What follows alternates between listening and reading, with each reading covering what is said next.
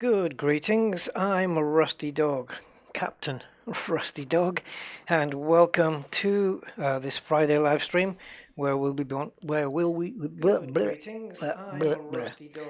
One second. Rusty Dog. Yeah, start again. Where we will be, well, I will be looking at Flight Simulator once again.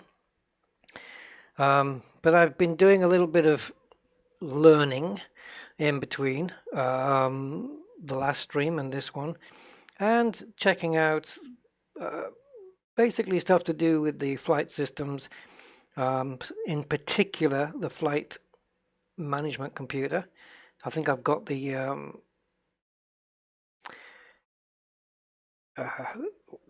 terminology. I think I've got the terminology down a little bit now. So I've learned a little bit about that. So I'm hoping to pass what little I know onto this stream and see if I can make it happen. Now, I've been following tutorials, and I want to say a big thank you to. Do you know what? I've lost his page now. Hold on, guys. I need to say a thank you to him because he's let me just bring this guy up.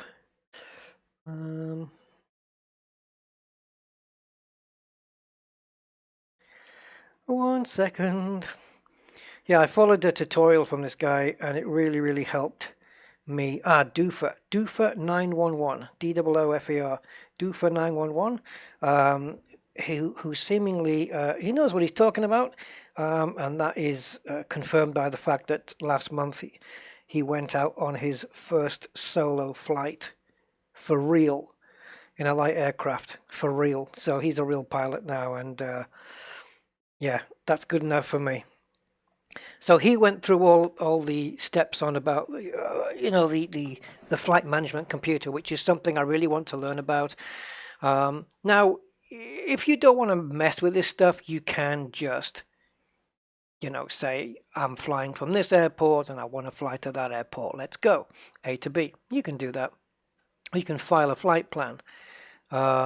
So I choose to file a flight plan now because it's more authentic. Now, I found two ways to do this.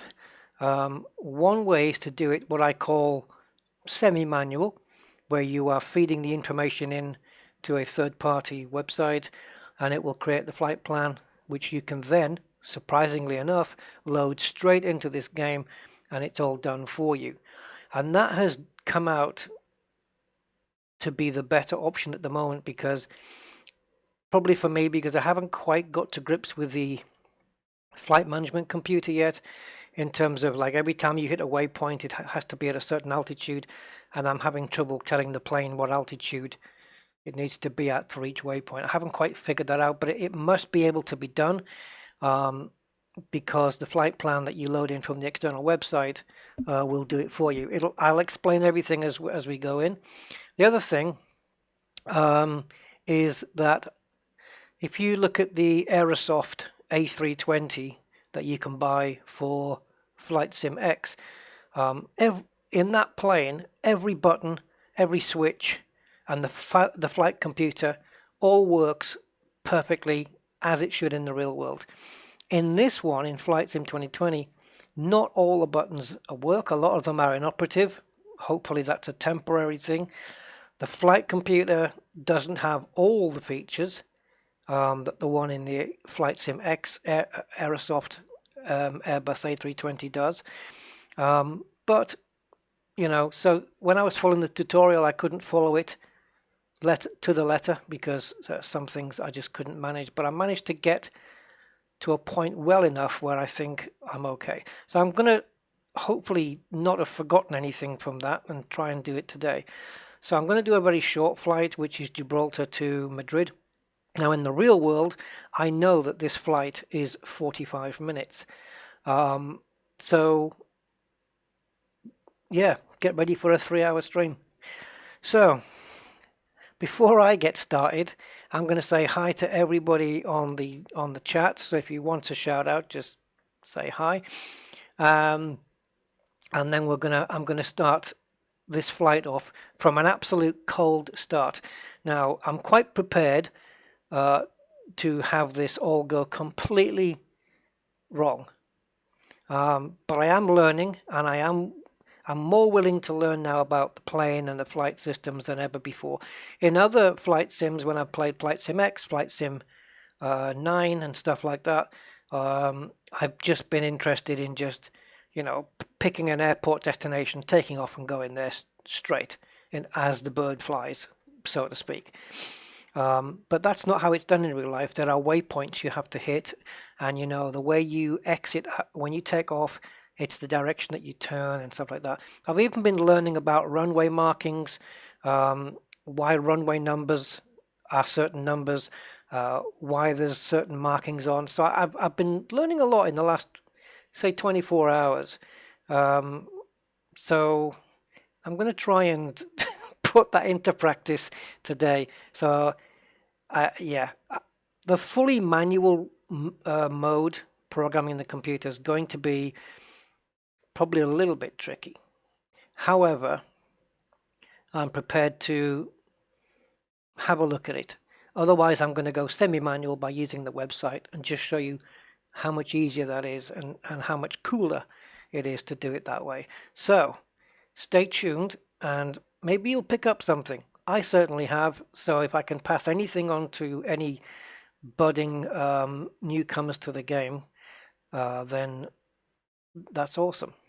I consider myself quite an average player. I'm not in any level. I don't boast any knowledge. That the guys I've been watching have got. But I'm trying, and I'm trying to learn, and I want to learn more. So hopefully, as time goes on with this sim, I'll be able to, to maybe teach a little bit more, and maybe I'll surprise myself in 3 months' time, and where I am. Okay, so let's get this underway. So I want to say hi to Icaranus. I did see your question in the Discord. And the answer to it is I don't actually know. I've never had a 747 at 40,000 feet, so I don't know. But as for annoying beeps, I'm sure you can turn those off. Normally there are switches in planes that you can clear or reset certain noises, so I think you can clear those. I don't know where it would be yet, but yeah. And yeah, triple screens. I haven't tried it on triple screen yet because, I mean, I'm getting by just about on a single screen. So for me to go from 2,560 pixels across to 7,680 is going to be a big ask. But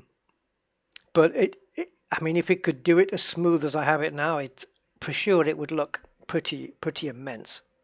It's got to. And I don't think VR is too long away. I know that VR is coming for this. I believe it's this year at some point. So if you have a system that can cope with that, I think if I tried this in VR, it would just be a slideshow. But I might be wrong. I don't know. Maybe they'll have some optimizations in by then. But anyway, so yes, hi to Andy K. Hi Andy, welcome sir.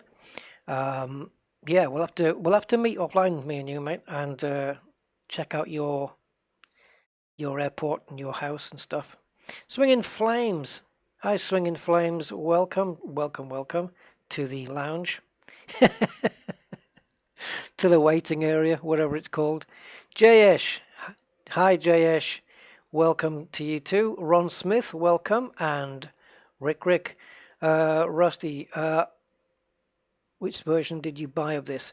I was quite kindly given the premium deluxe version, so I got the top version, which has all the airports and planes in it. So cool. And I've actually got some new liveries. Here. So we've got 40 new liveries for the Airbus, and I think there's some new liveries for the Cessna. I don't know which one, but I know there's some liveries for it. So we'll have a look at that. And it's really cool as well because we've got British Airways, and EasyJet. Both of those planes do actually take off from Gibraltar, although I'm not sure if, I think they're more 727s or 737s, I think, but it doesn't matter. But yeah, British Airways, Ryanair, and we used to have Monarch taking off from there, but of course Monarch's not there anymore. So we got those liveries, so we'll be using one of those today. Also Ferrari, Red Bull. I don't know why. On an Airbus, it doesn't really make too much sense. KLM, Pan Am, stuff like that, the older stuff. So yeah. No. Let's have a look. Ian Schofield. Hi, Ian. Welcome. Let's have a look. VR later this year for HP only. Really? Well, they're going to have to do it for the major ones, the Oculuses and the Vives. They're going to have to, I think. A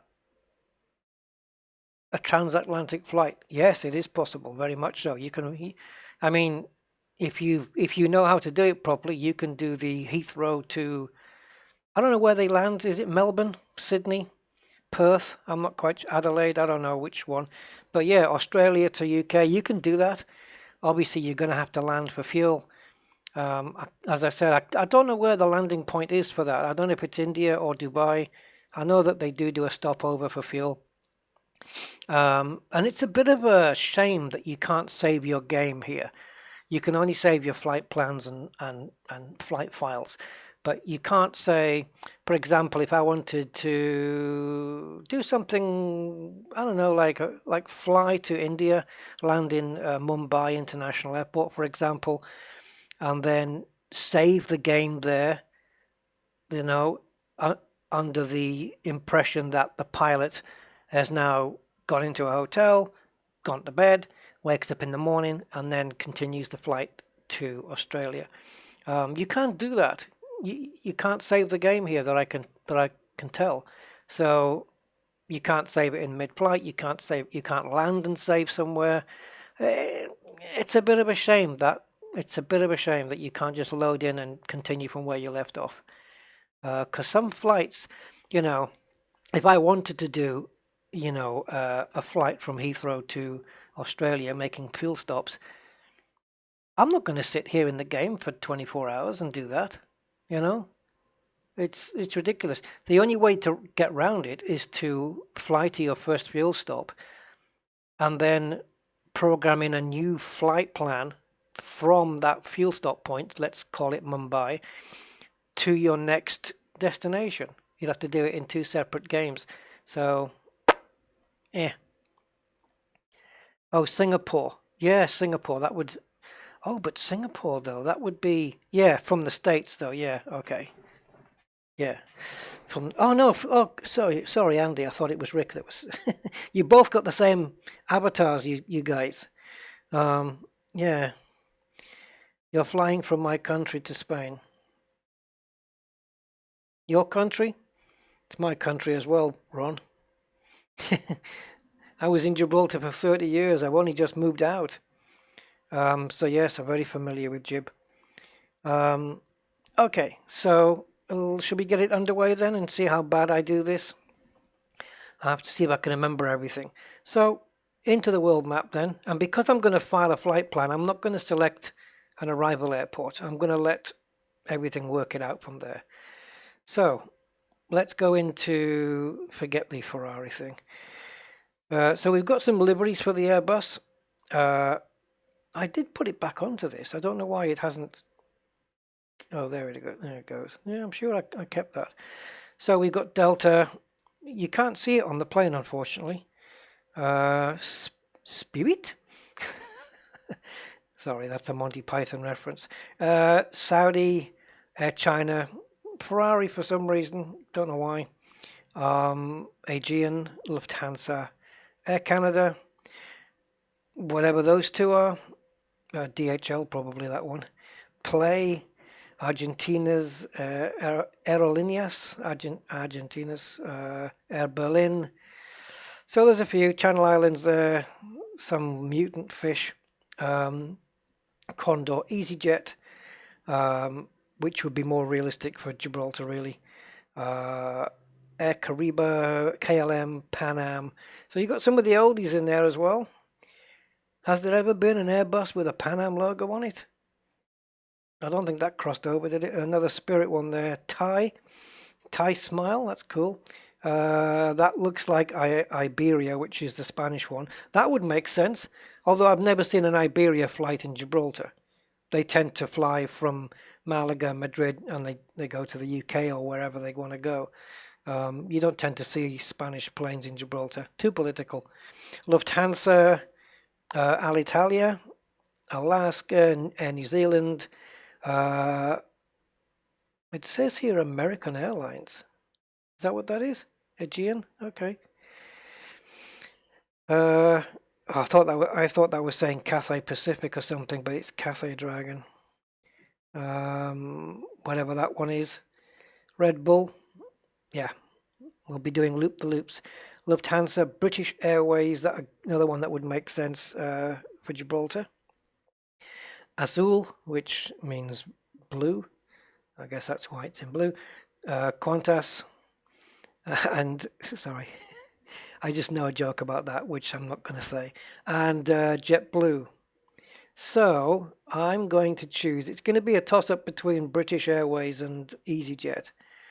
But because I'm not really interested in losing anybody's luggage today, I think I'm going to choose British Airways. And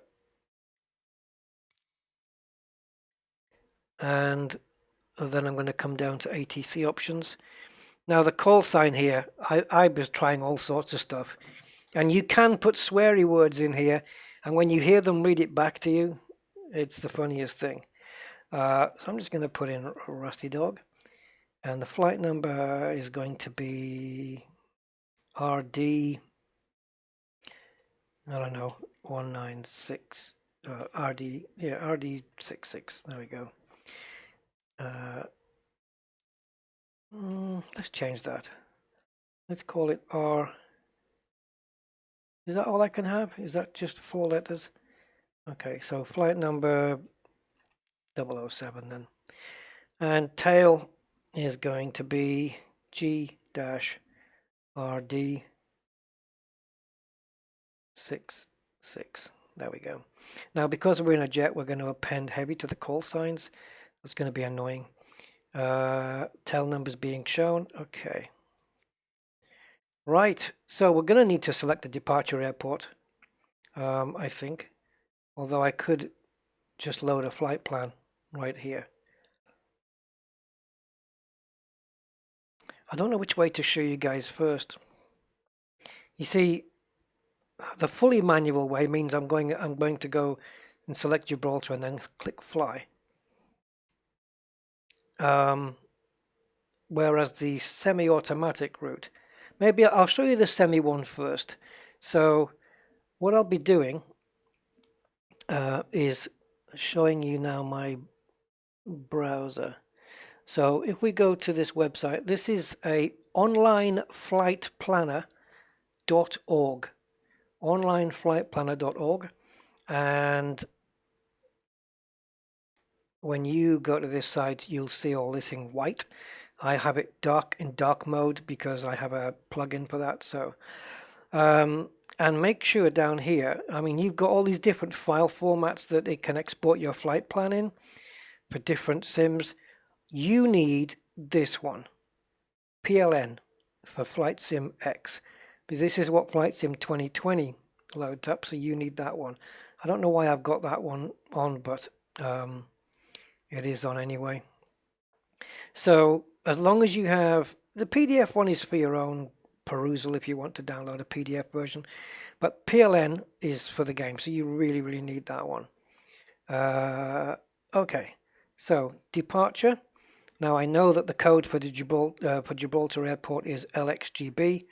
I just happen to know that because if I don't, then I'll have probably been hiding under a rock. How did I get the airlines? Did they come with the game? No, that's a recent download I just got today. I'll put a link to the download for that in the video description. I couldn't do it before the stream because there wasn't enough time. I've only just got them in, but yeah, I will provide a link for those liveries. I'm trying to think what the link was actually. Yeah, I will provide a link though. Right, the destination airport is Madrid. You can Google this if you want to find out the ICAO codes for these. So it's LEMD, and that is Madrid Barajas International Airport. Okay, now I don't know what this is, but I know that I'll just leave it at 1511 because I just kept it there. I put it there last time following the tutorial. Now, the maximum altitude I want to fly at. So flight level 330 means I'll be flying at 33,000 feet, but I don't know if for a 45-minute flight I need to be that high. So I'm going to go and see if they don't mind me flying at 20,000 feet, which is flight level 200. So that's my minimum, and I'm going to put a maximum of, say, 250. So they're going to be flying somewhere between these two heights. Aircraft, Airbus A320. Now, if you are using FlightSim X or X-Plane or whatever, or the PDMG add-ons, you can select for specific planes like that you can download as well. So I think there's only a couple like that though. But we are flying the Airbus A320 today. Fuel unit is in pounds. Use SIDS, use stars. Stars is something that airports have. Some have them and some don't. It's something to do with landing. Again, I need to learn more about that. That's pretty much all you need to do. And now you just click on Create Plan. And you wait. And you wait. So here's the flight plan. So we're going to be taking off from Gibraltar. We're going to be hitting this waypoint, BLN. And then we're going to be hitting this waypoint, MORAL, Moral. Oh, Berlin, that's 3 hours away from Madrid by car. I didn't realize that was the first waypoint. Okay, I don't know where Moral is. And then we're going to be landing at the airport. So if you were going to do the whole thing manually and program it into the plane manually without saving your flight plan here, you need this. This is an airway, I'm learning. Airway, waypoint, airway, waypoint, airway, waypoint. I don't know whether you can get away with just programming the waypoints in or not, I don't know. But on the tutorial I watched yesterday, the guy was programming in the airways as well. It kind of tells the plane where to go, really. Chris Comley, hi Chris, or Comley is it? I've been up to 30,000 feet for a 20-minute hop. Higher is cheaper. Yeah, I know. I guess you're right. Maybe I could increase it a little. But let's leave it at this for now. I've already done it. So this is going to be the route. You see, instead of A to B, we're actually flying a specific route. Now, when we get into Barajas, I'm hoping there's a way to line up with the runway. Unless that is lined up. If it is, that would be runway 18, wouldn't it? And I don't know what runway we're coming in at. I haven't really filed that, so I don't know. So fuel usage is that, and fuel on board 12. So I'm going to have to make sure I've got that in the game. Okay, so now we click Go to Files. And now we've got the files that we asked for. The PDF, the PLN, and the FTP. So I'm going to save the PLN file. Now you can't see it, but it's asking me to save. And I'm just going to save that into, I think, App Data Roaming Microsoft Flight Simulator. That's what it's saving it to. So I'm going to save it out to there. Okay, so that's that done. Now we can get back into the game. So we've saved the flight plan out as a file. I guess you can save it anywhere you want. So now we're going to go, we've already picked the plane, so now we're going to go into load save. Now again, you can't see my file dialog that's popped up, but trust me, it has. And there is the flight plan, LXGB to lemd.pln, and I'm going to click open. And look at that. Check that out. Standard terminal arrival route, the final phase of it. Aha. Thank you, Chris. Yep, I mean, I'm up. Please, if I get anything wrong or I say something not out of place, please correct me. I am more than happy to be corrected or told that I'm wrong on anything, because I really want to learn. So the more I learn, the better. So we're going to be taking off from runway 27. Gibraltar's got 2 runways, 09 and 27. Now the reason that they're numbered this way, if you look here in Gibraltar, we go in and we zoom in, you'll see that the runway is going from east to west. This is north straight up. So 09 is this runway, this runway. 90 degrees. If you add a 0 on the end, it's 90, and it's 90 degrees. 27 is 270 degrees, which is why you get these numbers, something like that. So we're going to be taking off there, and then as you can see, we're doing a little doolally turn there. But now the computer on board the plane has been programmed with all of the waypoints, so we don't have to do it in the plane. But I'm hopefully going to show you how to do that.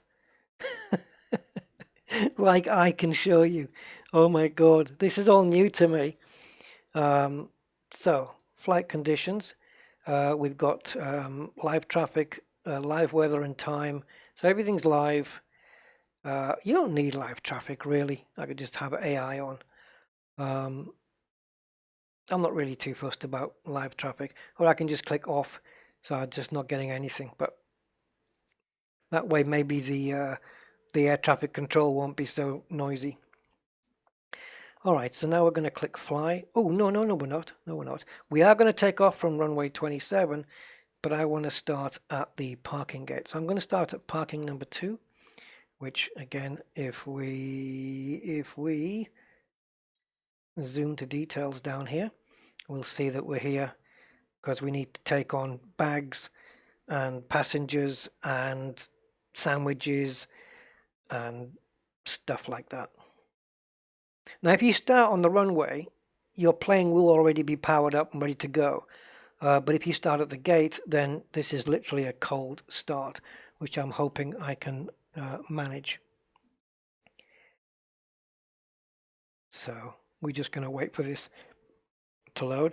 And it tells you at the bottom here, the A320 incorporates 2 new engine choices, the Pratt & Whitney Pure Power turbofan and the CFM International. Now, I don't know whether you can select what engine you want to I've not seen anywhere where you can do it, where you can pick which engine you want to have in your plane.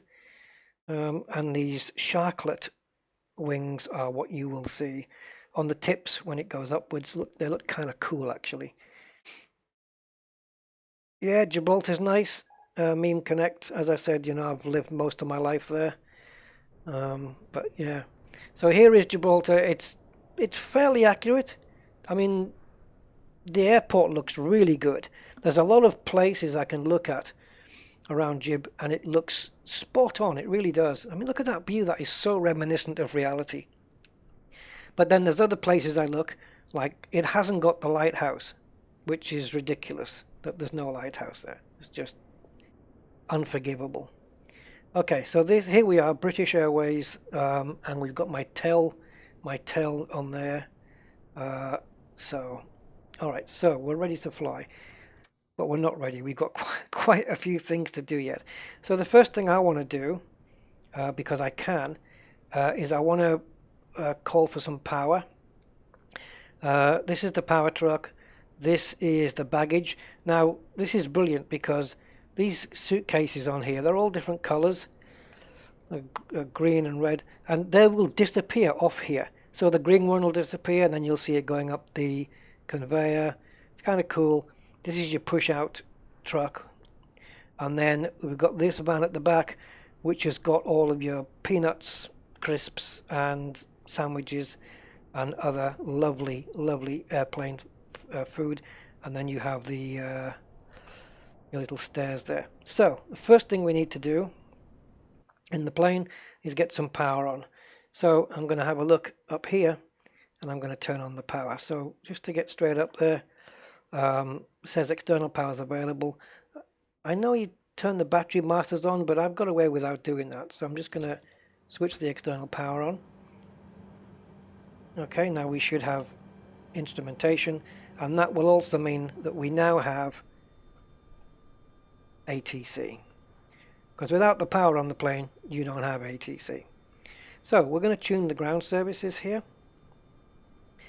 and tune Gibraltar ground. And as you can see, I can request catering, baggage, ramp, and power supply. I'm going to request power supply. Gibraltar ground, Rusty Dog 007 Heavy, could you please send a ground power unit? Now, I don't know if I'm right or wrong here, but having the plane plugged in means I don't have to run it on my own batteries, on my own plane's batteries, right? Because they don't last forever, those things. There you go, we've got a little cord attached to the plane now. Yesterday I was doing a flight from Gatwick to Gibraltar, and as I was getting over Madrid, I was running a bit low on fuel, and I thought I may have to land at Madrid to refuel.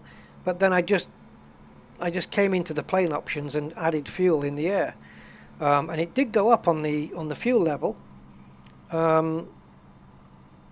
and for some reason, I don't know why, I was over Madrid and everything cut out. I lost electrics, I lost power, the whole thing cut out, and I still don't know why to this day. Alright, so we have power. As we've already got the flight programmed into the FMC, which is here, this is what I've been wanting to learn. So if we look at the flight plan, you'll see that everything is already in, including the altitudes. So we'll be taking off, getting to our maximum, 25,000 feet by the time we hit Berlin, coming down to 19,900 feet by the time we get to the Morale waypoint, and then we will be decelerating, I guess, and landing here in Madrid at 17:45. I don't know whether these times are accurate really, because if we're taking off from Gibraltar at 7:34, it's not an 11-minute flight. I don't know what's going on. I don't know why this is like this. Now, I want to go into init, I think it is. And the cost index, I believe, oops, I didn't put anything in. The cost index is how fast you want to go. Like, how much do you want to put the pedal down? How much fuel do you want to use? Do you want it to be cost efficient? I don't know what the maximum is, maybe 100. So I'm going to put 30 in. I'm going to type in 30, and I'm going to click on the cost index button. That might save us a bit of fuel. So this is my flight level, 25,000 feet. It's minus 34,000 up there. If I wanted to program in the airport manually, like where am I going from and to, I would just type here L X G B / because that's the format up here, and then I would just type in LEMD. I would click that button, and then it would know where we're flying from and to. Okay, that's a manual. That's doing it manually. Now the performance. This is for takeoff. There's no flaps programmed in for V2. Where's the one where it asks you about your block fuel load? I need to tell the plane about the fuel load.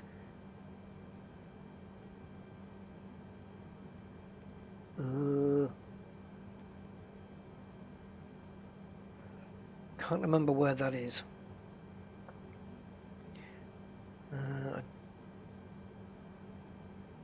In it.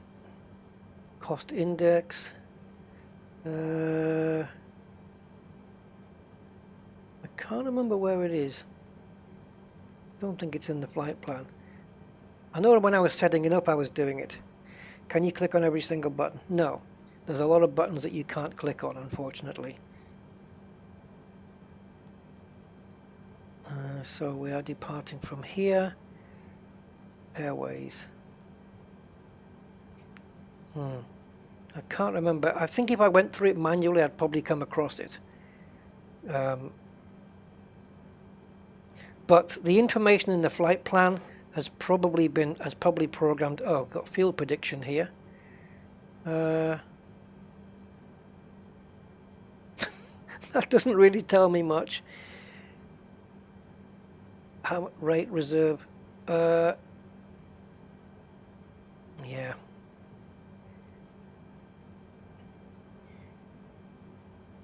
Well, I'm just following what they showed me, Rick.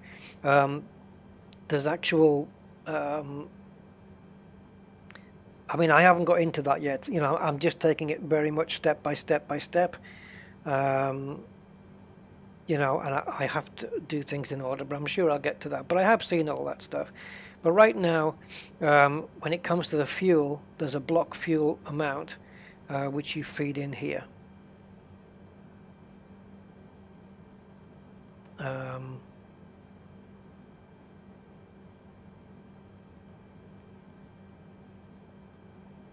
I can't remember how to do it. I thought it was in perf.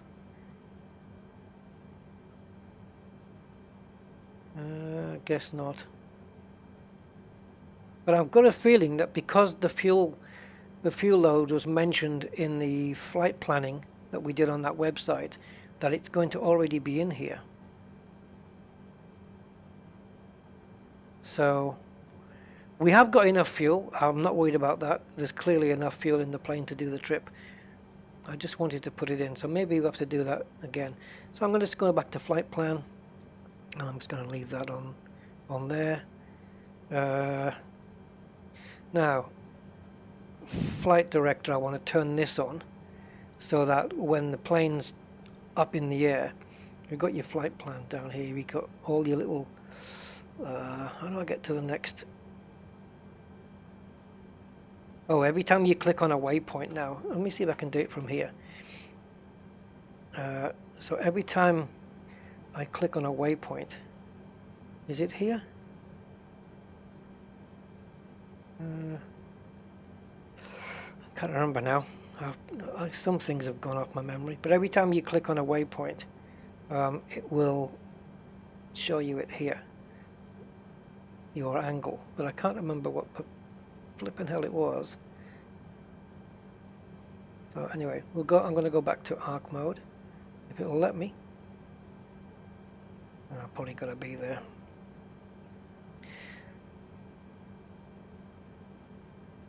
So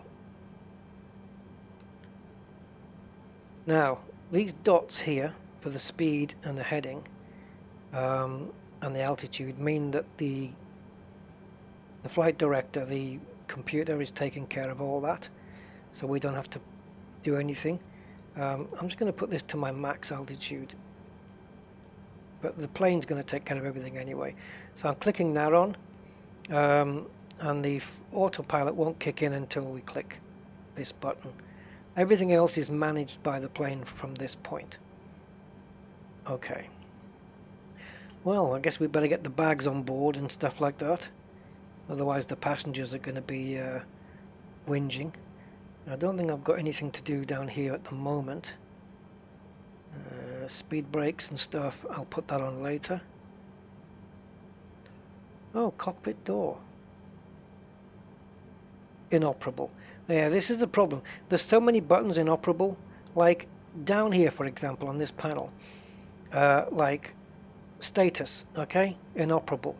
But yet in Flight Sim X, with the Aerosoft plane, all this works as it should.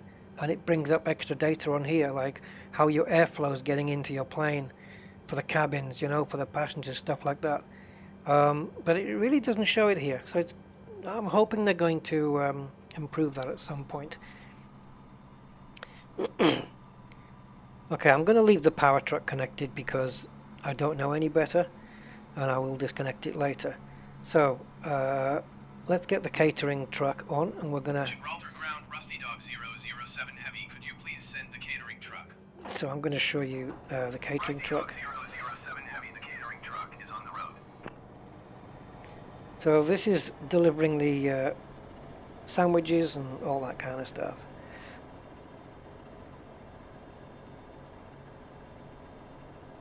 So we'll take a look at that just to watch it. Why not?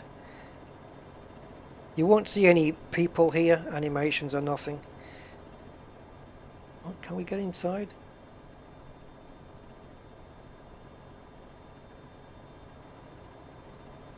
I don't know what's in the plane, to be honest. I don't think there's an interior modelled. I think it's just kind of fake looking, like it's pretending that there's stuff there. Now, disappointingly, that door never opens. So we're going to get that little gate opening there, and there's the connection. And now they're just loading in all those lovely, lovely sandwiches that you get on planes.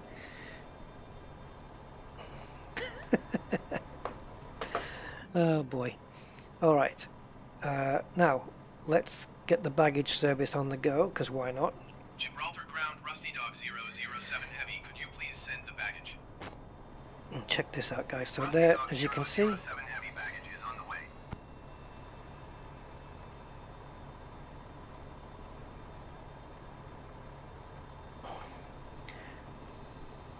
so he's going to hook up his little ramp, his little conveyor. We're going to get the bags on board, and then we'll get the passengers loaded. Am I using a head tracker? No. Just got my for the external shots for the drone like this, I'm using Xbox controller, which is very, very handy. I would definitely recommend getting one, a wired one that plugs into your PC, so you can control the drone. It's so much easier. Right, so here comes the truck then, with all the bags, because they have to go on, obviously. So what we're going to see now is bags disappearing off here. I think only on this first cart, to be honest. All the bags are all the same on every one. They're all in the same order. So we're going to see a bag disappear. There you go. There you go. Oh my god, it's lovely. Right, so while the bags are getting... I'm still having to figure out this damn controller. So while the bags are getting sorted, we now need to sort out the...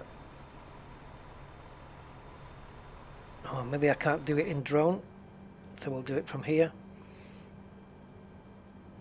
And we want the ramp connection. Gibraltar ground, Rusty Dog 007 Heavy. Could you please send a ramp? Rusty Dog 007 Heavy ramp is on its way. Even the wheels are rotating, look. Oh, you need to steer a bit better, matey. You're steering the wrong way. Your wheels are supposed to be turning left if you're turning left. I haven't, you know what? Apart from adding a few bits myself, I haven't done any keybinds at all. The game picked up my joystick, my Xbox controller, my keyboard, and it just mapped everything itself. So I've only added keybinds for things that weren't done or things I wanted changing. Very, very minimal.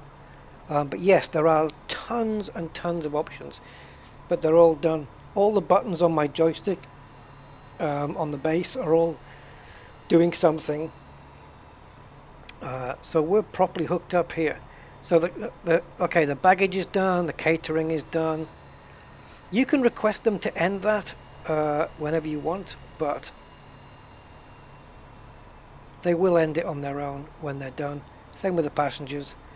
And again, normally you see on the flight computer how many passengers have boarded, stuff like that, but you can't do it on this one. So let's just pretend that all the passengers are now in, and we'll get back inside. That could be anything.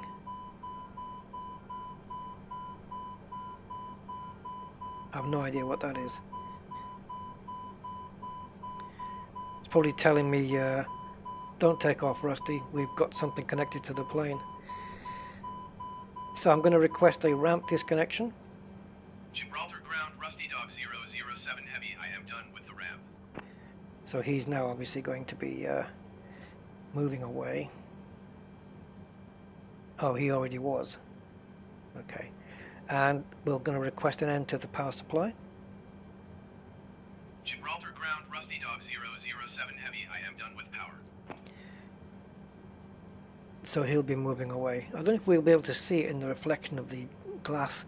I'd be very impressed if we could see it there, but you can't. You can just see inside at the seats inside, which that's pretty accurate as well, the way the seating is inside. Yeah. Alright, so we need to power this plane up now and then request a taxi out. So the engines are currently all off. So into here, and we're going to turn on the master APU switch. And I think normally you should have to wait a little while for it all to come up, but it seems you can do it pretty much straight away here. So turning on the APU starter, and then we wait. Normally I think you have to wait here, but it seems to manage without waiting. And then I'm going to hit APU bleed.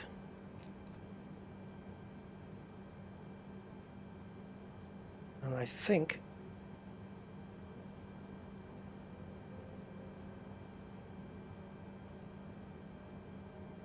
I didn't hear any systems firing up, which is a bit worrying. But oh, is it coming?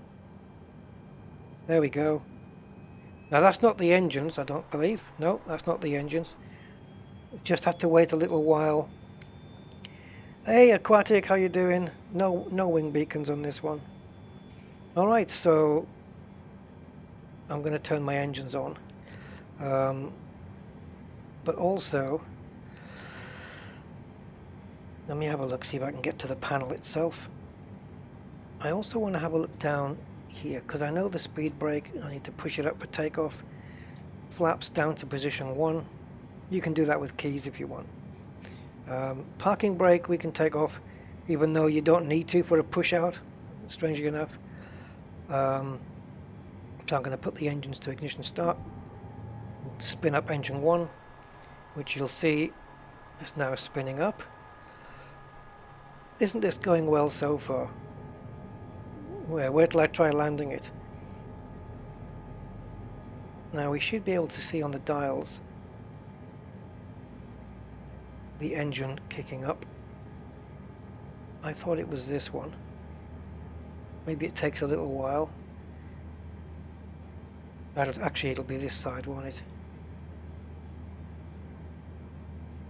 Doesn't it take a little while? Yeah, 2-1. You see, but there's I don't know that, too, Chris. You see, so I'll have to, yeah. It'll still fly. It'll still fly. Anyway, let's kick the next one up. I don't know why that hasn't kicked up yet, but we'll start the other engine.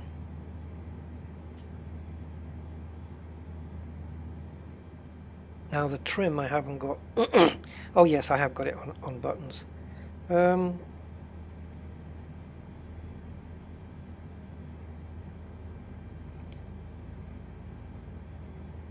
I waiting for pressure to build up there? That's what the APU bleed is for, isn't it?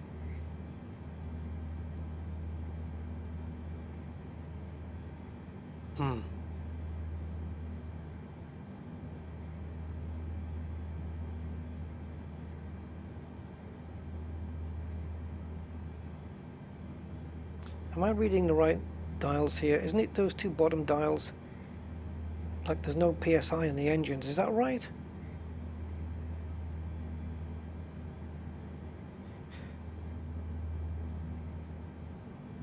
The APU bleed is on.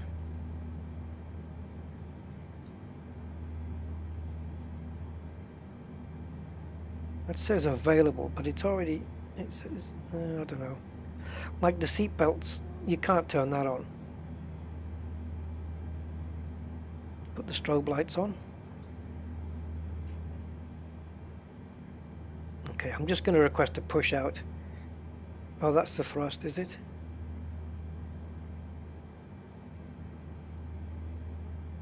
Fuel pump? Okay. Did I not? Okay. I didn't have to do this yesterday when I flew straight out. Okay, any help is appreciated here. Fuel.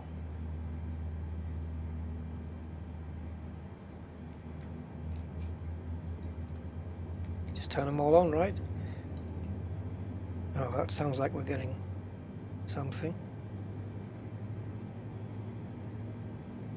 There you go. Thank you, guys.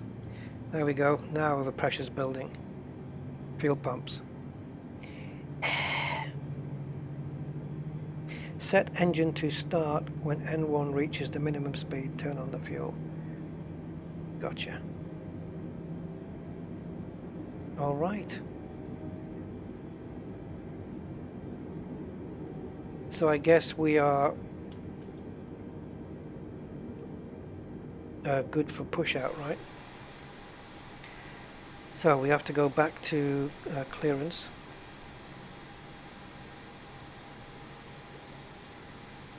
Now sometimes I find you don't get the push option on here, so I have to do it manually. Or do I have to request taxi out first? I don't know. Gibraltar ground, Rusty Dog 007 Heavy ready to copy IFR clearance to Barras. Oh, he pronounced it right as well. Rusty Dog 007 Heavy is cleared to Bravo Alpha Romeo Alpha Juliet Alpha Sierra Airport as filed. See now, climb and maintain 7,000. It should already know that. Departure frequency is 118.275 I think. squawk 0063. Now what's cool with this is I can click that and it becomes a window.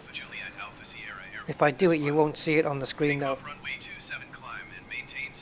But I can click this and it becomes its own window, and then I can move it off the screen and have it on a different monitor so it doesn't clutter my screen up. Contact ground on 131.2.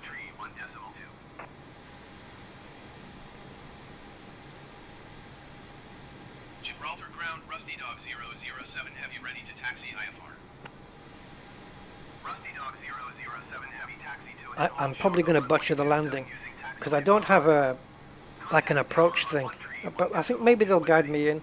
I should have turned on the landing assists or the visual. There we go. That's where we need to go. So ground services. Do we get a push now? There we go. Request pushback. This is going to be slow.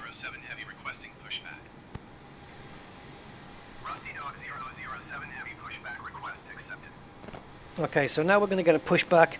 This is going to take a while. And then we're going to turn, we're going to request a pushback to the left, and then we're going to taxi down and get ready on runway 27 because it's 270 degrees. Okay, I thought it'd be the other way around actually. 270 degrees from the end of the runway then. Oh, actually this is not so slow now. Cool. So make sure you do a steer to the left sooner than you think, because it takes a while to get the message to the driver. Yeah, I've looked at these plates things as well, but like I said, Rick, you know, I haven't got into that stuff yet. I haven't got into charts yet. I want to have a look at that. Although I haven't found any decent chart options where you don't have to pay some subscriptions and stuff, so yeah. But I'll figure all that out. I don't know what approach plates are, so yeah. I don't mind kind of learning about what I'm doing right now, but I can't pile on any more information right now because I'm trying to do it in stages. And it's quite a lot to learn for me. for somebody who just used to, you need to go now, Mr. Truck. Yeah, for somebody who used to just fly straight out the airport without doing any of this stuff. Now, I don't know where I probably could do with my cabin lights on, but I don't know what the hell's going on up here.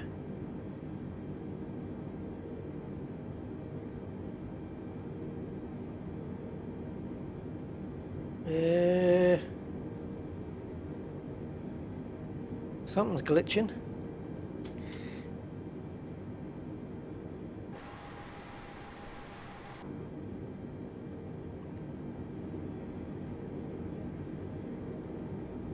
What? Okay. This is the first time I've seen my own hair. It's the first time I've seen anybody sat in the seats. It's the first time I've seen him with his hands by his side. And everything's... What the hell's going on here? Yeah, but even with the power off, you still get... You don't get this. Now the battery thing, no, like I said, I got away without that before. And the generators, yeah, I'm pretty sure I did. The APUs or whatever, I don't know. I did all of this, there we go. There we go. I did all of this yesterday. I don't know what the hell all that was. I did all of this yesterday and I got in the air, no problem whatsoever. Alright. That was a glitch, guys. I don't know how come we just got all that. That was weird. Yeah, but okay, let's say the APU went off or the battery went down or the where did the pilots come from? Are they like holograms that take over, or is it like Airplane where you get an inflatable pilot coming up? It's really weird. Really, really weird. Something went wrong there, man. I had I think, doesn't having the power truck plugged into your plane negate you having to use the batteries? Isn't that the whole point of that? I don't know.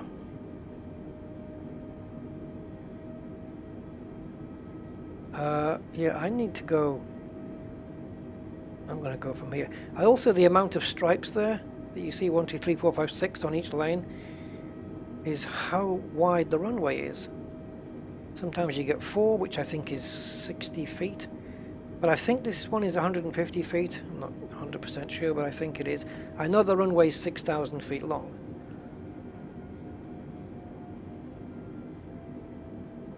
Okay. So, I prepped the flaps, didn't I? I think I did. Flaps position 1, speed brake is in the takeoff position. Parking brake is off. Oh God, guys. Right. 58 minutes in and we're not off the ground yet. Okay. So I need to request takeoff clearance. Gibraltar Tower, Rusty Dog 007 Heavy at runway 27 ready for takeoff IFR to Bravo Alpha Romeo Alpha Juliet Alpha Sierra. Rusty Dog 007 Heavy cleared for takeoff. So what I should be able to do is, once I get in the air and turning in the right way, I should be able to just hit autopilot, and based on the flight computer, it'll just do everything itself, because we programmed it in from the flight plan. Cleared for takeoff, runway 27. Okay, we're ready to go. Right, what I like to do, because it's me, is put the parking brake on, build up some thrust. Because I remember when I went on a flight and I took off from Gibraltar, this is what I heard. I heard the engines build up, and then suddenly we got moving.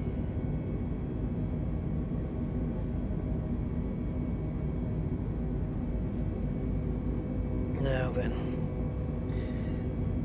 don't Don't look down at the keyboard because you're veering off the runway. I don't know what my speed is, guys. I've got the thing, but I'm just going to pull up anyway. Otherwise we'll end up in the bloody Mediterranean. Now we're going to get overspeed warnings, because I always do. Overspeed. Told ya. Overspeed. Overspeed. Overspeed. Overspeed. Rusty Dog 007 heavy contact Madrid Center on 118.275. I need to be going towards that red line. Now I could just put in the autopilot right now. 118.275 Rusty Dog 007 heavy.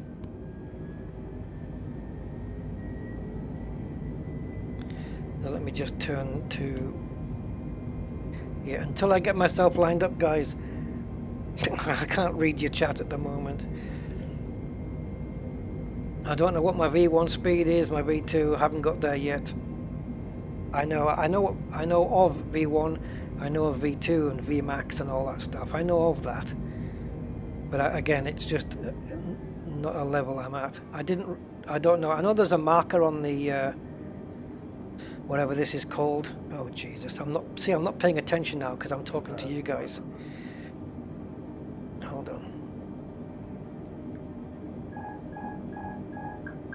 I may have to do this takeoff again, guys.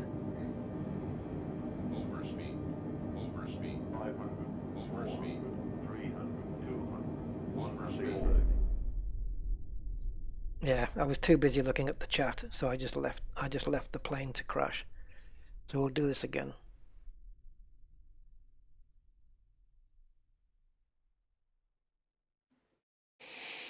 You're right. Get all your chat in now, guys, before I take off.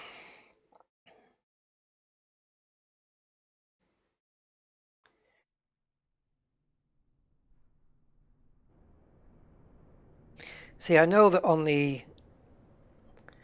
I don't know all the terms. Like I said, I'm very much a newbie. Very, very much. And I don't mind. But, yeah, don't be giving me... or asking me questions on stuff that I clearly do not know the answer to or can't answer you because... So I'm just going to put the batteries on at the moment.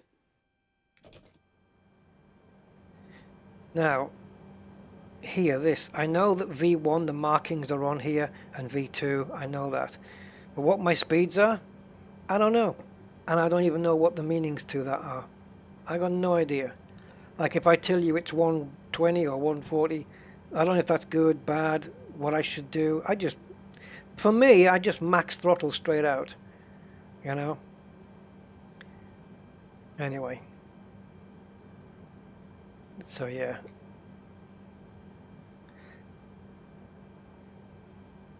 Now what point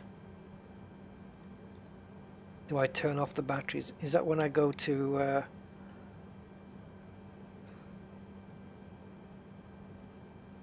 I'm obviously missing something. You know what I should have brought up? And maybe it's here. Maybe it's here. Checklist. You see all of this. Let's see if we can bring this down. APU start. Wait for available lit. There we go. APU bleed is on, or done that. External power is off. Yes, that's the truck, right? Fuel pumps on, beacons on. Is that telling me this current state, or is that telling me what I need to do?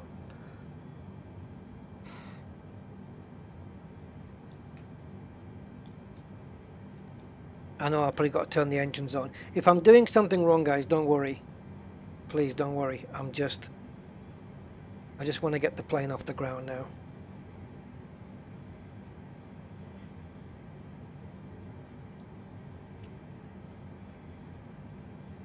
Oh, tick item as I do it. Gotcha. Ah, yes.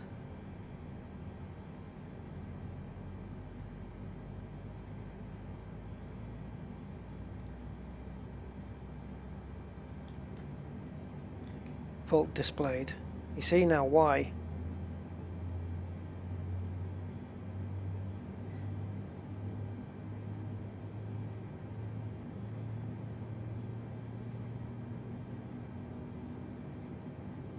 Maybe we, okay, you know what? I'm going to restart and I'm going to follow straight from the checklist. Because it is different per plane.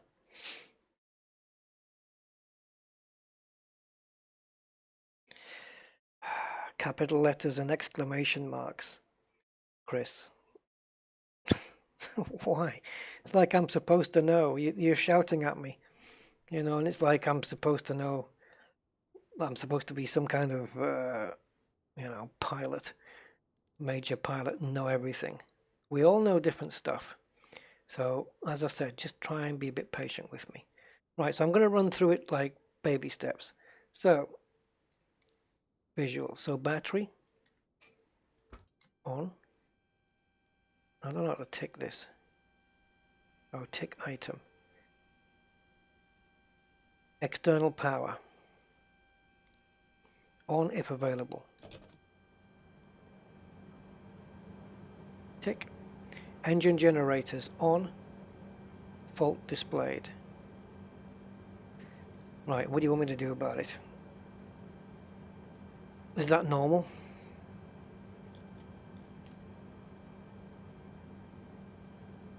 Both alternators must be set to on.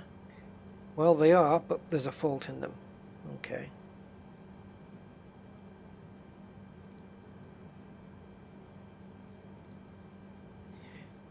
Let's continue.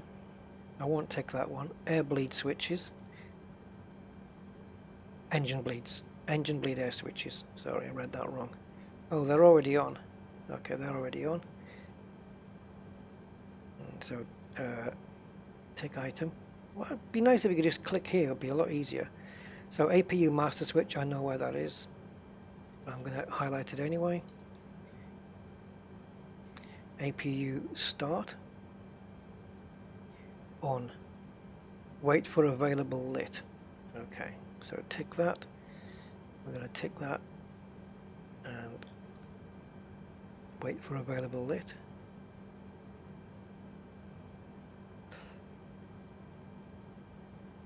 I did click it.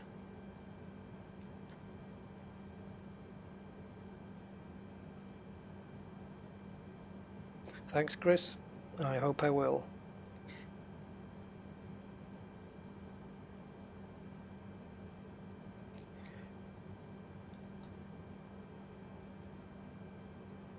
I don't know what happened there, but okay.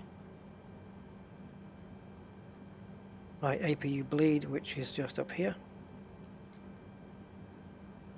Take that.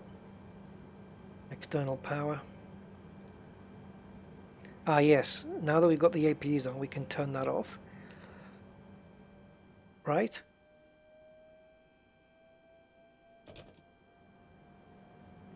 Fuel pumps.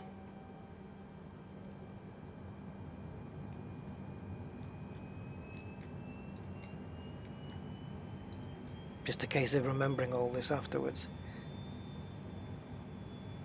And beacon lights, which is there. Okay, that's done. Next is starting the engine.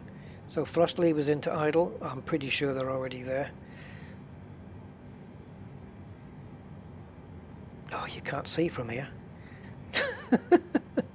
I go from the side. Okay, so I think this mark has to line up with that notch with it to be idle. So I think we're good on that one. But I'm going to highlight it anyway just to see if we can... Yeah, okay. Engine mode selector, ignition start. That's down here. Tick that. Engine master 2, as was pointed out earlier, which is quite right.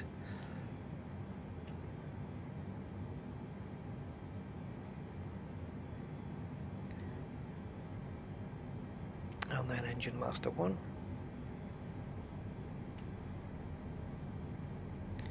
And then engine confirmed confirm stabilized.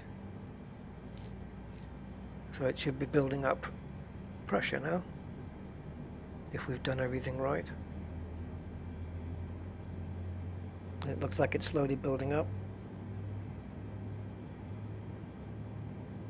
Oh, it should say fault on the buttons. Okay. I was starting to worry whether that was an issue or not. Now, while all that's going...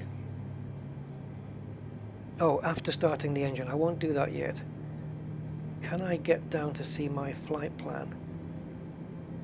Yeah, it's still there. I just wanted to make sure it was still there.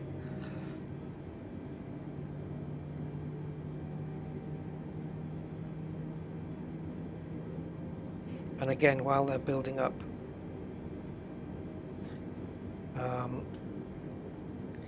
can you just go... Not annoying? Just stay there for a second. 10 is alright, arc is alright.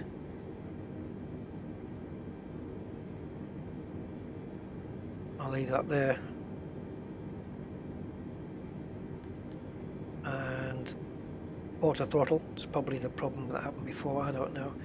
I think this is barometric pressure, is it? I'm going to leave that there, 2992. Managed.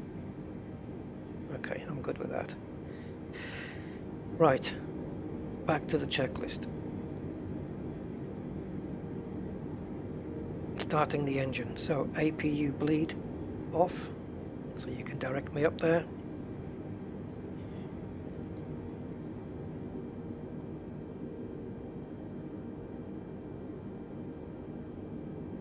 Tick. APU master switch off. Tick. Engine mode selector normal.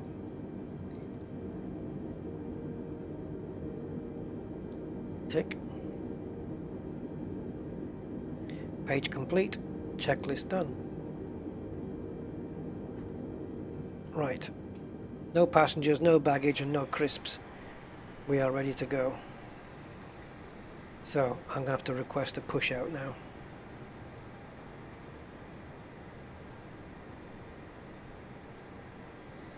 Hey Susan, I'm playing Flight Simulator, the latest one, 2020, which is pretty awesome. I can even show you your house on here, which is pretty good. Okay, I'm going to tune Gibraltar ground, request IFR clearance. Gibraltar Tower, Yes, where you been, 007 stranger? heavy IFR to Barajas, You're going to say the same to me now. Rusty Dog 007 heavy is cleared to Bravo Alpha. Yeah, Romeo, we're in Alpha Gibraltar, Juliet, by the way. Airport as filed. Check this Take out. off runway 27 climb and maintain 7,000 feet. Departure frequency is 118.275 squawk. You will not be pleased to know that they haven't included the lighthouse here in Gib, which is annoying, isn't it? Rusty Dog 007 heavy cleared to Bravo Alpha Romeo Alpha Juliet Alpha Sierra Airport as filed. Take off runway 27 climb and maintain 7,000 feet. Departure on 118.275 Used to be squawk, home sweet home for the both of us. Rusty Dog 007 heavy read back correct.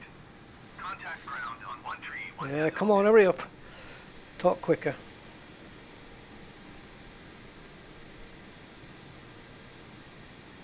Gibraltar ground Rusty Dog 007 heavy ready to taxi IFR. I don't... Okay. Do you request that even though... 07 heavy taxi to and hold Even if you're an experienced pilot and you know the way, do you still do this? contact tower on 1 tree 1.2 when ready.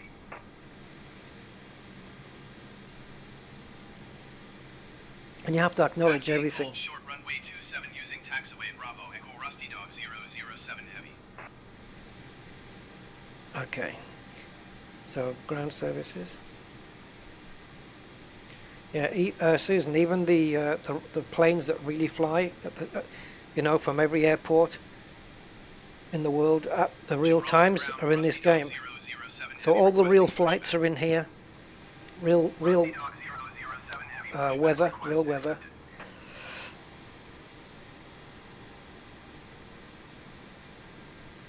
You wouldn't want to drive a car off there.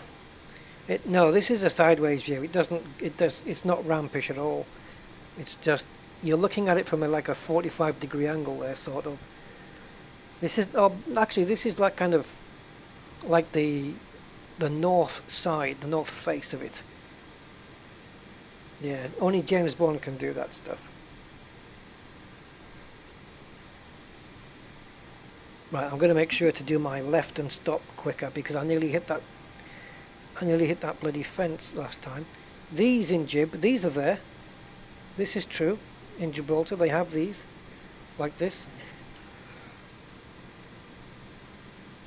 Oh, we're getting a much slower pushback now.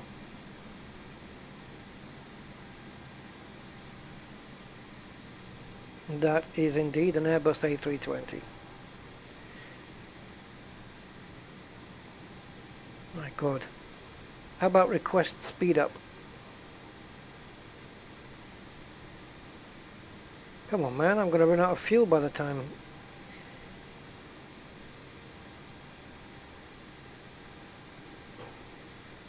Gibraltar ground, Rusty Dog 007 Heavy requesting pushback to steer the aircraft to the left. Rusty Dog 007 Heavy, your request Parking has been brake. transmitted to the operator. I don't know, is it? I don't normally mess with that. Oh yeah. I was honestly thinking that it didn't matter about the parking brake, like it would push back regardless. Yeah, there you go.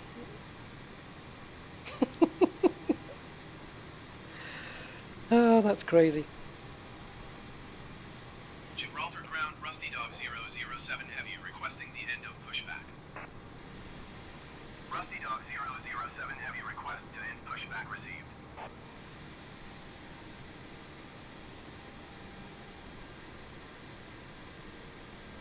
All right, Mr. Truck, time for you to leave. Okay, I need... This is for takeoff position, right? But yet... Oh, is that for ground? I don't know. I'm just going to leave it at 0 this time. Flaps to 1. Speed brake. Yeah, well, I'm going to leave that at 0. I have no idea. No, I can't do that, can I? And there's video, look, so you can see people getting on board, playing with their mobile phones. You know, things that people do. Actually, that's pretty much all people do.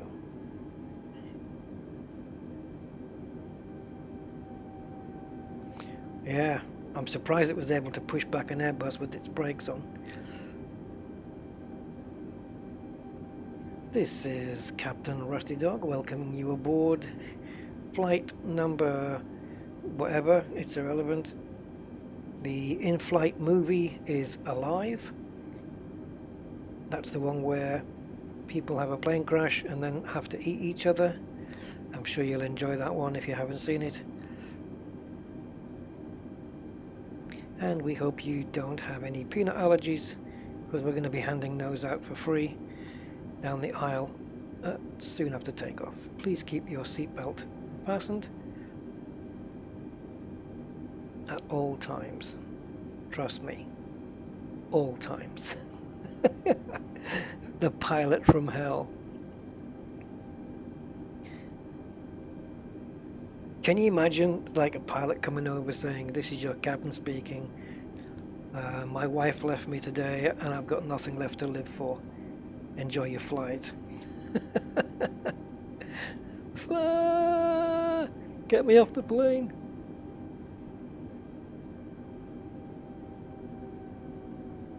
Look, Susan, look, at the end of the runway there, look, pipes, construction. That's true to life, isn't it? They just never finish. So, runway 27 then, taking off, there's the barracks.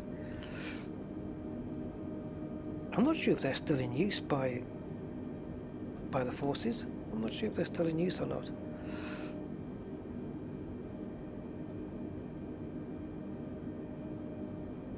Okay, second attempt then. And if this goes wrong, I don't know what I'm going to do.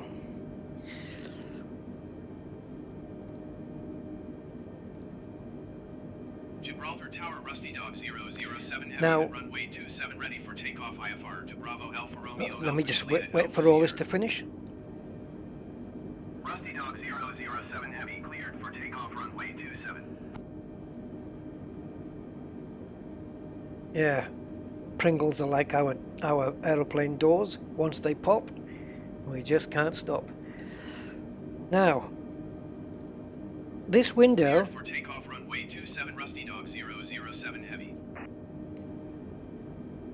like I said, if I click that, it turns into its own separate window, which I can then move around, you know, like any window in Windows. And I think with voice attack, I can utter a command like ATC1, so telling it to respond to the first, you know, or ATC2, however many options I have to respond to. And I'm sure I can direct that voice command to a specific window, like this one. So I'm pretty sure when I'm flying the plane, I can have voice attack answer the ATC for me. Now you can have the AI do it in this game, which is kind of all right. But anyway, all right. I'm just going to take off like this and pray. I've never had a takeoff and crash in one of these before, but there's a first for everything.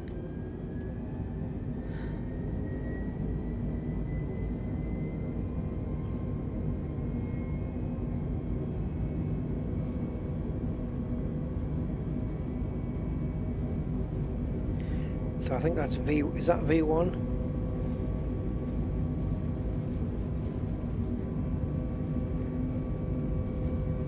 Oh Jesus, we better pull up.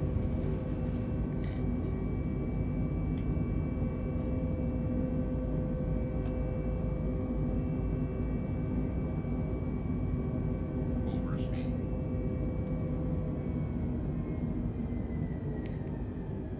See, that's weird. I've only Rusty Dog 007 Heavy contact Madrid Center on 118.275. okay.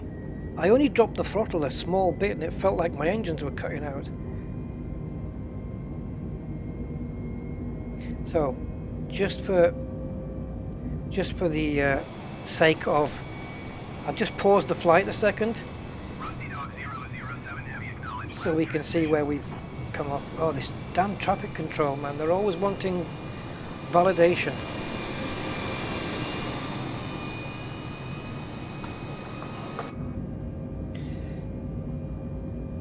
Going to 118.275 Rusty Dog 007 Heavy.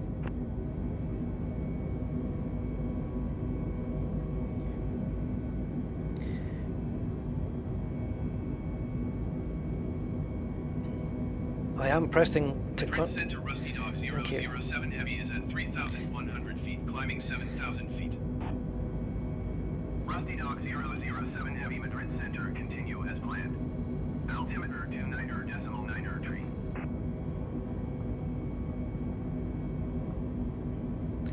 I don't need to request vector to next waypoint because I think we're okay on that one. Let me just bring this down a second. There we go. So we're a little bit off. Oh my god, they've got those wind turbines, look. They have those just outside of Algeciras. I've lost them now. Where are they? Yeah, they do have those. Anyway, I better stay where I am. I'm going to hit the autopilot now and just see, Overspeed. Overspeed. and hopefully Rusty Dog 007 Heavy. it'll stay on course. 13,000 feet. Right, it's on autopilot now, so it's going to have to, it'll get towards that red line in its own good time, I think. And where the hell do you think you're going? It's climbing at such a rate of knots. Rusty Dog 007 Heavy, please acknowledge. Let me just reset my altitude. 12,000 feet. What on earth are you doing? Yes, I acknowledge. Just shut up. Descend and maintain 13,000 feet, Rusty Dog 007. Okay, so now I'm going to do this Oh, it's already at 13,000, but I think it's going up. So I'm going to do this manually. So I'm going to set this to 13,000 and then hit engine selected or engage selected altitude mode. If I click it up, it's managed, which means it'll do whatever the computer tells it to do. If I select it down, then it'll do whatever's on the reading. And that's why the dot's gone away. So it wants me at 13,000, and so shall it be.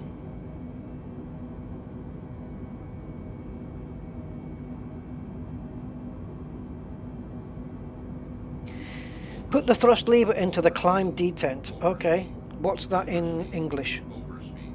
Overspeed. Overspeed. Overspeed. Overspeed. Overspeed. Overspeed. Overspeed. Detent. Rusty Dog 007 Detent is something you use when you go decamping. Overspeed. Overspeed. Why are we overspeed? Overspeed. Overspeed. Overspeed. I've got the auto throttle on. I don't know why. Overspeed. Overspeed. Again, this is something I've never encountered. Overspeed. Overspeed. Overspeed. Overspeed. It's on managed speed mode. Managed heading is already done. Overspeed. Overspeed. Overspeed. Overspeed. Overspeed. Overspeed. Overspeed. Overspeed. Overspeed. Overspeed. Yep, auto thrust, there it is. Overspeed. Overspeed. Or auto throttle. Overspeed. Overspeed. Overspeed. It'll settle down. It's just Overspeed. a Overspeed. bit of a pain. Right, there's the Costa del Sol. Looks like it's settling down a bit now. Wow, that is Rusty Dog pretty good. 007 heavy climb and maintain flight This what we're looking at underneath might be Marbella. I'm not sure. It could be. Sorry, what was that? Climb and maintain flight level 1900. Okay. Climb and maintain flight level 190 Rusty Dog 007 heavy. And again, engage selected mode. I'll tell you what, these moving the throttle to the climb position. You'll have to show me because oh, the climb, is that the CL thing? But if it's on auto throttle, do I still need to do that though?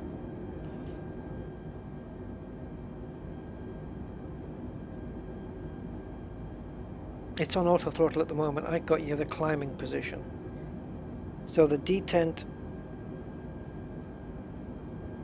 No, desitter space. That's not quite correct. Your last thing there. It was in managed speed when it was over speeding, and it has been all the time. Look. See, speed. It's got the dot there to show that it's managed. That's been there since before we took off. So. Yeah. I don't know why it's doing it. I'm just gonna... Yeah, okay. Anything I do on my throttle on my joystick then shouldn't really affect what the plane's doing, right? I don't know. But anyway, let's have a look at this gorgeous, gorgeous scenery.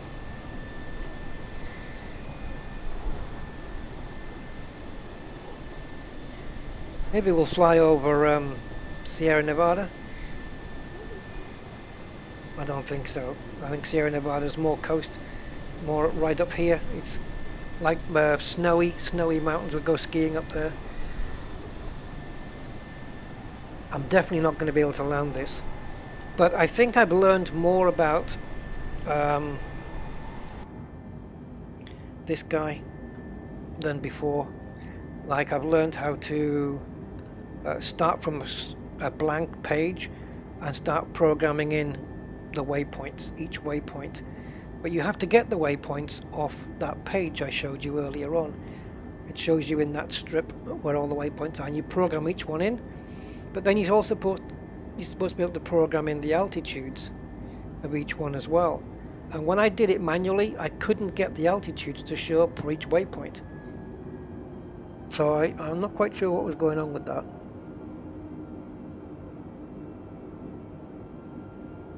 Yeah, The checklist I shall at some point hopefully memorize. Oh, here we go. Now we're going to go to flight level 250, which is the maximum. Madrid Center, Rusty Dog 007 Heavy, say again please.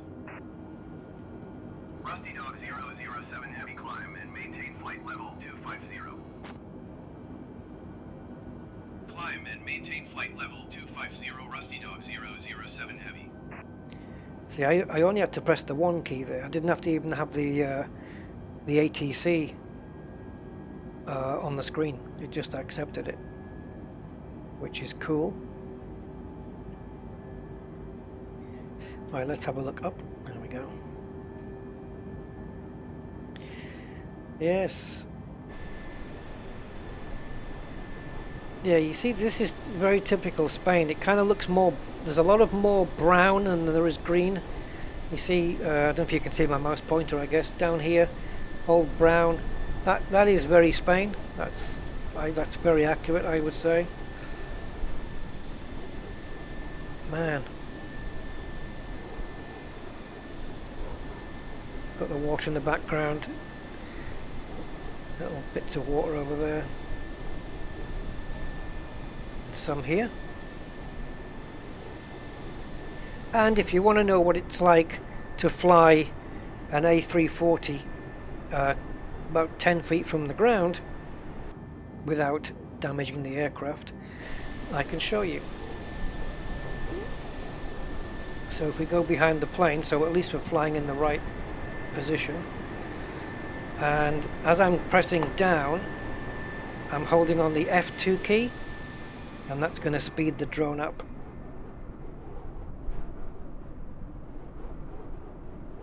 And we're still following the plane, so we're still, now it's stuttering because it's having to load landscapes and scenery in, I should say, scenery. So this is what it would look like on the ground. That's the speed of the plane currently. Maybe bringing it down a bit more ground level. Oh, you can hear the wind.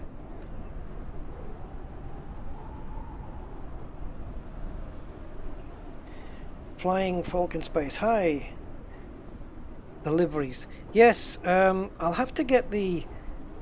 let me see if I can, while we're in flight and on autopilot, let me see if I can post the link to the liveries. Let me just reset the drone back up.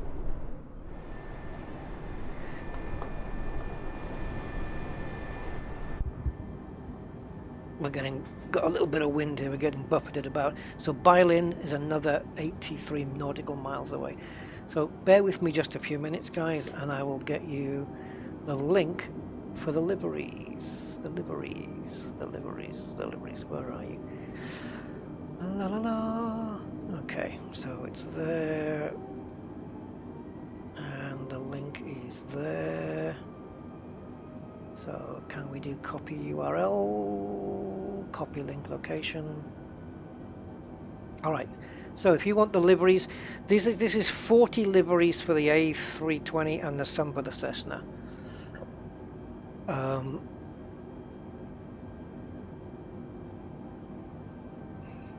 me just see if I can do this. Okay, so that's the link. Okay, coming into the chat any moment, guys. Now, what you need to do to install it is to find your content folder wherever you installed that. It depends on Steam where you told it to install the content or whether you downloaded it off Microsoft. It's going to be different, but there's a folder called Community, and you just basically drag everything into there. My community folder was completely empty because I've not put anything into it. It did exist. So sometimes it can be in the, I think it's the app data roaming or local Microsoft Flight Simulator, it can be in there.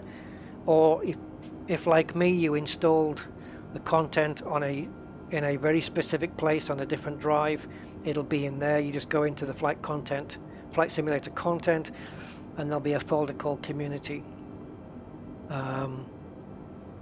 And yeah. How high are you? I'm at 25,000, or I should be somewhere close to that right now. 25,000 feet, which is what I selected on my flight plan that I wanted to be at. I find it easier to come down from 25,000 than to come down from 38,000.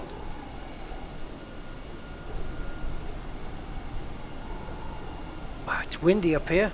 Can you hear it? Whoa. Look at those wings on the tips, man. That looks so nice. Now, as for the old drone, let's see if we can put him alongside the pilots.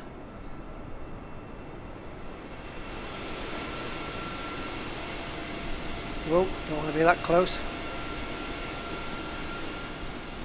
Don't really want to get the drone sucked into the aeroplane.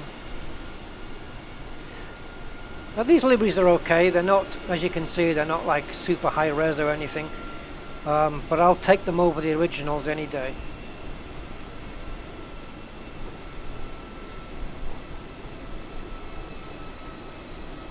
Look at the aeroplane getting buffeted around a little bit. Yeah, no worries for Flying Falcon. Yeah, well, Max, I'm guessing that the air traffic control will be telling me what height to go down to and stuff like that. They'll be instructing me, and I'll just pass those instructions on to the computer here, the autopilot here, and let it do it.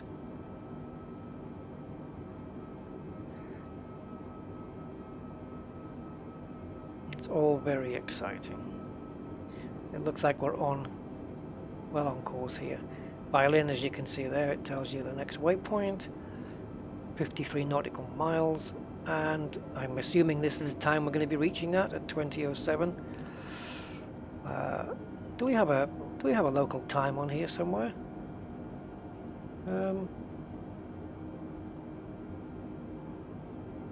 Is there anywhere where you can get a local? I'm sure there was, isn't there? I've seen it in a plane and a flight sim before. Well, there's actually a clock. Is that it? No, I don't know. Yeah, date. It says 8 o'clock, which that's not the current real time. Oh, something's just clicked. I didn't do it. Computer did that. Oh no, maybe that was me. How the hell did that happen? Did I click something? Perhaps I clicked something I shouldn't have done.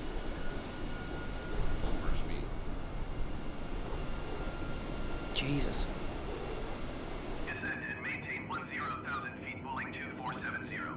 That's not me, it can't be.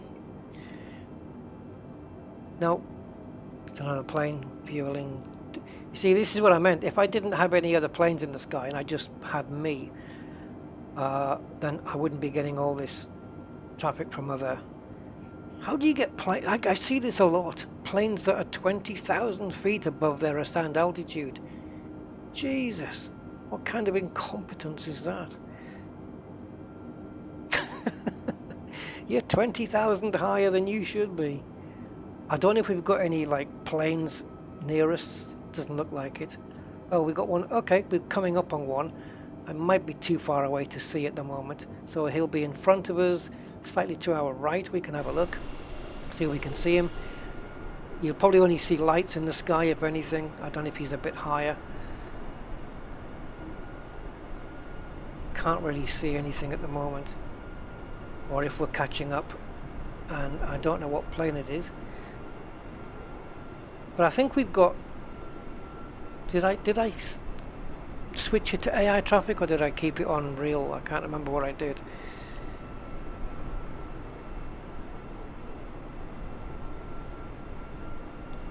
I'm just going to pop one of the strobe light on.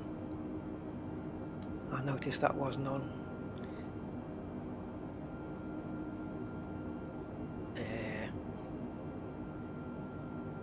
If I go outside now, it should be on the tail there. There it is.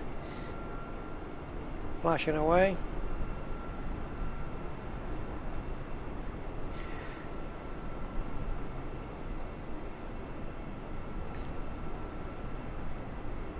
Yeah, I don't know how busy. Have you guys? I don't know if anyone's got this or played it, but I haven't noticed any, like, you know, wing flexing. Or maybe I haven't been just looking for it. You know, but the wings do bend and flex. They're designed to bend and flex, obviously, because if they didn't, they'd break off the plane. So they have to wave around and bend and stuff.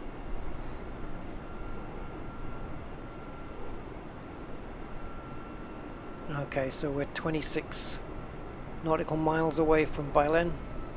That's not bad. That's a good 3 and a half hour trip in a car from Gibraltar, Bailen. Oh, now we've got that plane close to us, so it's just out of our right side. Can we see it? Let's go outside. Again, it all depends on its altitude. I could maybe use the drone to catch it up. Oh, sorry, I could, well, not catch it up. I could use the drone to maybe find it, but I wouldn't be able to catch it. I can't see it. That's strange. And I don't seem to have the labels on either. See, we're not flying that high.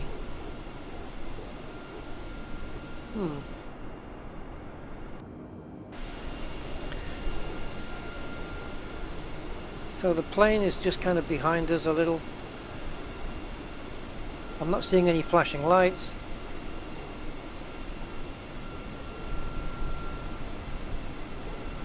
Anyone? I can't see anything. It should be about over here.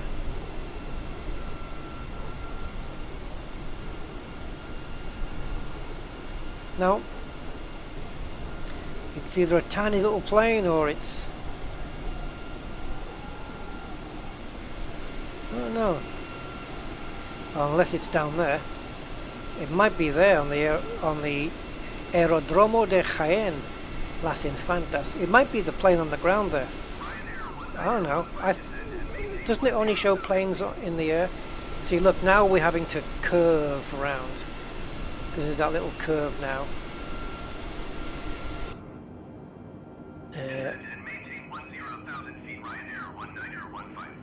Yeah, Ryanair, that's not me. I am British Airways. No, I'm not going to start dipping down until I'm told. This isn't my destination, this is just a waypoint. I ain't doing anything until traffic tell me.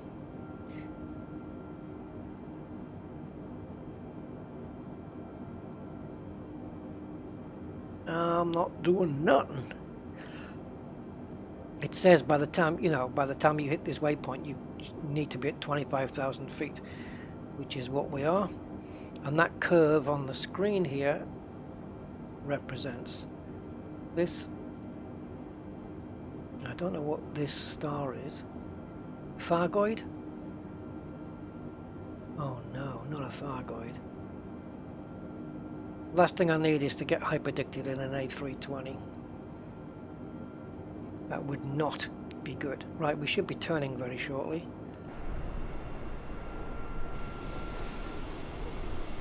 Ooh, loading in some more scenery. That's why it's...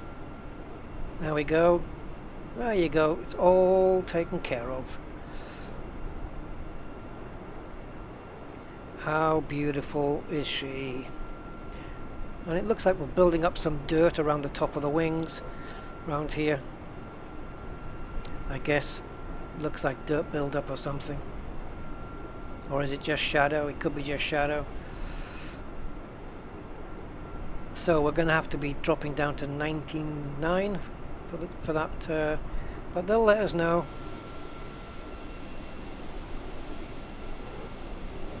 Actually, the plane should know to do that if I had it on...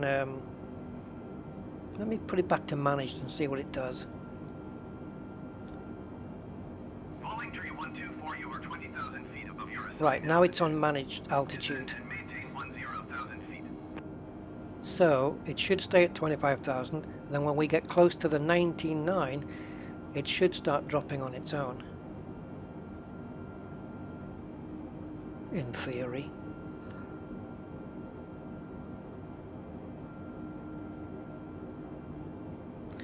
Are you talking too much? No, no, it's fine. Don't worry about that.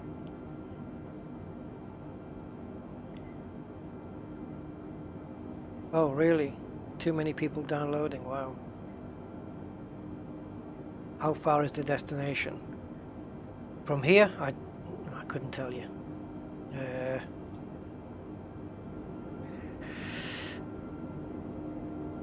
286 nautical miles, is that, I guess? 286 from where I am, I suppose. I don't know. If that goes down to 285, then...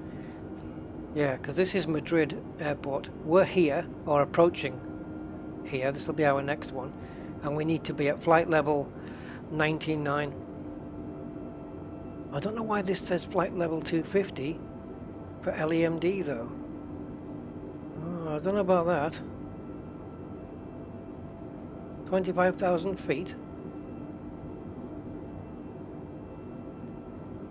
By the time you get to the airport? No. I think I'd rather just have myself control the altitude. I'm going to stick to that.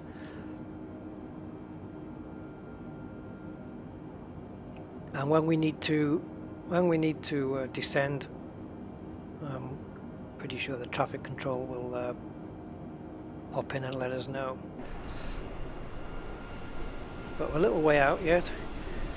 Now landing, sometimes I manage it, sometimes I don't. But it's something I need to perfect, because the last thing I want to do is take on, you know, long flights that maybe are a couple of hours in real time, because in this game you can't speed up, you can't do time acceleration like you can in Flight Sim X. There is a way around it with slew mode, but you know, it's not ideal. But I don't want to be doing a 2.5 hour, 3 hour flight only to crash at the end, because it would just seem like a complete waste of time, really. And my idea was, and maybe I can still do this while we're flying, was to go into assistance. Is it Navaids? Landing path. Here we go. Adjust whether you want a series of on-screen markers shown in the world to guide the optimum path during final approach.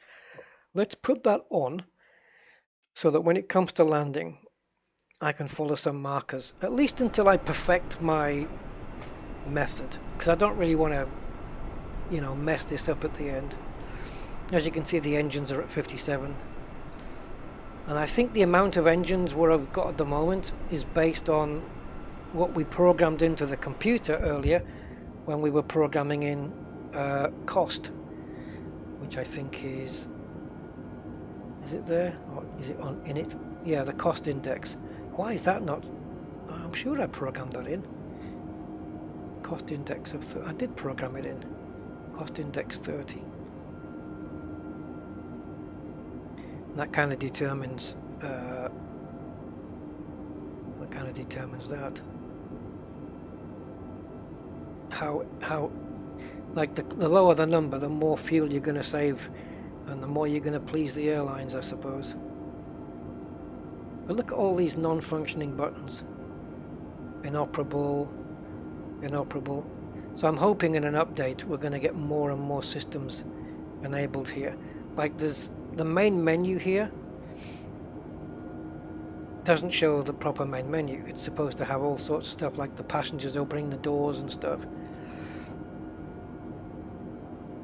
Yeah, this box is called MCDU, which is Multifunction Control and Display Unit, I think, or it's the FMC also, which is, or FMS, one of the two, Flight Management Computer or Flight Management System. Yeah, that's the official term for this as far as I'm aware. Anything from these guys? I don't think. The last thing was this Buelling guy who didn't know where he was going. But we're nearly at More likely there. Now I have in real life landed or been in a plane when it landed at Barajas Airport in Madrid. I have done that. But I don't remember what it looked like. Oh, I have no clue. It was about over 30 years ago. We were actually landing from Bilbao in the north of Spain. We took off from Bilbao in the very early morning. The plane took off at around 6 o'clock in the morning, guys, and I'll tell you what, it was very cloudy. There was lots of clouds in the sky, right? And the moment we got above the clouds, the sun was rising, and all the top of all the clouds was gold. It just lit up in a gold color. As you look out the wing, you know, out the side of the plane, it was just a sheet of fluffy gold from the sun. It looked tremendous. I wish I had had a camera. Mobile phones weren't around then, they didn't exist. But wow, man, I haven't forgotten that view. It was absolutely tremendous. Yeah, even in this game you get like if the sun's out and it's starting to rain and stuff, you will get a rainbow. It will do rainbows and stuff like that. Oh, MCDU is Airbus terminology, FMC is Boeing. There you go. Thank you for that. But if I refer to it as FMC for like anywhere, it doesn't matter, does it really? Yeah, doesn't matter. Oh, cheers, Max. That's a nice comment. It's probably because I'm including you. You get a lot of streamers that, you know, they mind you, to be fair, it's easy for me to monitor the chat because I've got a lot less like subs and watchers. Like if I had 8,000 people watching, it'd be I couldn't cope with it. It'd be too much. Right, I know we were supposed to be at a different altitude by now. I'm just going to switch this to managed and see if the plane drops. Managed, there we go. Now is it going to drop the altitude based on, whoops, wrong one, based on Rusty Dog 007 heavy descend and maintain flight level 180. 180? Man. Error 19015, you are 20,000 feet above your assigned altitude. Descend and maintain 10,000 feet. Yeah, so the plane's not doing its altitude properly. I'll have to try and figure out why. Because the flight plan had all the altitudes in, but... Descend and maintain 10,000 feet, Ryan Air 19015. Anyway, it's doing it now. We are descending now to 18,000 feet.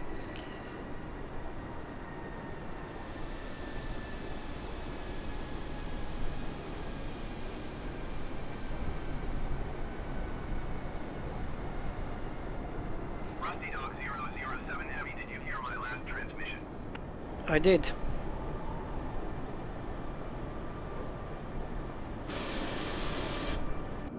I did. Did you acknowledge mine? Descend and maintain flight level 180, Rusty Dog 007 heavy. Looks like I can only answer these while I'm inside the plane. So control and space will put you back to your default position, and space will let you pop your head up so you can have a good look out the window. Scroll lock is the ATC, so scroll lock on and off. And V is your VFR map. Kind of makes sense. It hasn't quite kept... Where am I? Yeah, you haven't been keeping tabs on me. GPS tracking, there you go. That was because that was off. It wasn't tracking me. Oh, okay, because I manually moved it, so now it's having a bit of a freaky. Alright, so as we come into LEMD, come out. There it is. I just want to zoom in. Ooh, too much. I hope it's going to put us on a flight path straight into the airport, but I actually don't know if it's going to do that.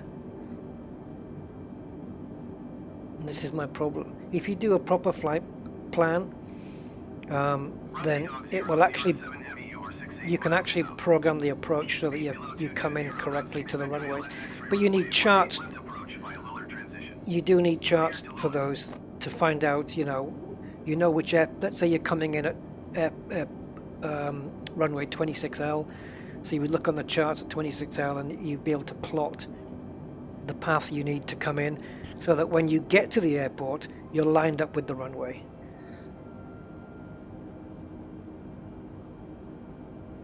You are 68 miles south, keep speed below. Keep speed below 220 knots. Expect ILS X-ray runway 18 left approach via Luller transition. Cleared to Luller Rusty Dog 007 heavy. Keep speed below 220. Okay, well, if the plane's not going to do that, then I'm going to have to. So currently it's 290-ish, 280-ish. So I'm going to program the speed at it says, what is it, keep it at 220 or under 220? Or below 220. Okay, really? Will it stay in the sky? So we'll go to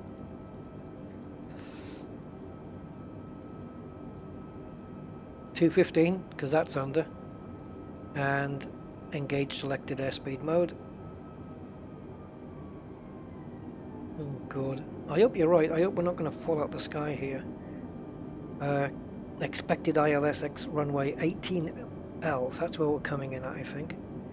Approach via Luller transition. Cleared to Luller. Oh, okay. That's one of the waypoints then, right? It should be up here, should it? Luller? Or is it listed? I don't know. Now, I think, I might be wrong, but I would normally program that in here. But then how do you, where do you insert this? I mean, do I go there now? And does it go inside here? I can't remember. Insert. Yep, Luller. And then that's it. I've done it. Look, Luller. Oh, crumbs. The altitude it should know already. Oh, guys, am I even doing this? I've told it to fly over to Luller waypoint, which I think I'm doing. How do I find out? Is it on here now? Yeah, now this is going to make us do this turn. Ah, Luller, there we go. It is there. So this means we're going to be flying up beyond Barajas Airport, doing a U-turn and then coming back. So is that going to line us up with the runway? Confusion. Hey, Corvus! When will meal service happen? Yeah, we didn't load the sandwiches on this time. It is great, Corvus, definitely, yeah. I would recommend it. Yeah, and if you can go for the premium deluxe one, then do it. Oh, this U-turn's going to be awesome. See, this is decel. Is this where I have to start decelerating? I hope that. God, there are some Formula 1 tracks that don't have hairpins as tight as that. Oh God. Yeah, I'm afraid I have no fuel for Libya, so you're going to die anyway. So, I'm guessing this is the Luller waypoint, which is 68 nautical miles, so we're going to be flying past the airport in order to do a U-turn Hey, I don't know if what I just did was right. You know, when it mentioned Lula, it wasn't on my flight plan, and then I inserted it to the flight plan manually. I don't know whether I've done the right thing there. I guess engines are at 215, which is exactly where I told them to be. Fuel, we're doing fine. I think we started at 50% from Gibraltar, so I knew we had plenty. Like Spaghetti Junction, it looks like there. See, the textures don't look all that at the moment from here.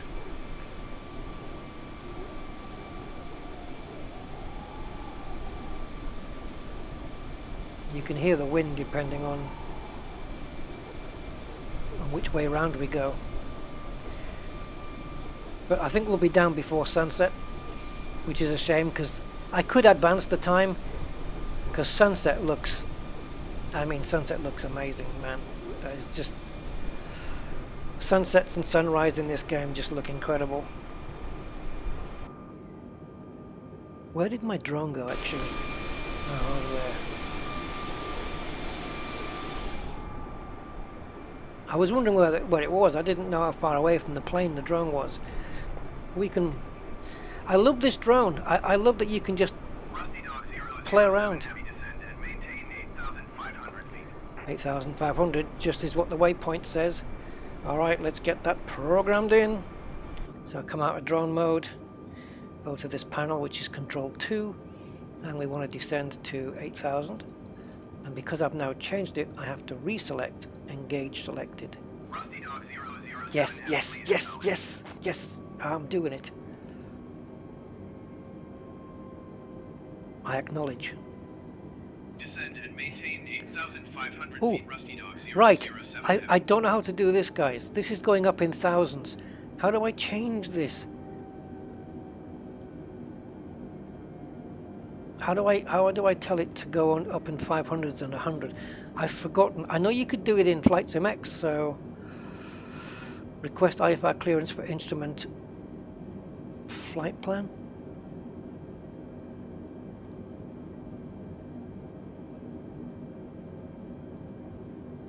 No, that's managed.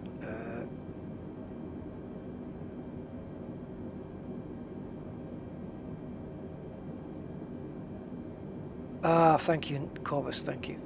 Just put this back.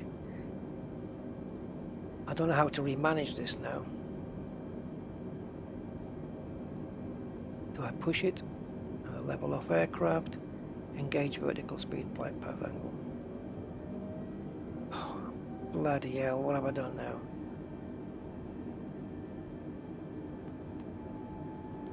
No, approach mode, I don't even know what that does. See, my vertical speed isn't managed now. Okay, so I don't know how to push the button in. All I've got is spin it that way, spin it that way.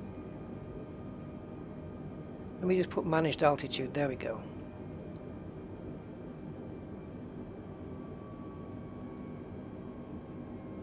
Yeah, we're going to do it all.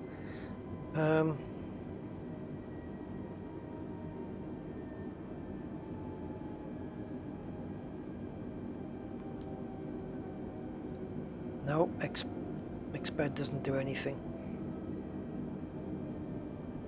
Kind of weird, because there used to be, well, there was a way in this plane in Flight Sim X.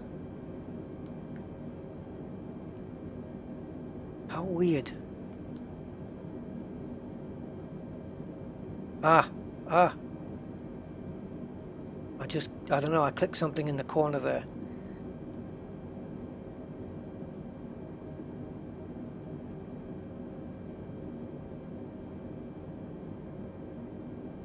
It's right in the... Select altitude, increment to 100. Now how do I get it back to 1,000 if I wanted to? It's all hundreds now.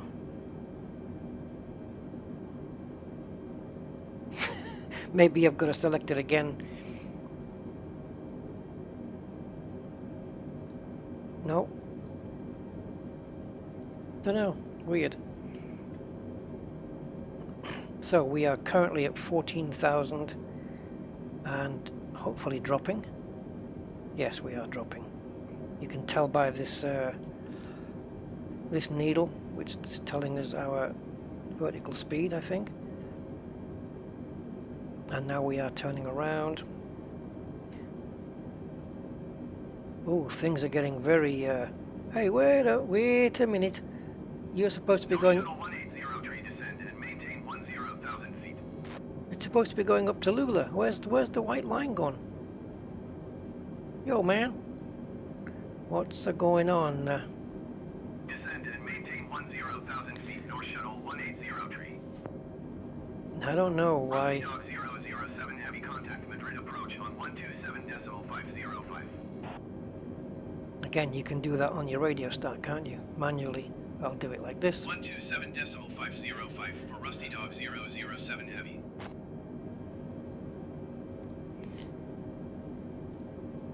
Speaking Madrid approach Spanish. Rusty Dog 007 heavy is at 12,600 feet, descending 8,500 feet.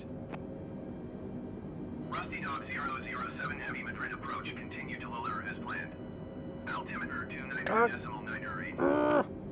I was going to Lula. I had it in the flight plan. Lula. Here. Unless I've got it to Bailin, to Morale, to Lula. Why are not you going to Lula? Is it in the right place? I mean, that's the next that's the next place to go, and then LEMD.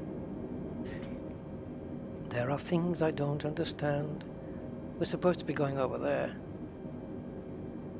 I'm going to request a vector to the next Madrid waypoint. approach Rusty Dog 007 heavy, requesting vector to next waypoint. Rusty Dog 007 heavy, continue to lower turning and following heading 040. 040, you got it. So I'm going to change the heading to 040. La-da-dee.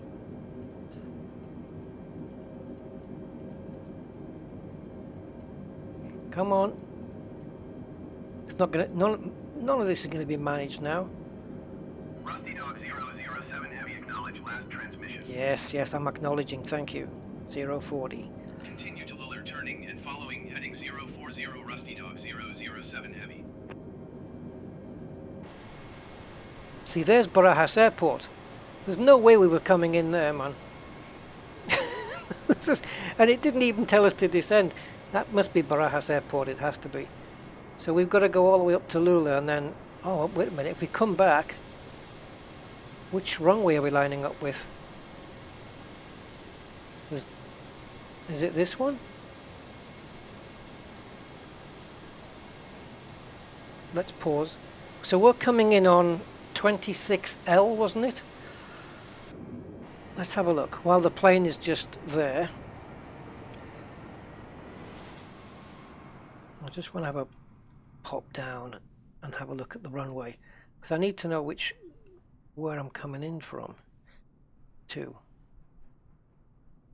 Ah, okay.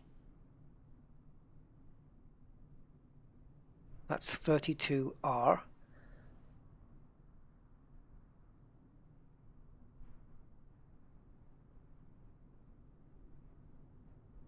$14R. Do you know what? Honestly, I can't remember the 14L. 36R. I honestly can't remember what the runway was. 36. Okay.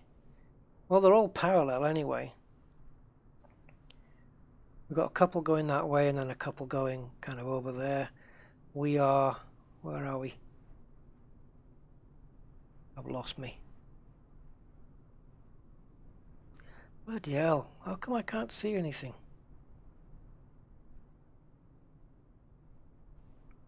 See, time is still ticking by even though the plane is stopped. Rusty Dog 007 heavy, please expedite your descent to 8,500 feet. See? Expediting.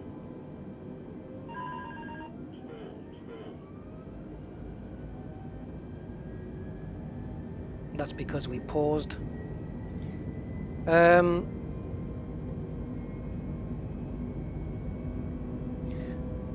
a lot of newbie stuff here, so I'm probably going to crash. Or I'm probably not going to be able to line up the runway correctly.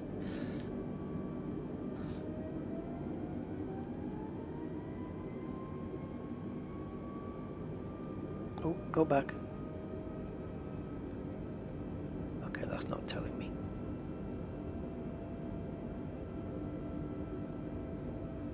So, I don't know, do we get to know... Does this tell you the runway we're coming in at? You can tell it what runway. You can program the runway in.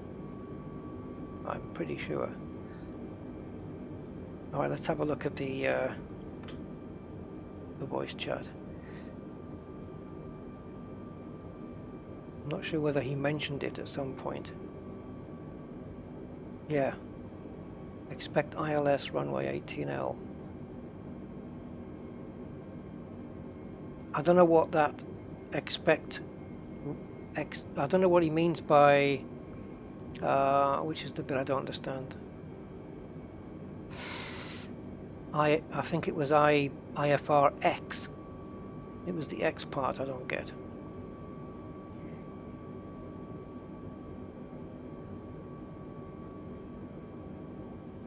I think I just... It keeps scrolling back again. It's a pain in the arse.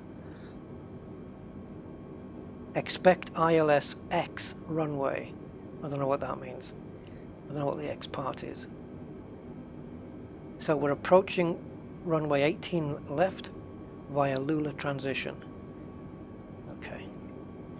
So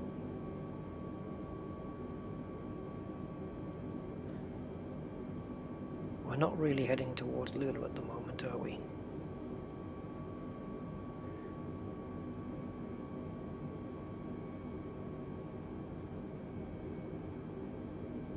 Madrid approach Rusty Dog 007 Heavy requesting vector to next waypoint. Rusty Dog 007 Heavy continue to Lula turning and following heading 335.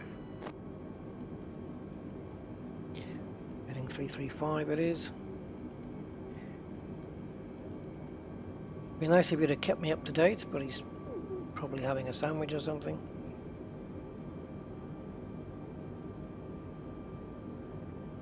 So this is Lula, so we need to get there.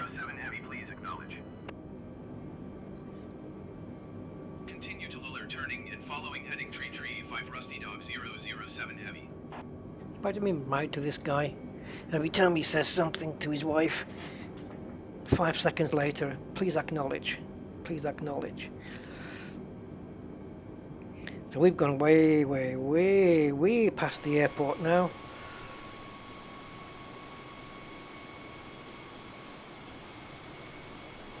So I guess Madrid,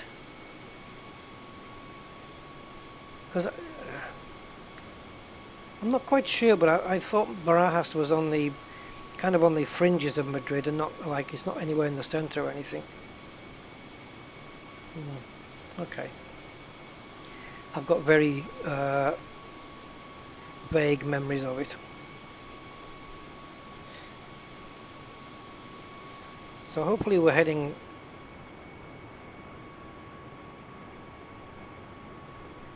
I think we've actually got to hit it. I might just manually turn the plane to get there. So...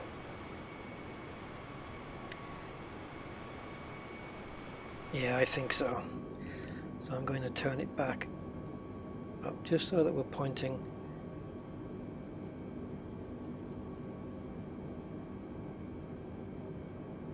It looks like it's pretty north at the moment, so I'm going to try and hit 360 or 0. There. Looks like we're heading straight for it. We've got a plane on our left hand side there, which again we may or may not see. I don't know why they're not visible.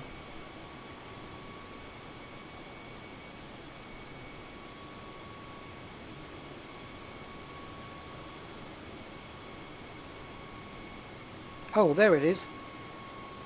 I think. You see it there? Hopefully you can see my mouse pointer and you can see the thing there. That's the plane. Just over that water now. Just there. I need to make sure. So we're turning here and we're going to be turning. Once I hit this waypoint, it should be telling us, well, I should be able to ask where the next, you know, where the turning is. If I got my gear down now, Max, I'd rip it out. Again, this is just a waypoint. This is not the final destination. We've already gone past that. No, it's okay, Max. I'll turn the autopilot off on the approach. Don't worry.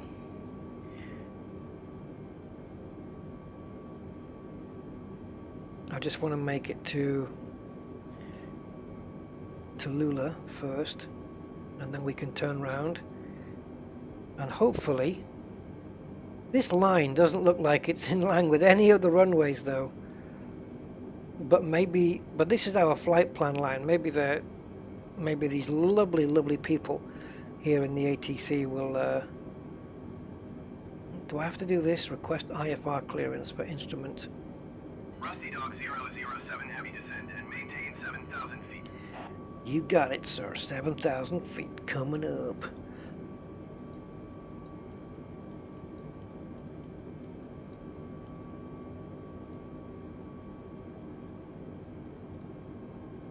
Descend and maintain 7,000 feet. Rusty Dog 007 heavy. All I want to do now is I want two things. I want a decent approach to the runway and be able to land. And out of those two, I'd rather have a decent approach to the runway. If I mess up the landing, okay, fair enough. I'll improve. But if I get a good approach onto the runway, then at least I know I've done something right.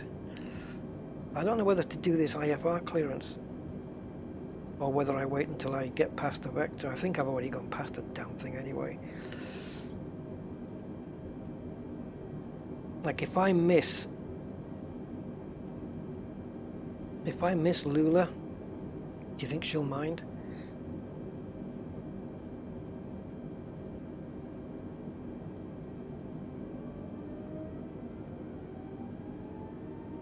I don't think I can actually hit the waypoint. Madrid approach Rusty Dog 007 heavy requesting vector to next waypoint. Rusty Dog 007 heavy continue to MD 700 turning and following heading 265. MD 700. Okay, whatever. Was it 265?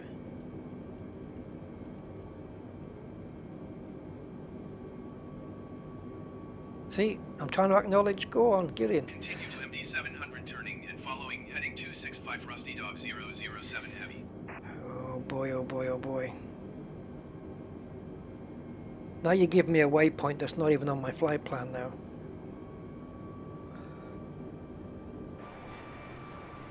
I mean, come on, guys.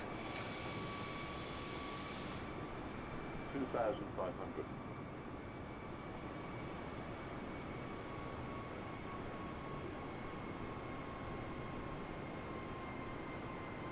I'll have to keep asking for vectors. Let's see what this does. Madrid approach Rusty Dog 007 heavy would like to change destination to Barras. Rusty Dog 007 heavy is cleared to Bravo Alpha Romeo Alpha Julia Alpha Sierra Airport as filed. Got another plane there, look. 350 tree. Which is this dude. Rusty Dog 007 heavy cleared to Bravo Alpha Romeo Alpha Julia. I'm probably Alpha doing so Sierra many Airport things wrong as here. filed. Squawk tree 50 tree. Like, this is my... I think I've got to line... Do I have to line these lines up on the compass? Altimeter 29er decimal 9er 8 turn left heading 170 climb and maintain 7-1 for 170. No, climb and maintain 9. So 9,000 170. Turn left heading 170 climb and maintain 9,000 feet Rusty Dog 007 Heavy.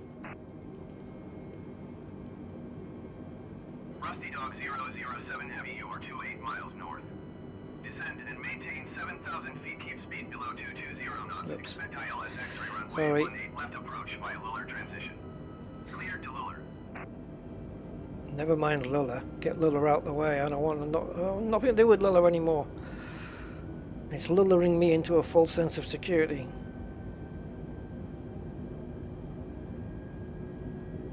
Right, you are 28 miles north, descend and maintain 7,000. Now you want 7,000? You just said go up to 9. Rusty Dog 007 Heavy, descend and maintain 7,000 feet, keep speed below 220 knots. Yeah, we've got the speed sorted.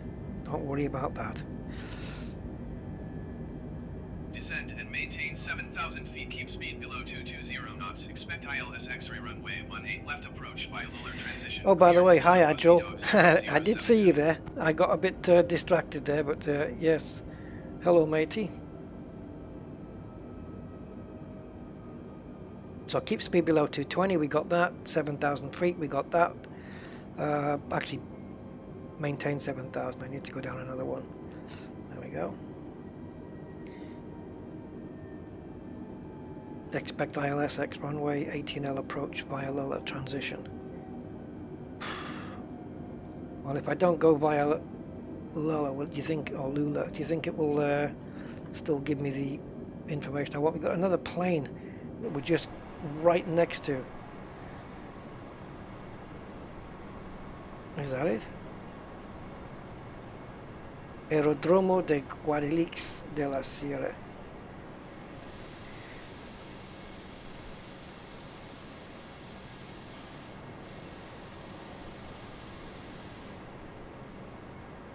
I wonder if this is Barajas Airport.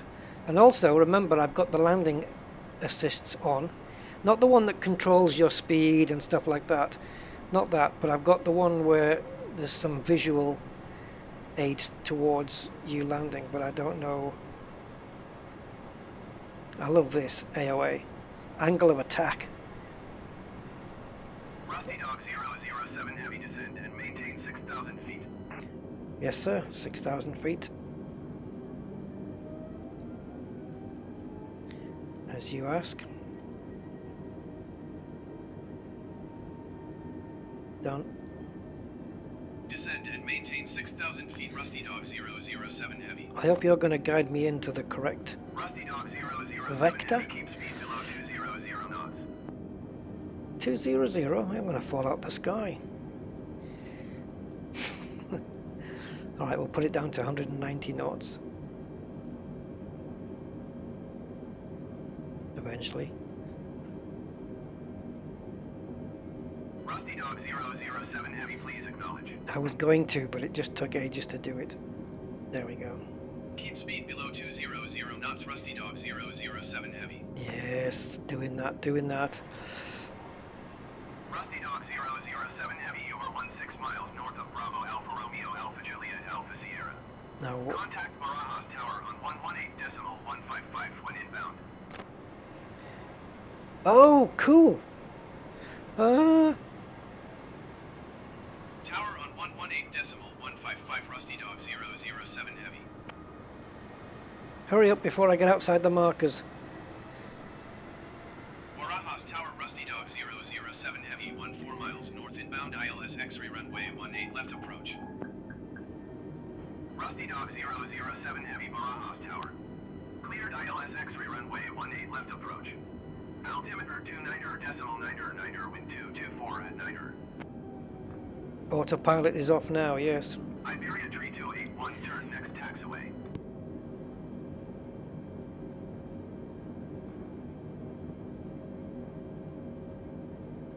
This is where it all goes wrong.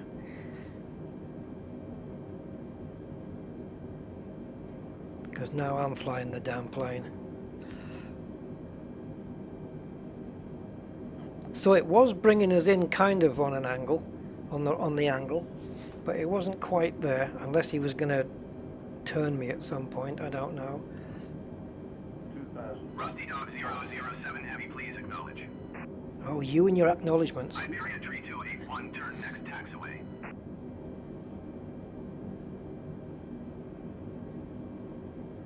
Iberia 349er, tree go around.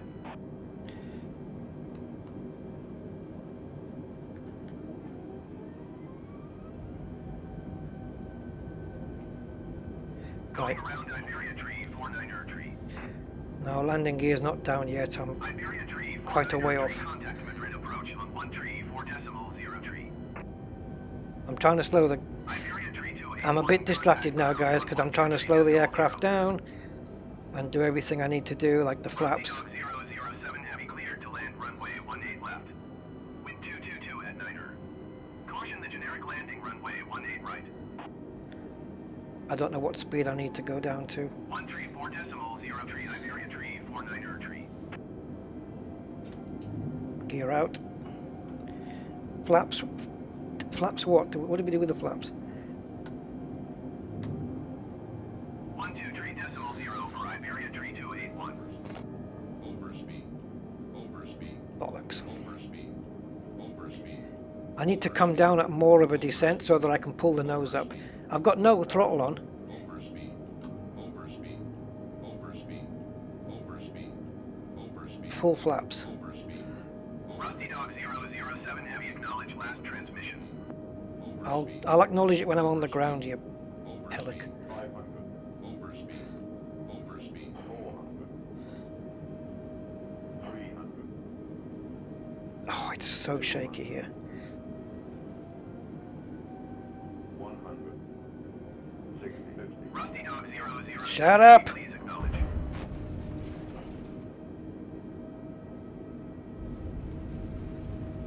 Right, retro thrusters. Barajas Tower, please repeat transmission for Rusty Dog 007 heavy.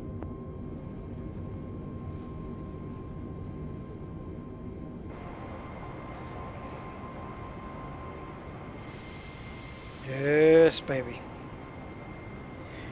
Man, that was a last minute thing. Clear to land runway 18 left Rusty Dog 007 Sheesh. Rusty Dog 007 Flaps and slats and heavy, everything I had. I'm just going to window this guy so it's out the way. Right, I've still got it on screen, but...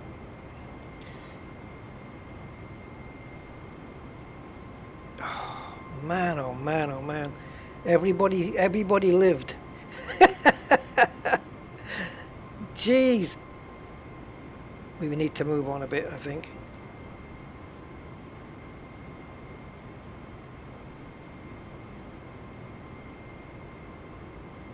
Oh, hold on. I've still got my...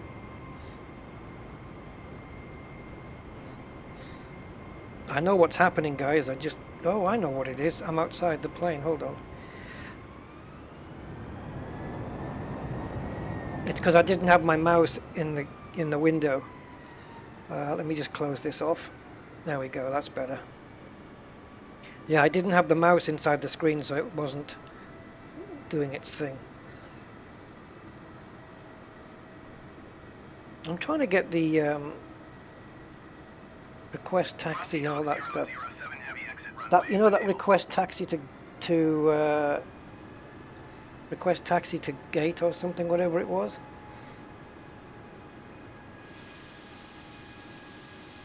Well, ladies and gentlemen, this is your captain speaking. We have landed in Madrid Barajas International. Whatever they say. I hope you've had a pleasant flight and you weren't scared as much as I was. Rusty Dog 007 heavy exit runway when able. Yes, I'm exiting the runway. Oh, okay, I'll just follow that blue line then. Which is, maybe that's why you can't request off ATC to request taxi to gate, because it's doing it for you anyway.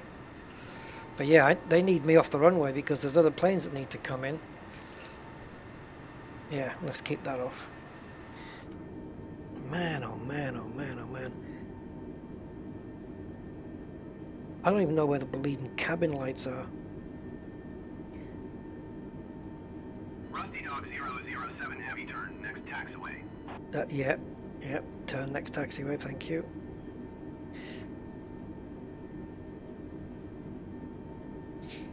Man, we did it. It was touch and go at the end. That's what I want. Contact ground. I think that's the one. Yeah. Going to 123.475 Rusty Dog 007. I only got into the correct speed by the time I was... Oh my god, now which one do I choose? Come on, guys! Number 2. There you go. Request taxi to gates. Ground Rusty Dog 007 heavy taxi to the gate. Rusty Dog 007 heavy taxi to gate 306. Right, I'm assuming that these blue lines are going to do that. Taxiing to gate 306 Rusty Dog 007 heavy. Yeah, it's, I had full flaps on, you know, just on the final approach there, and it managed to trim the speed right down to where we needed it. So, brother, Gibraltar to Madrid completed. It's a shame that you can't even record, you know, let's say the last 10 minutes of your flight or something, so you can see yourself landing. That'd be cool. They've got me on a right little snaky path here.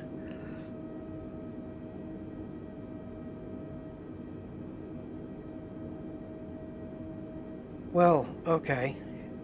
So I'm hoping that the next time I do a flight like this, I'll learn from this one.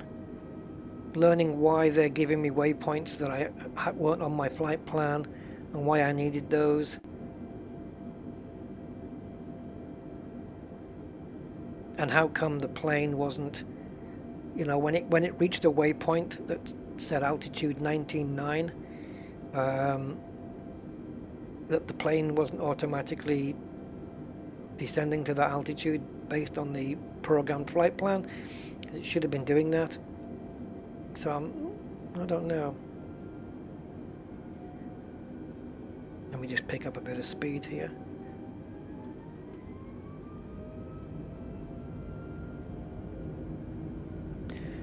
Is a Vegemite landing a good thing then?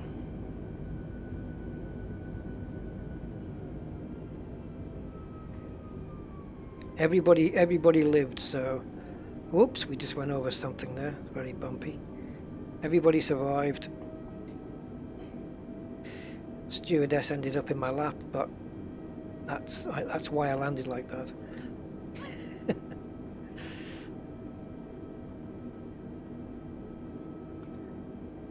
There's Barajas Tower, I guess. That's... I just give them a wave, but nobody saw me.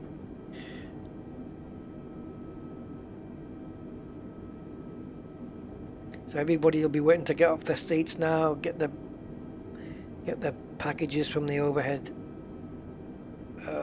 compartments. You can now remove your seat belts. I think the landing was okay. It wasn't that hard. I mean, we touched down and went back up again, so that wasn't great. But yeah, practice makes perfect, I guess. I'll just... I quite like the landing aids as well because it guided me towards the runway properly. I may or may not have managed it as well without, I don't know. Because I wasn't that far out, so I maybe could have done it visually. But those red boxes, while being helpful, they really take... it took, for a while anyway, it took the view off the runway, so I couldn't actually properly see it until I was inside that box. Jesus, where are these gates, man? Paris?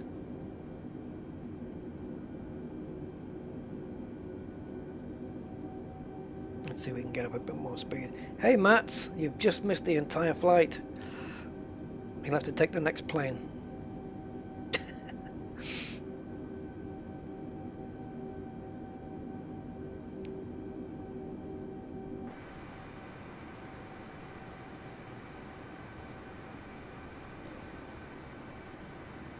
They've got me on the run around here.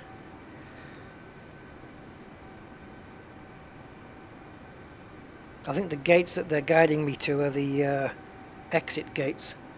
Puts me out on onto the street. Just building up a bit more engine power to get a bit more speed. Where? You put me back on a different runway now and you're going to take me all the way down there? Bloody hell.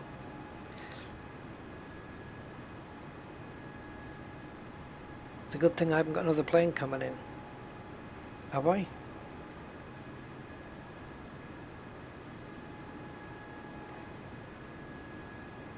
Oh, I see where we are. Okay. Yep. The building is over here then.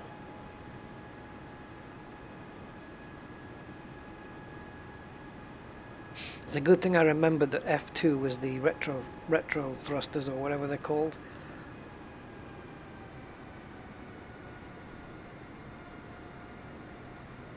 Oh, and the speed brake. I should have had the speed brake on as well. Shouldn't I? Oh, I've got so many questions running around my head, guys. Unbelievable.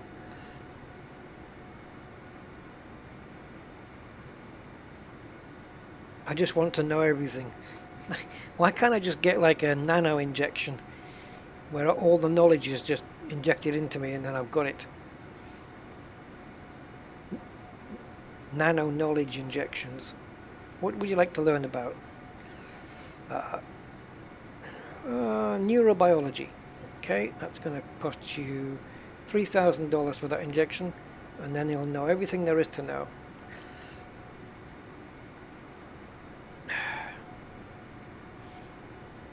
Yes, Corvus, it's an A320 indeed. Now, if I was a pure hardcore pilot, my next flight should be with this plane taking off from here and flying it either back to Gibraltar or maybe onto Gatwick from here. Yeah. I'm not sure what, you know what, when it comes to the speed brake, oh yeah, it wasn't. It was on RET. Is that for the retro thing? I don't know. You put it all on down there, don't you? I had that on full, and then I had the flaps on full, which I think is F8 anyway. So I don't know what the button is for the speed brake. If I haven't got one programmed, I can always pop one in. Oh, look at this plonker. Thankfully, there's no collision detection here. Hello? What are you doing? What is this idiot doing? There's an Airbus coming his way. Bloody hell. It's the A-team.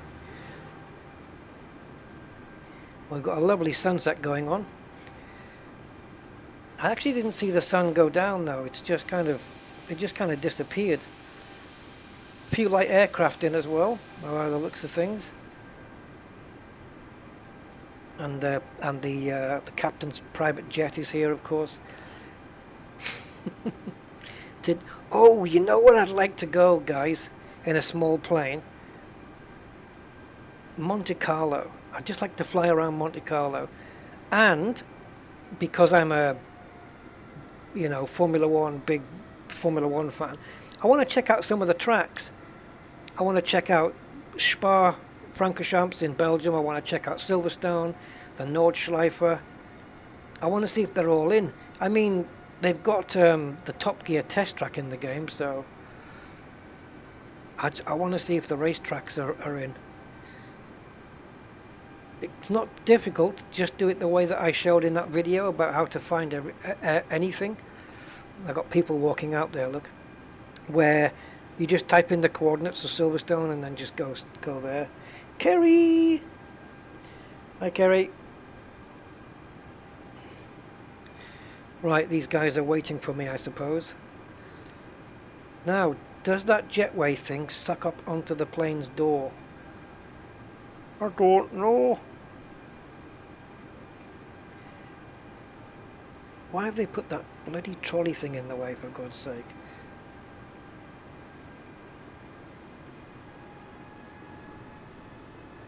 I don't know if they push me to the... I don't know what my options are here.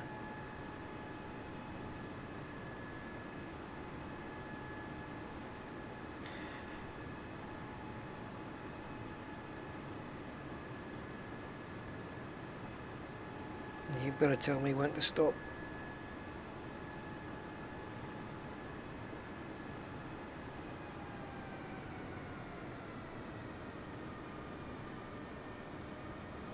Okay, so I now have the parking brake on. And now, for completeness, I don't know how accurate this will be. Or even if I have the option. Now, parking and fueling options. Parking options. Well, I'm parked. Request a jetway connection. Rusty Dog 007 Heavy, could you please connect the jetway to the aircraft? This will be fun. Rusty Dog 007 Heavy, the jetway is going to be connected. Is it? Is it, or is it going to be a mile off? There's no way you get that right on the door. Oh my God, it got it right on the door. Get the hell out of here. Alright, let's kill the engines. That's awesome. Right, we need to unload the bags as well. Unload the bags, so we need to go back into here. Ground Rusty Dog 007 Heavy, could you please send the baggage? And just again for completion, I'm going to just add some fuel with the fuel truck in a minute, so that it's ready for its return journey, which will never happen. Yes, Australia. I've been to New Zealand, but I've not actually been to Australia. But yes, definitely we can do that. We can definitely do that. Has he done his thing? All right. I don't know whether I should turn the engines off for the fuel supply. Rusty Dog 007 Heavy, could you please send a fuel truck? Oh no, where is the fuel truck? We got another plane? 007 Heavy, a fuel truck is on the road. Yeah, but from where? I can't see one, so I'm assuming that there's one. I don't know where it would come from. But if you tell me there's one on the road, I got no reason to not believe you. Let's go drone. Oh. Okay, the drone's got stuck out somewhere in God knows where.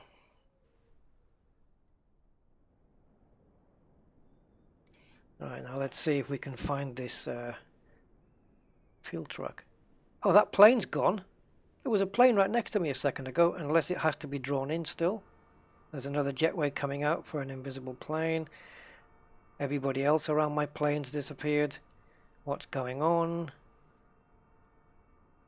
It's like going into the drone has just reset everything. Okay, that plane's just suddenly appeared out of nowhere. What's going on? Guys, I want fuel, man.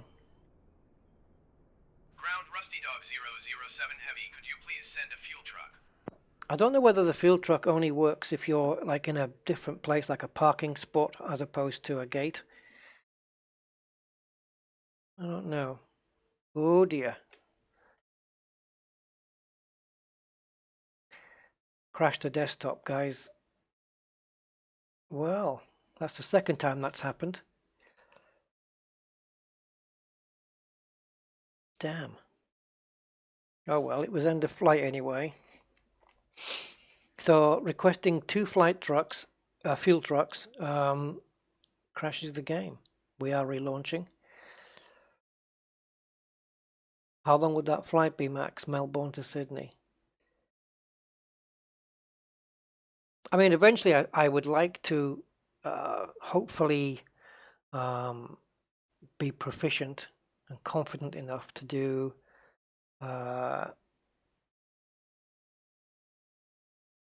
you know, a huge long flight like Heathrow to Australia, one of the airports in Australia, whatever the proper one is, with actually with the proper landing, you know, whether it be Mumbai or whether it be wherever the hell it is that you land to take on fuel and then take off again. But that's not feasible because you can't save your game, you know, and you can't do that in, you know, even with the 777 where it can do it non-stop, it's still a 17-hour flight. Like, forget it, you know. I'm sure even on the actual flight, you've got a pilot and then you've got the co-pilot taking over and stuff like that. So here's the nice little intro that you get when you start. There's the geese, the flamingos, I mean, sorry.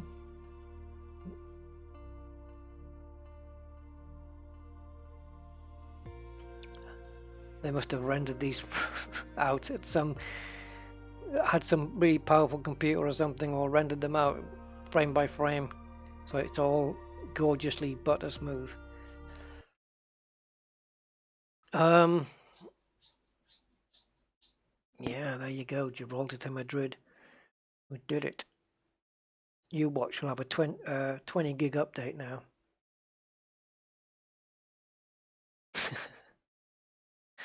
No, there we go. No updates. Yeah, there has been no updates since the initial release. I'm hoping when one does come, it fixes lots of bugs, maybe adds some more operational ability to the planes. I want to have a look at the Cessna now and just have a look at the liveries that's been added on that one.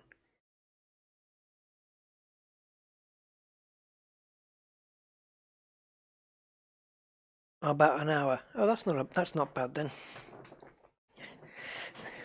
Yeah, I mean I think the Boeing 777 does that Australia to UK flight in 17 hours non-stop now. It's got a fuel tank that's big enough to do the whole thing, and they've got it because it does it that way. It can fly more in a straight line than the flight that has to stop. And so it does it in 17 hours, which is what I heard on the news last time I heard about it. But I'll on the video description, I will add on the links for the flight planner that I use, onlineflightplanner.org, and the link for the liveries. I'll put them both in the video description after the stream ends. Yeah, so they're going to be there anyway. So I think a way to quickly check out your plane livery. So if we go into the Airbus and switch to, oops, would help if I switch to liveries first.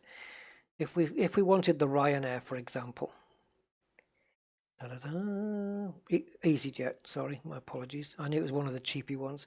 So EasyJet, then come out, and then come out again, and then go to profile and my hangar. There we go. Look at this. Graphics have come a long way, haven't they? If you look at like previous flight simulators, and I mean the difference here, look at that detail. That's just, it's stunning. That's what we've just flown in all this detail. And it's got like 1,000 points on the body of the plane where it calculates the physics. That's the hangar doors opening. I mean, it's quite something. Change aircraft. Okay, I've not been in the Dreamliner yet. Let's have a look at this little thing. Can we just go back from there? Yep, there we go. Really cool. I mean, it's C specifications. Oh, now this is what I was saying about when you pick a plane. If I go back to the welcome level and go to all flight and pick the plane, and pick up the Airbus. There's no way I can see that where you can change, because it said there was a choice of 2 engines. I don't know whether that just means real world or in the game. You know, this way you just put your fuel in here, and then you have your fuel load, 21,000 pounds, and then you can program that into your FMC, your flight management computer, so that it knows how much fuel you have, and then you've got your fuel, like how much you want. Like at the moment, these are the wings, I imagine, so you've got inner and outer parts of the wing. So that they're full at 200 gallons. The inner wings are full at 1,550 gallons. Center has nothing. Okay.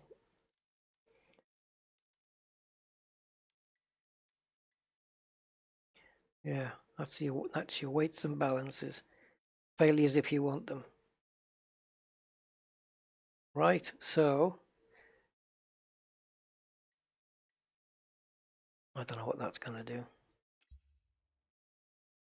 Yep, reset the flight plan. Happy with that. Seeing as how there wasn't one there.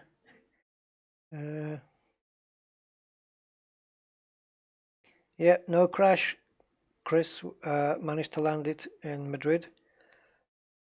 Tiny bit bumpy. Yeah, Australia, down here. I don't think it actually tells you the distance, but it's in the dark over there. Let's just see. I don't know whether it's down as Monaco or Monte Carlo or something. I mean, Monaco hasn't got an airport, but maybe. Oh, it does. I didn't know it had an airport. It must be outside then. Oh, okay. That's not it. I was gonna say, geez, that's not Monte Carlo. No. Yeah. So we flew from here, that little L-shaped spot there. That's Gibraltar. And we flew to, obviously this is Madrid with all the lighting, that's splat. So yeah, we just flew that basically. I think that was pretty good.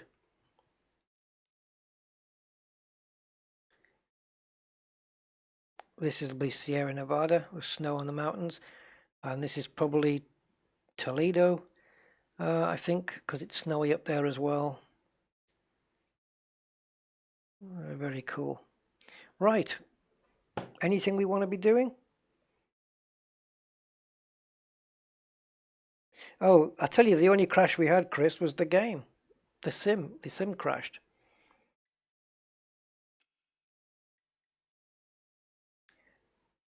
Yeah, these landing challenges, I'll have to have a bit more of a practice on that. I did land the Courchevel one on my 4th attempt. It turned out pretty good actually. So I'm going to switch to, I tell you, the plane I do quite like of the smaller ones.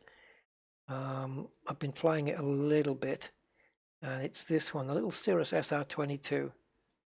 Nice little plane that. Oh, the Cessna. Which was the Cessna that got the, let's just search here. Go to Cess. Okay. So one of these got liveries. Oh, hold on. I might remember. Let's have a look at the numbers. 152, 172, 208. Citation. No, in that case, I don't know. It's not the number I was thinking of. Okay. I wasn't paying attention with the folder names about which one got the liveries.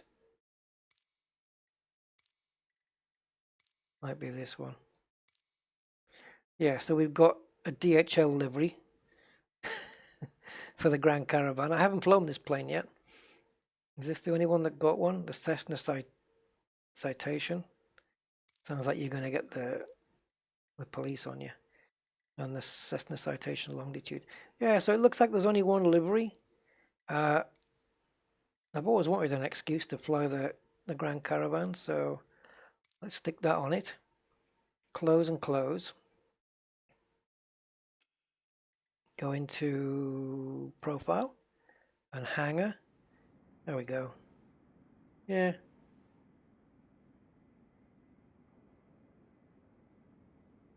Oh, you're begging me there, Max. I don't know. Hey, Budman. I'm assuming you've covered Australia.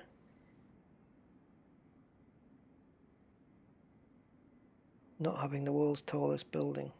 Okay. Fly around a lake. I'll tell you what I did fly the other day, and it was amazing. Bassenthwaite Lake, which is in the Lake District in the United Kingdom. That was really nice. And what's a famous lake? What's those seven? Is it in Canada? Lake Superior and all that stuff. Sebastian, the hot sauce dude. Hey, Sebastian.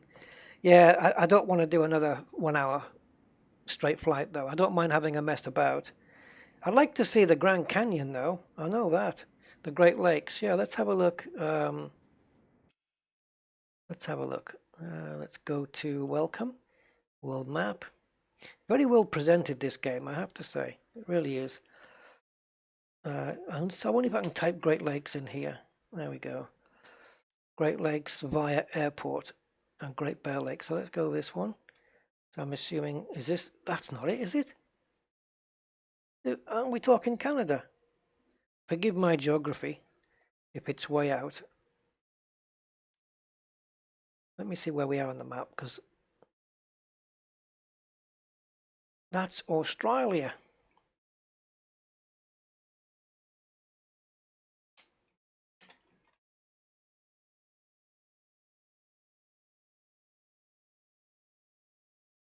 Okay, I may have to Google map this.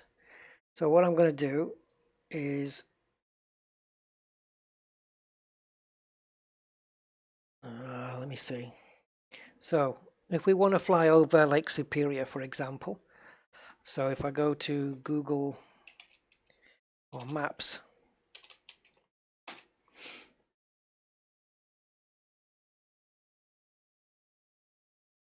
so Maps, and then we've got like Lake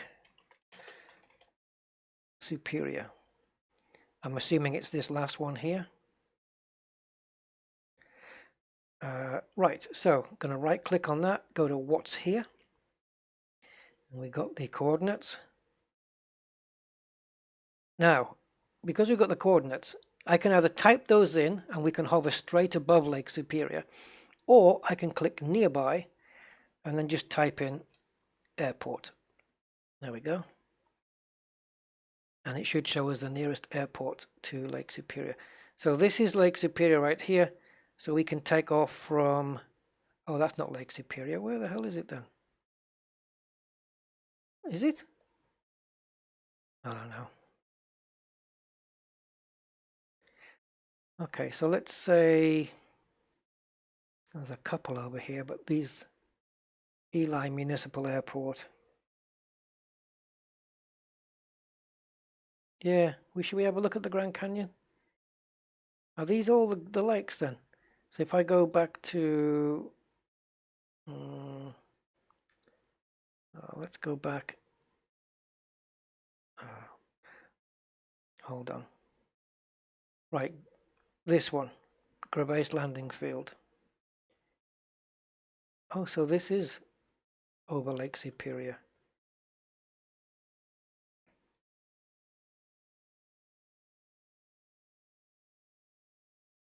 This is really strange. We've got two here, so I'm assuming. Oh, that shows you how pathetic my geography is. That Lake Superior is a little bit bigger than the one I was looking at, for God's sake. Right, so nearby airport. So we'll have a quick look at this, and then we'll whiz over to the Grand Canyon. So Wawa Municipal Airport.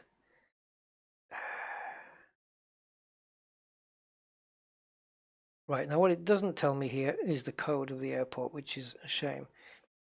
So if I type in ICAO, and it's Wawa.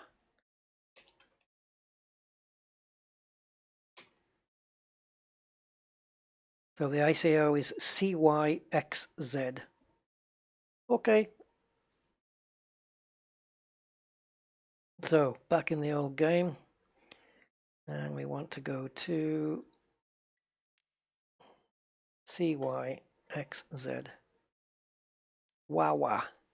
It's in Wawa. So we're going to select that as our departure. We'll move it to daytime because obviously it's kind of pointless seeing it. Yeah, Lake Superior. Kind of big. Yeah, it is. Yeah, kind of, you know. Let's zoom in. I want to see what direction we're coming out of. All right, so we're going to be going down. So obviously it's just going to be to our right-hand side as we fly out. Let's go. Yeah, I didn't know. I didn't know what the hell scale that map was on, for God's sake. Lake Superior looks a little bit superior to the other ones that we were looking at, if I must say so.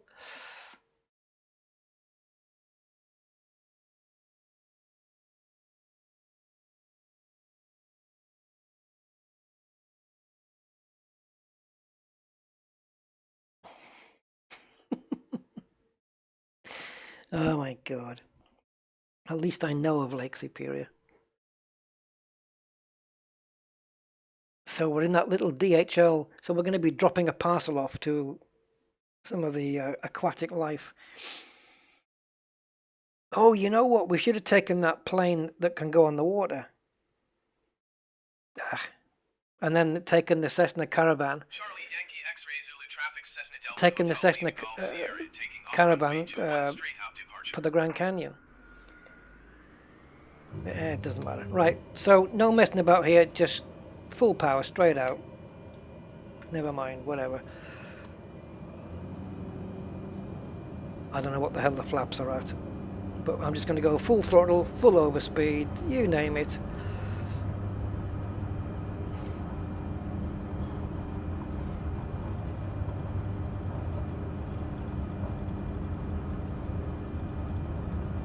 Pull up, pull up. Remember that? Pull up, terrain, terrain, terrain. So Lake Superior should be this way. I can just see it on the map on the thing there.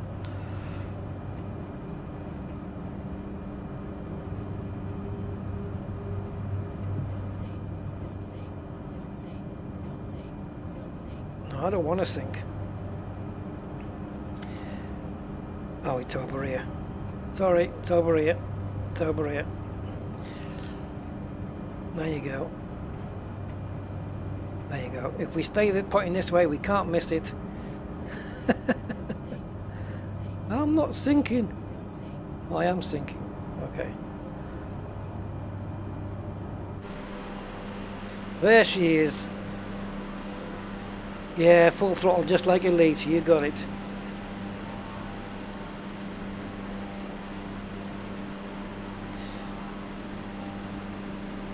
Right, should we bring the sun down? Wah wah.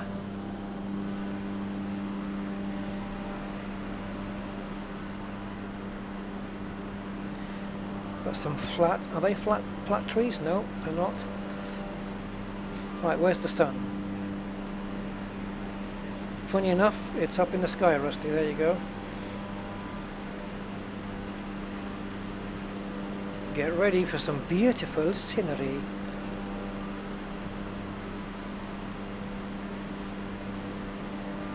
It's gone just next to the cloud there. I should maybe take the clouds out of the sky so that we can just have a clear.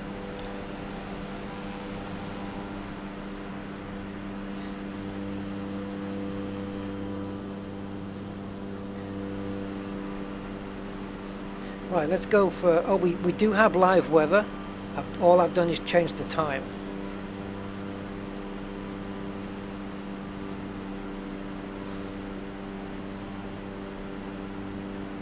This is early in the morning, before the sun comes up. Sun's in the sky now, but I've kind of lost track of it. There it is.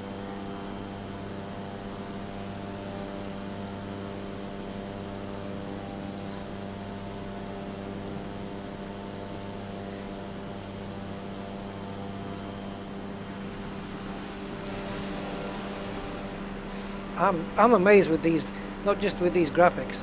I spoke too soon. That I'm getting, you know, smooth frame rates. I have noticed from time to time, though, the game does freeze like this. It generally comes back. There you go.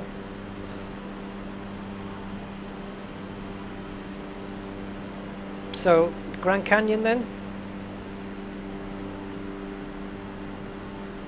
Knowing me, I probably won't be able to find it. It's be too small. It won't be grand enough for me. Oh, is there? An orbit bug.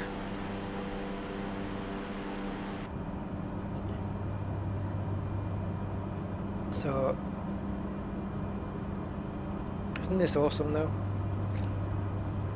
To think the entire planet is just in this kind of great detail. There's obviously places in better detail than others, depending on the region, but I know, it's called suicide mode. Just relax. Relax. You will feel no pain. You will feel no pain. You wanted to be at one with nature? Well, here we go. Got all my passengers screaming, no! And then I'll just pull up and go, psych.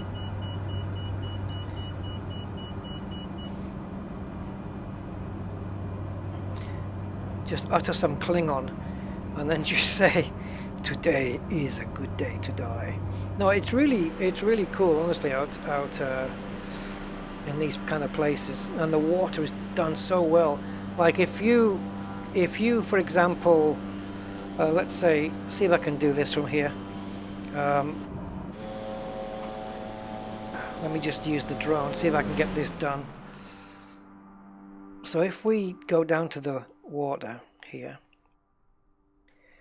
let's go and take a closer look at the water. Okay, so now we're going to go into here, and I'm going to come out of live weather. Alright. Actually, I clicked the wrong thing, but okay, so we'll go for some scattered clouds. And time of day, I didn't really want it adjusting, but I'll keep it like this, it's fine. So we're going to add a wind layer now. Give that a couple of seconds to calculate. It can't be that smooth, come on. So we're going to add a wind direction, and we're going to up the speed here of the wind.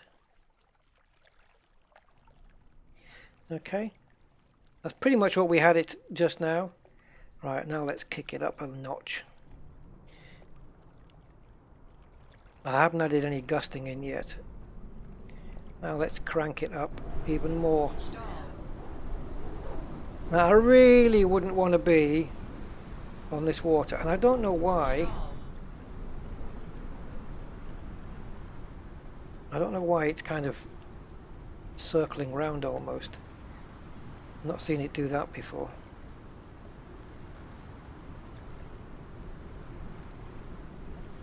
Have I got two? Oh no, this is to add a second wind layer. So this is my current wind layer at ground level. I think perhaps we need to pull the drone back a bit. But you do get the foaming on the top, as you can see. And to think, like, it's a flight simulator, and you know, it's basically focused on flying, and yet they still put these details like foaming and and whatnot. It just really adds to it. I mean, this is like the Atlantic Ocean now. It's really quite unrealistic. If we bring it back down to something a little bit more realistic, and then we can delete that wind layer and just it'll put it back to normal. So yeah, really kind of cool like that. All right, Grand Canyon it is. Is that rain? No, it's not. Sometimes I've added rain and you can see the drops hitting the water, and then sometimes it just really doesn't show that. You can see the rain just hitting the water and bouncing off, but yeah, and sometimes I add let's actually go to rain here and see what happens. You see, so it is raining, but I don't know. I've seen the water hitting the water. Say that again, Rusty. I've seen the rain coming down, hitting the water and splashing up. But yeah, I don't know why I can't get it here. And the lightning seems to be only sheet lightning. When will you next live stream? Sunday, probably, but it won't be this game. Or will it? No, I think, judging by the amount of people that are on this stream, I think Elite Dangerous is my better option. Okay, so we need to end this flight, so let's come out of drone mode. So it is definitely raining because we've got rain all over the windows and stuff. And the rain does realistically streak across the windows, but I'm not really seeing it so much here.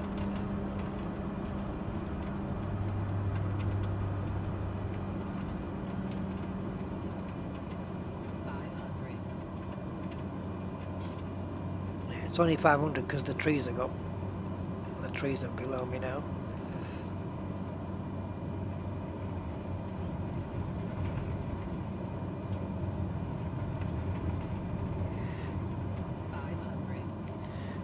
Talk about taking your wife into your own hands.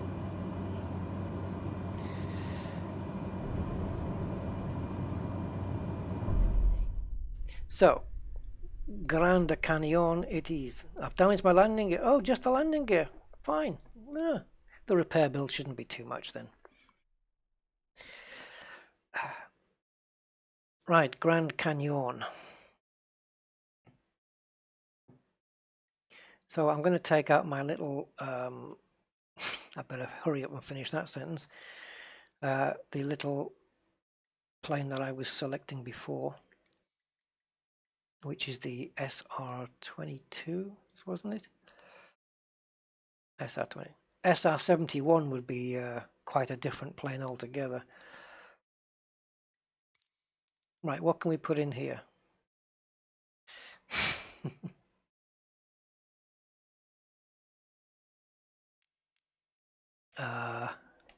Call sign. What can my call sign be?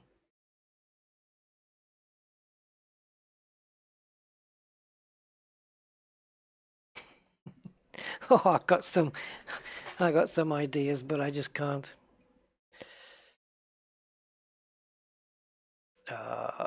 Call sign. How many can you have? Okay. You can't have a space, so you just got to hope. Dog walker. You just got to hope that it'll.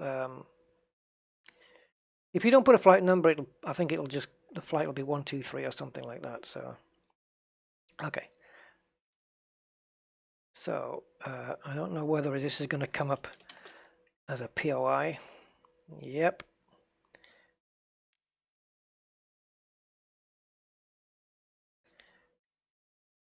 Now it says it's not zooming into detail, so I'm assuming this is not an airport.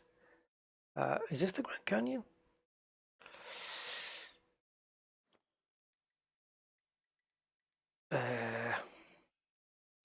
No, I want to get this back to...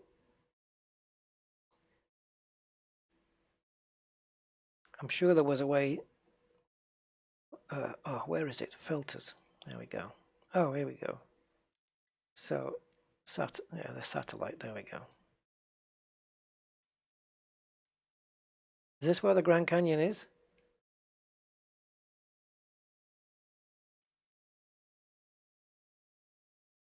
And Page, I don't know what Page is. It doesn't look like it's an airport because it hasn't got zoom to details, so I really don't know what that is. So, but I think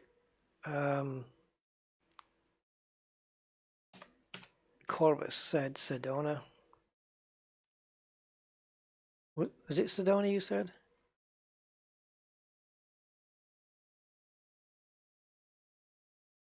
Utah? Yeah, Corvus said, didn't he? Let's see if I can go back up the chart, have a quick look at that. A good airport. The Grand Canyon is Sedona, Arizona. Good airport. Near the Grand Canyon is Sedona, Arizona. Okay. Let's see if we can go to... I think we probably do it then from here.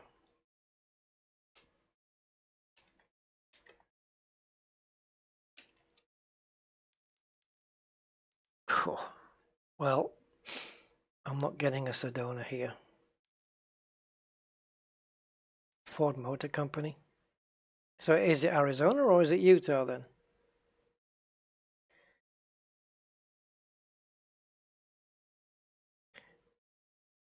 I'm going to Google Map it. So just give me a second, guys. So Grand Canyon. Okay. Grand Canyon National Park. So nearby. And we want airport.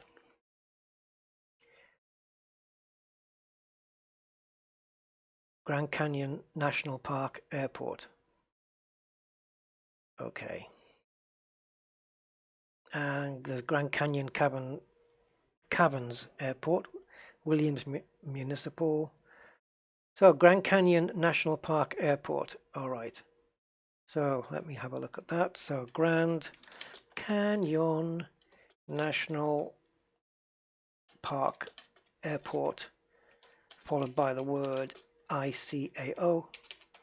See if we can get the ICAO of that airport.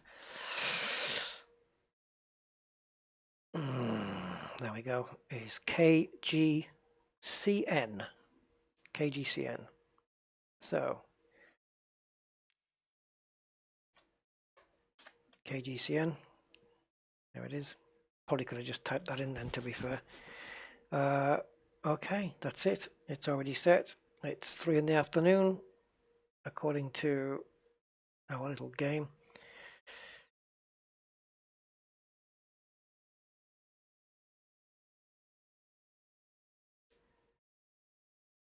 Is Sedona, I'm assuming Sedona is a place in Arizona then, not the name of an airport.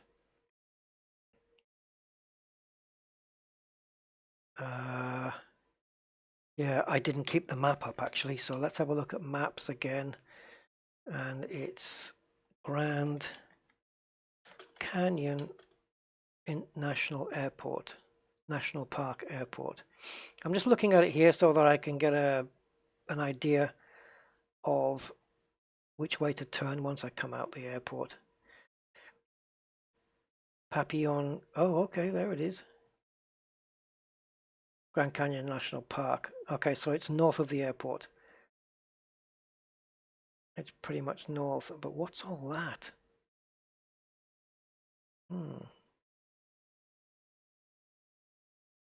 Wow.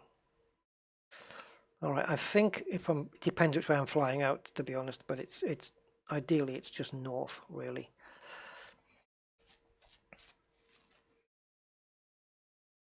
It's a bit south and west from the Grand Canyon. Yeah, pretty much. Pretty much, indeed it is.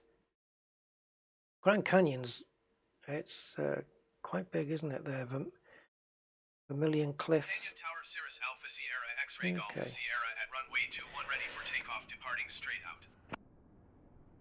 Now, what I want to do, get ready to fly. I want to go into external because I want to see where my compass is pointing.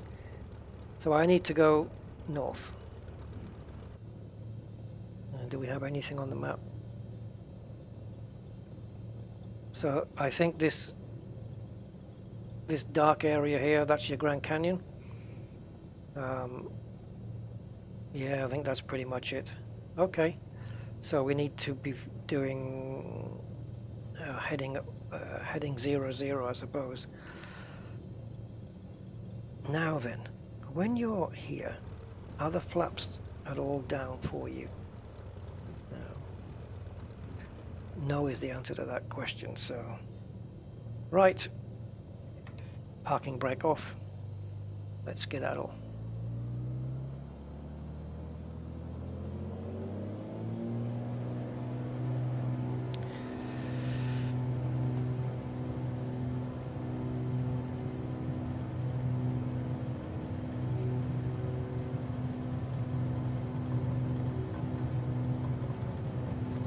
I think I've heard the name before, Corvus, the Sedona thing. I think I've heard it.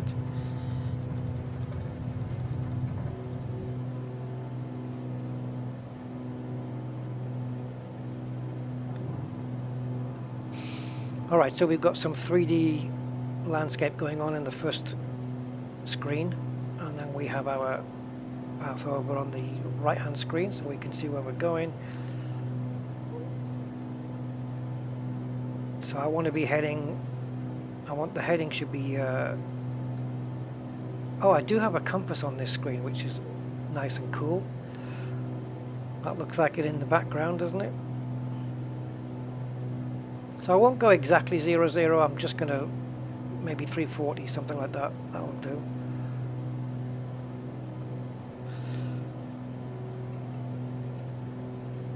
Now, I'm going to adjust, God help me.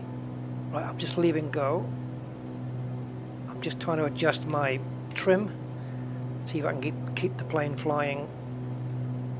Oh, it's gone up a bit too much. Getting that trim right in the right place with the buttons is a nightmare. But it does mean I can fly outside the plane without worrying about it too much.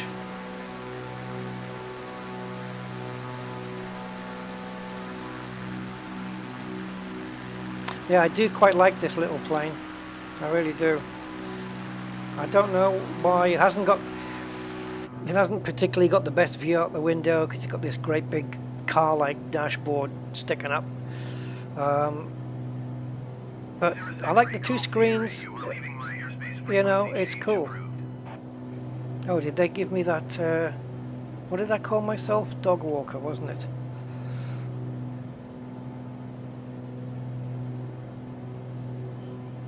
Canyon Tower Cirrus Alpha Sierra X-Ray Golf Sierra Right. frequency change. It's not saying it.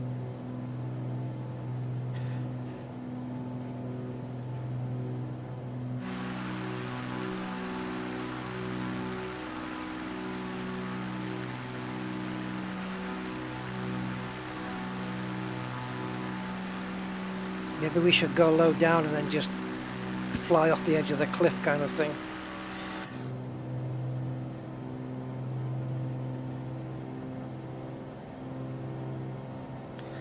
What I do have turned off on this is the like things like the I was going to say the hardcore options, but the stresses on the aircraft causing damage and stuff like that. I've got that turned off. I know I need to throttle down a little bit, but I'm just trying to get here. I could slew the plane and it would be a lot faster, just to demonstrate that. So I'm going to hit pause, and then I'm going to hit the letter Y on the keyboard, and then I can use my controller to slew the plane to pretty much anywhere I want in the world.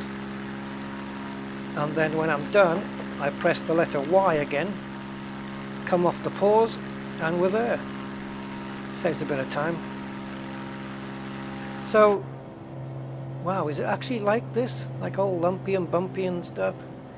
I just pictured all those, you know, the big drop-offs. Like you get those in the background, just loads of those. Don't know, I didn't really expect it.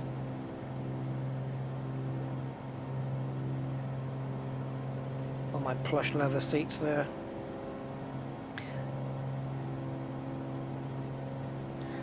No helicopters so far, and no gliders either.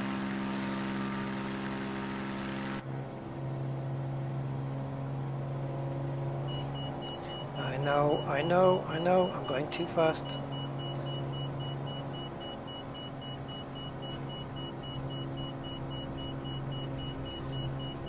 Oh, hold on for your dear life, people. Rusty's Extreme Airways is in flight again. Crazy. You see, if I do this successfully, I'm going to end up wanting to do it with an Airbus.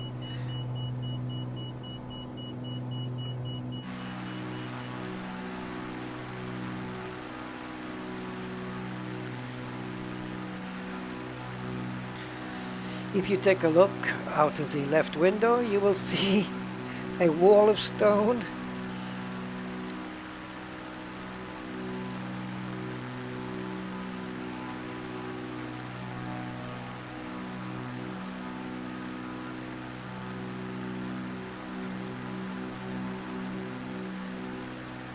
Is that water down there? It doesn't look like it, to be honest.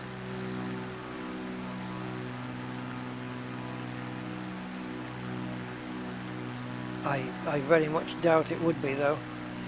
I think it's just desert, isn't it, really?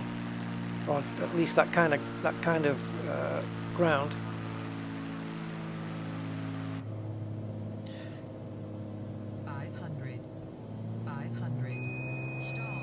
Yes, I know. I'm trying to catch it. Please don't stall.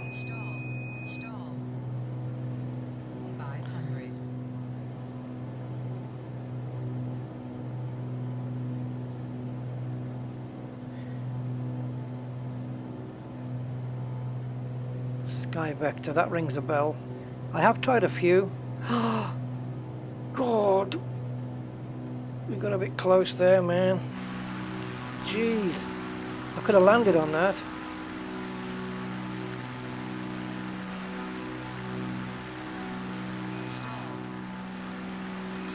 Yeah, it's a pity they haven't got the faces on Mount Rushmore and stuff like that. I would have thought that was quite an important one. Do you guys want to see... you want to see my computer melt? New York?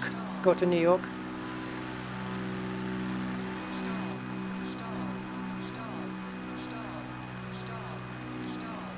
Only Rusty does this with a stall warning. Good night, everybody. Ooh. Managed to turn the plane over first before it crashed. Oh, jeez. Yeah, the one I use for the flight planning anyway, because it can export files for this game, is onlineflightplanner.org. Okay, Max. After New York, we'll take off. Are you familiar with any of the airports in Australia? Because I'll take off from there and have a quick search around. But I'm going to do New York first. So I guess JFK. I don't know if JFK. Let's put that in. Yep, Kennedy International. We'll take this plane again, I think. Stall. Yeah, I know. It's. I'll end up killing myself. Right, so flight conditions. Let's go with live weather and live traffic. Oh, we did have live traffic on, guys. So all those planes that we saw between Gibraltar and Madrid, they were all real deal flights. So New York it is. Why MML? Okay. Why not MML? Yeah. Okay, we'll do that. Is that Melbourne? Oh yeah, it's got to be with that number, isn't it? Melbourne, with that code.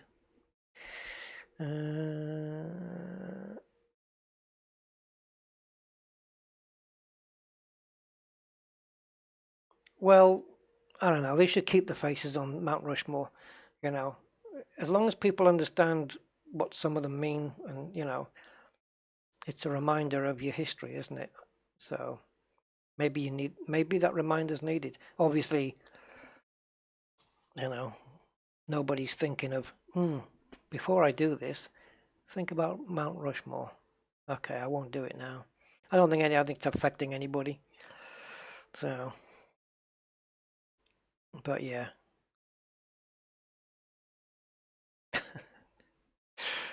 Sorry, I'm just laughing because I know that I don't want to get into politics, but I know that the current president wanted his face on Mount Rushmore, of course. My God.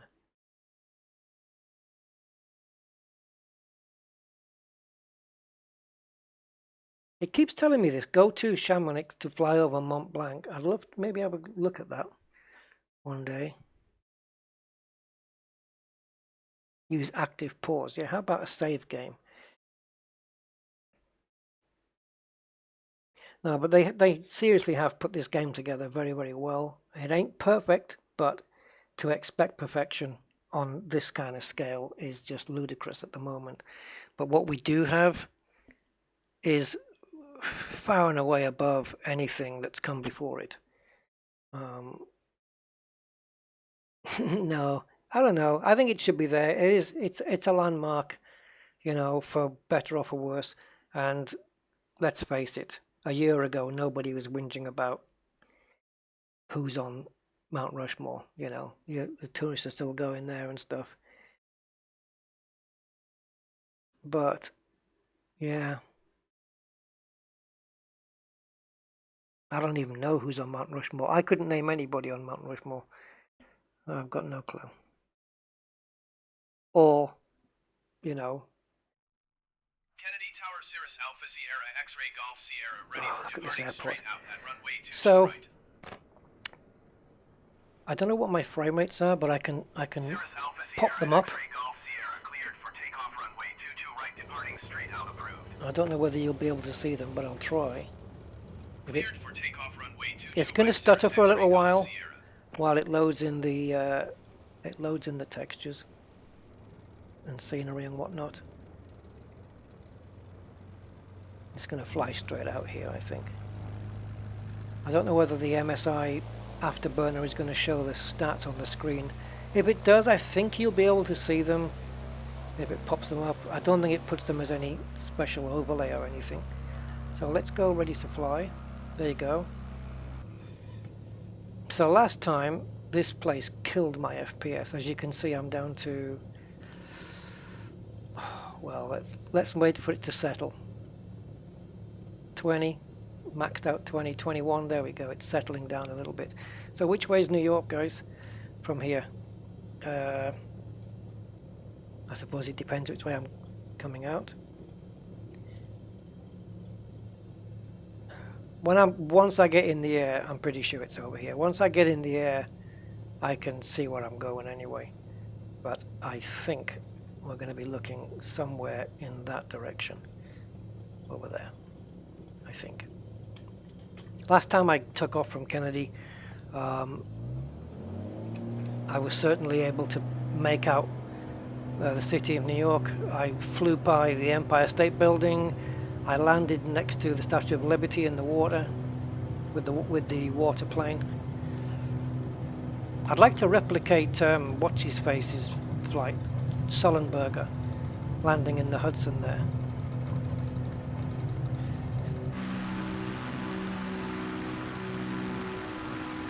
Whoa, heavy takeoff. So, just leaving Kennedy International then?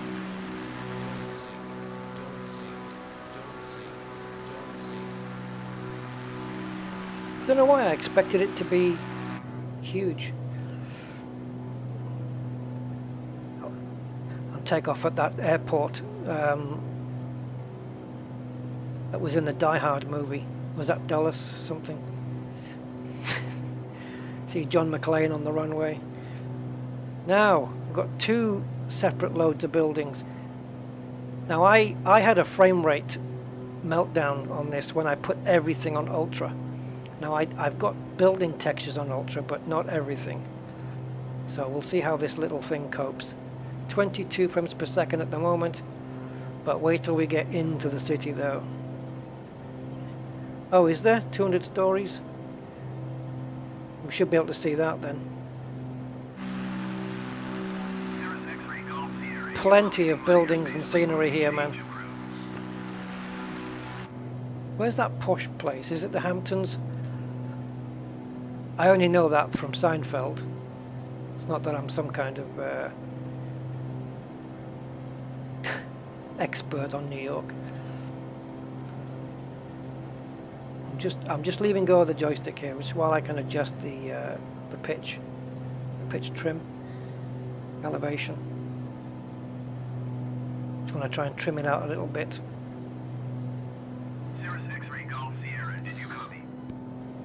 No, I'm not copying. Go away.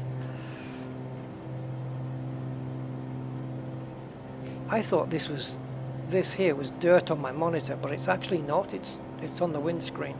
It puts all sorts on here. There's the Statue of Liberty. There, you can see it just there. So what are we looking at, guys? Is this Manhattan and this downtown? I mean, I don't know how it all works.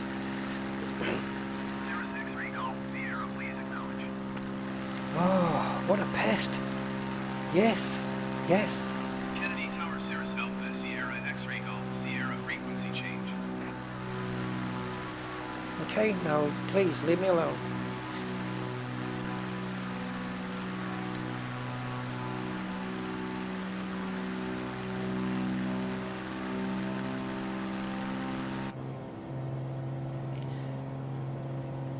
So yeah, we're going to start seeing some of the sights kick in as we get close to it.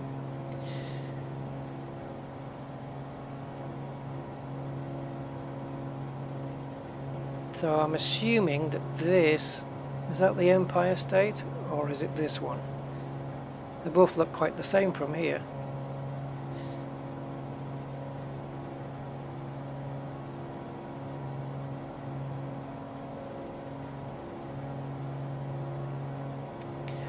We better knock off a little bit of speed, I think. So there's the Statue of Liberty on the far marker, the far left one. The middle one is remind me, I've forgotten. I don't want to say what I think it is in case I'm completely wrong, so I'm not going to say anything.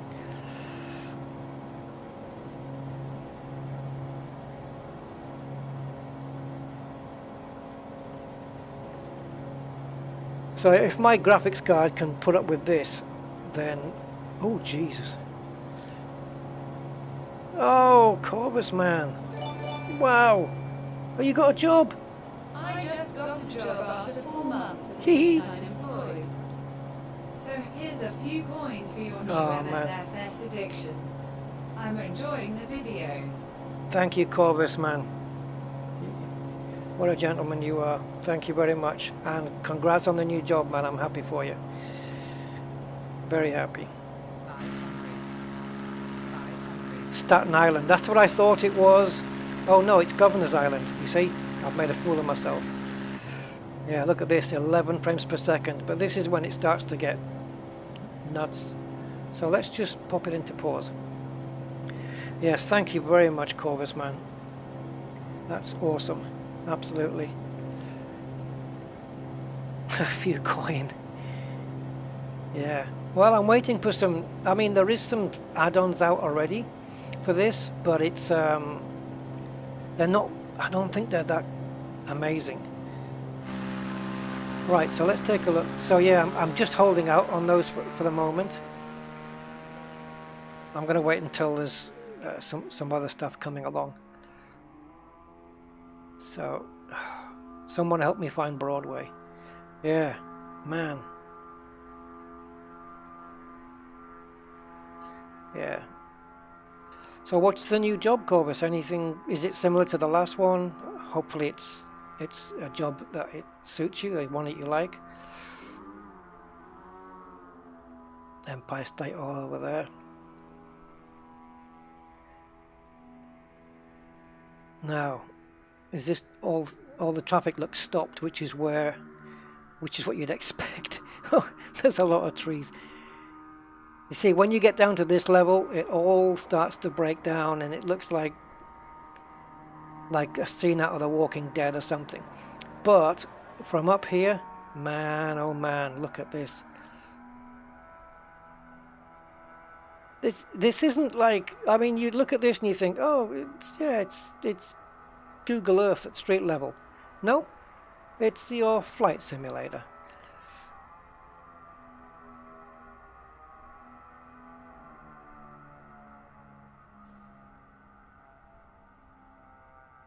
I thought that was Staten Island, so it just shows what little I know. So we can go and see the Liberty Girl. I've seen a picture, guys, I don't know if you've ever researched this or looked at this, but I've seen a picture of the woman's face. Oh no, sorry. I was going to say the woman's face where it was modelled from, but I think I'm mixing it up.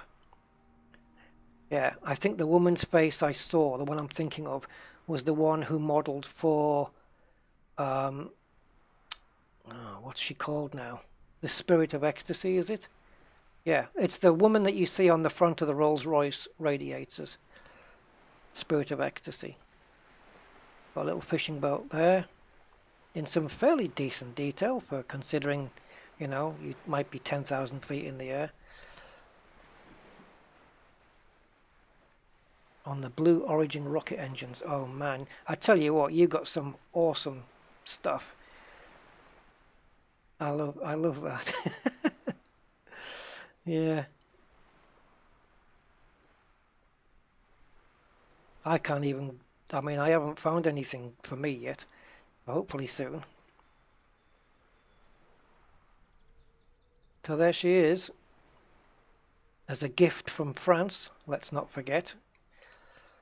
The Statue of Liberty in all of her finery. I tell you what, her arm must be really aching by now. So let's just gain a bit of drone speed and let's get back. Yeah, Blue Origin. I'll have to look up that. I don't know what the Blue Origin is, but I'm gonna have to look it up now. So you guys recognize any building? What's this one? Is that just meant to be reflections in the glass? Because yeah, some of the buildings, like I say, you know, you get up close and it's not quite. But there's certain heights and certain, certain cities you can go to where you see just amazing views. Let's go and see Empire. The Empire State Building strikes back. 7 frames per second, 9, 10.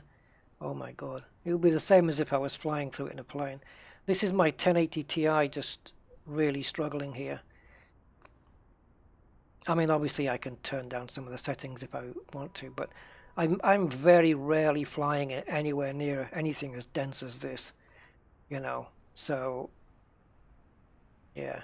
Another thing you can do as well is I can download the entirety of New York. It's probably going to be about 15 gig or something like that, maybe 10 gig. Into you can download selected regions onto your PC so that it doesn't have to get it off the internet. Is this Broadway? It looks like it's a mess. Is that not Broadway? Is that Times Square? Can't be, surely. Macy's. It looks like devastation down here, doesn't it? But you don't need, you don't need like humongous levels of detail. Look at this from here. I mean, it's just mind-blowing from here. But you're in a flight sim, it's not like you're going to land your plane and get in a car and then drive around the city. Check that out from here. This is the height you'll need. This is all you need to see it from here, really. Maybe they shouldn't have included a drone, so we couldn't go down and see the where the textures break down. But I think all things considered, it's quite a feat. And we've got the Brooklyn Bridge. I'd like to go over and see the Golden Gate as well at some point.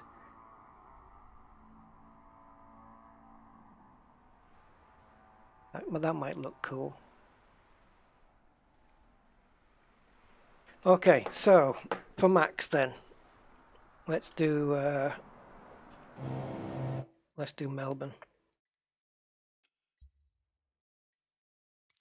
Yeah, that's a really frame rate shaker, that one.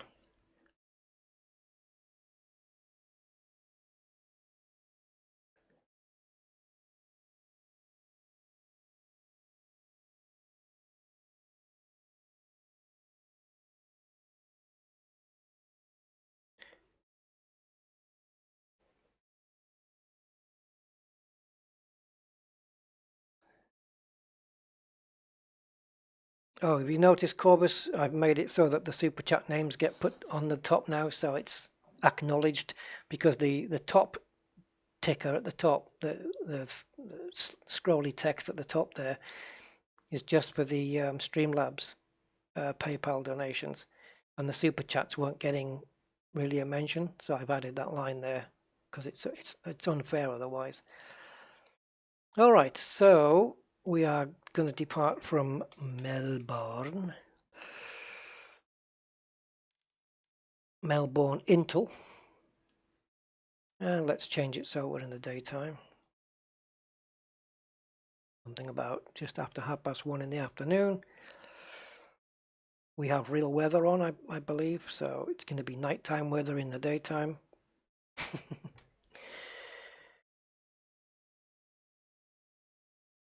Hey, nice one, Rick.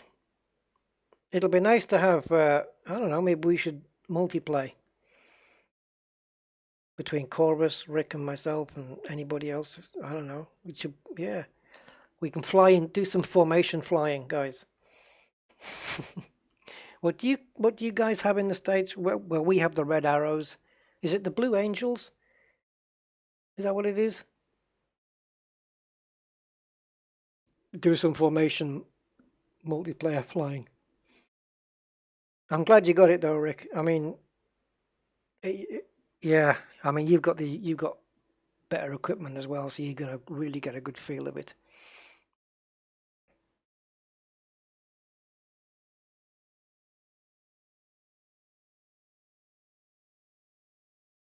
Oh, Thunderbirds, yeah. That's a TV program here.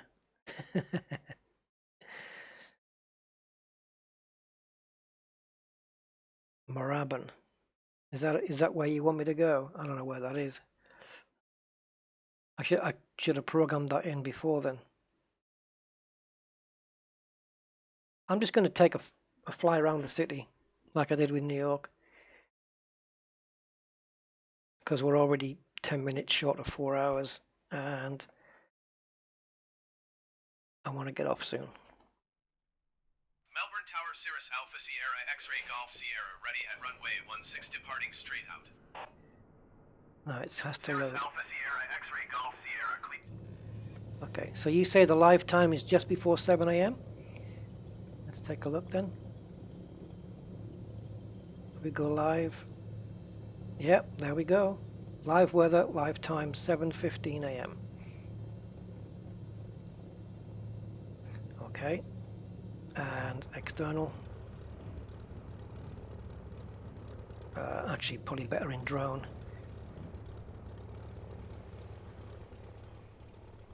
So the sun's just coming up at the moment. So if I'm facing, what am I facing? Let's have a look. Okay, I'm facing south. I'm going to be pointing, coming out south. Any particular direction? Yemen. Yeah, man. I just want to do I keep flying south or?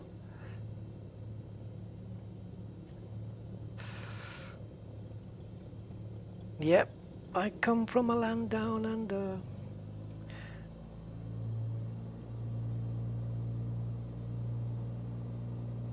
Oh, click the button.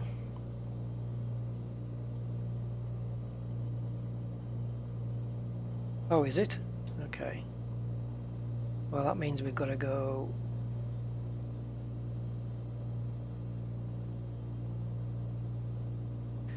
say about 30 degrees across there. Okay.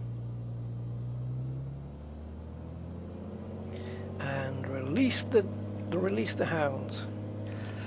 So here we go, taking off from Melbourne International Airport.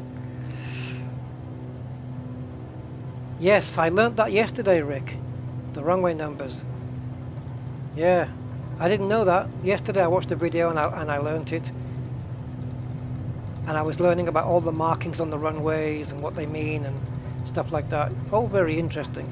I'm kind of really getting into it. Yeah, so runway 09 will be 90 degrees and runway 27 is 270 degrees. And then you have, if you've got two parallel runways, you might have runway 26L, runway 26R. If you've got three, you'll have 26L, 26R, 26C, which is center. So 18 frames per second here, 15.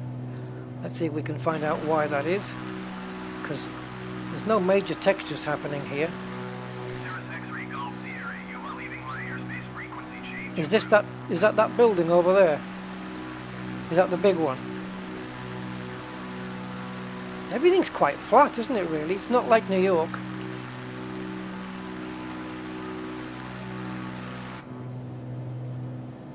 Is this that great big tall building?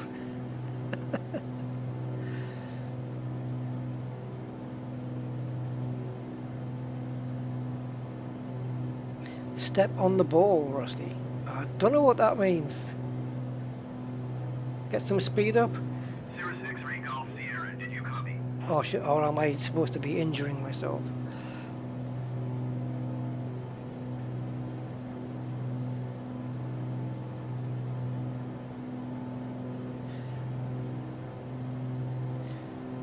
So if you shout that there's my house, then I know I've kind of gotten somewhere.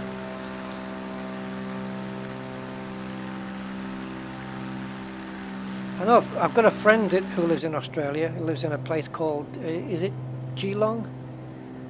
Yeah, he lives there. Cirrus X-ray Golf Sierra, did you hear my last transmission? Yes, I heard it, but it doesn't mean I'm going to answer it. There you go. Melbourne Tower Cirrus Alpha Sierra X-ray Golf Sierra frequency change. But who counted the stories? 212? Who sat there counting that lot? It's a Guardian obelisk. Man, my frame rates aren't improving. Oh, 20. It's still, like, it's not stuttery. Like, you know, it's not, obviously it's not smooth, but it's okay. Maybe this bugged building isn't helping. God, imagine getting a elevator to the top of that place.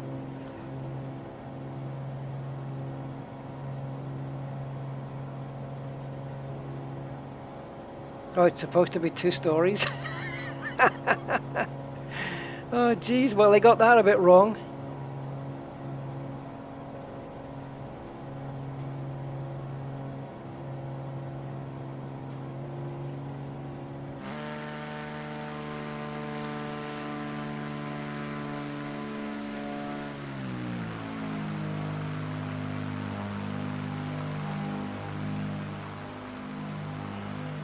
Yeah, someone messed up here. Oh, I see what they did. They counted one of the blocks and then multiplied it. I gotcha. Whoa! Okay, yeah, that is bugged.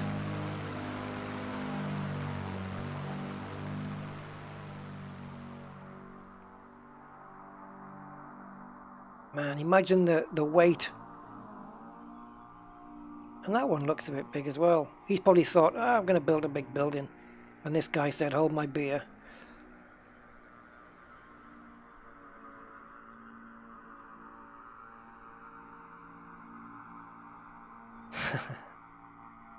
Okay, let's oh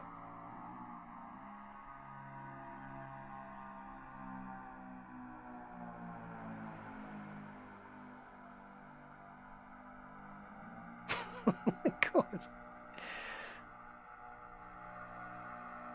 Can you imagine? Can you imagine looking out the window? Or, oh, Jesus God. It was imported from OpenStreetMaps. No, the Xbox controller is only for the drone, which I'm in now, the drone mode. In the plane, I'm using the Thrustmaster and the keyboard.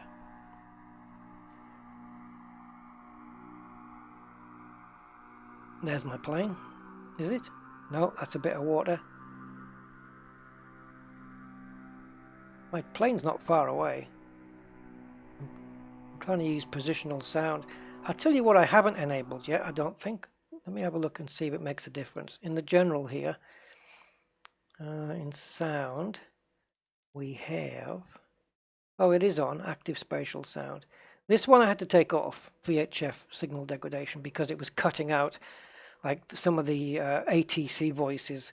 I just wasn't getting any messages. I was just hearing radio clicks and I wasn't getting anything. And it's because of this thing. So I guess that's a bit bugged. It's not working quite as intended. I'm going to take that off a second. I'm just trying to see if I can pinpoint my plane based on the noise.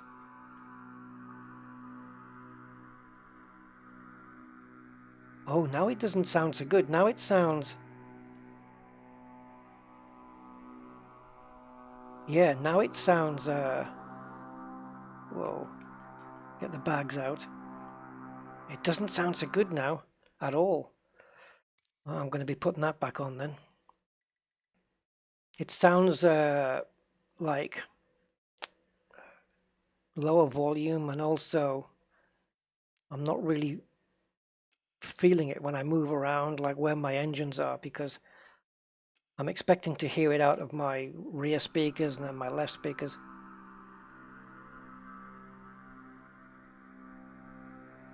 I know I was just passing by, wasn't I, with the plane? And then I paused. I know I got a bit ahead of myself before I managed to... Must be this way. I hear it. Is it up? I hear it, I just can't see the damn thing. I don't have to find it, I can just zoom back to it with drone reset. There it is. Is it? I've just seen a flashing light. No. Must have been somebody indicating to go around a corner. Guys, I've lost my plane. Let's go to the real skyscrapers. I don't even know which direction that would be in. Oh, Essendon was there. So I think I passed this way. There's some skyscrapers. All right, let's get back in the plane. Let's see where it was then. I don't know. And the plane is, yeah.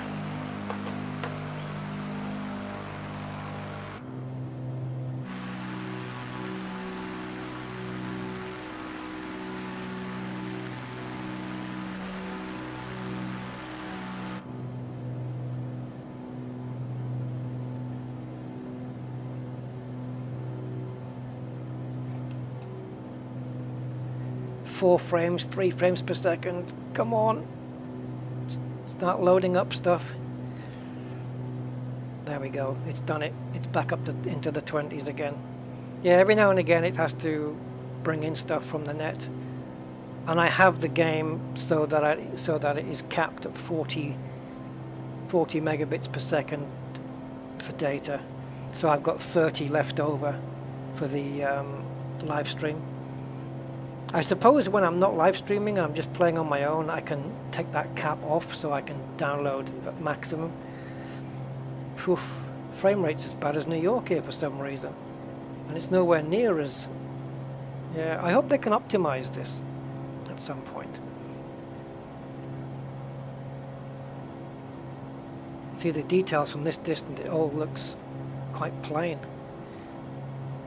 I'm hoping the details are going to pop in when we get a bit closer.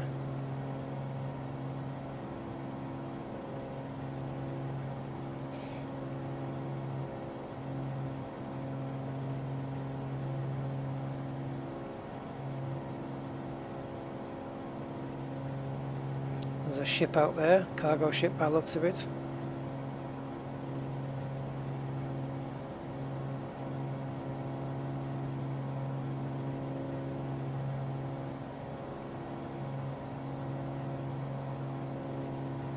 Just barely holding on to 20 frames per second.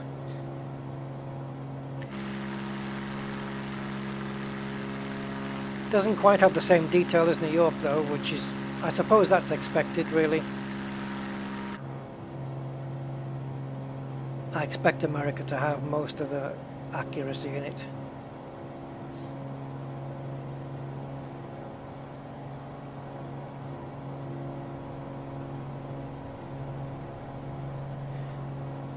So if we give this a little bit of a pause here. 500. Nope, it's not having it. 500. Oh. Try pressing the right key, Rusty. That kind of does help. Why am I losing altitude? The oh, it's the airspeed it thinks I'm losing.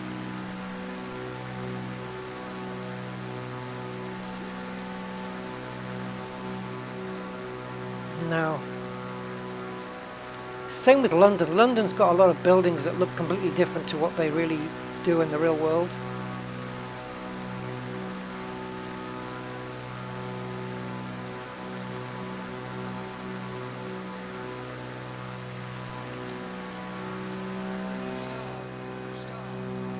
Yeah, I was losing speed there.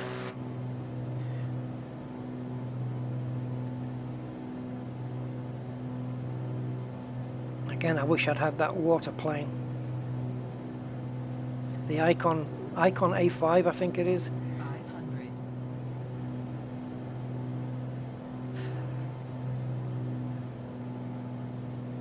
500. 550. 600. Sold.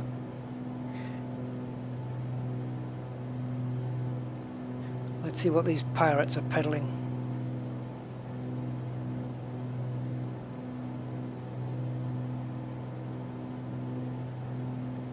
Yeah, I don't know why, Rick. It seemed to lose the speed while I was in pause. It doesn't normally do that.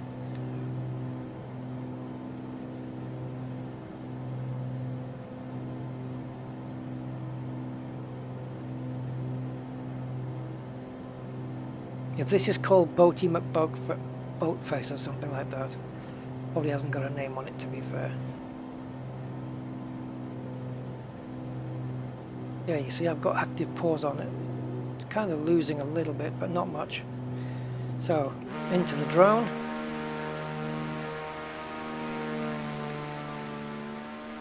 Wow, this is a big guy, isn't it? You could land a plane on this. No name on the back. That's a big ship, man. They are huge.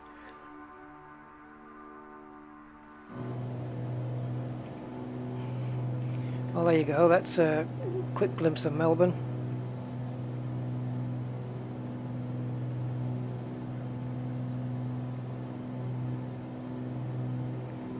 Let's perform a water landing.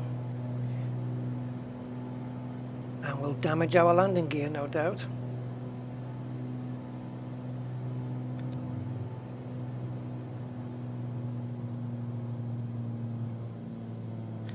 In fact, let's just turn the damn thing right off.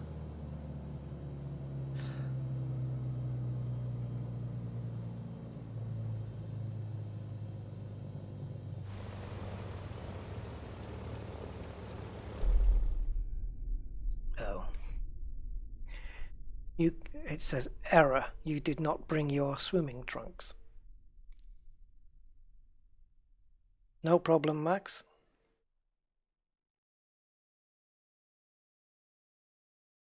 Well, the A5, the Icon A5 Max is the only plane that will land on water. Once the wheels are brought in, you can land it on the water.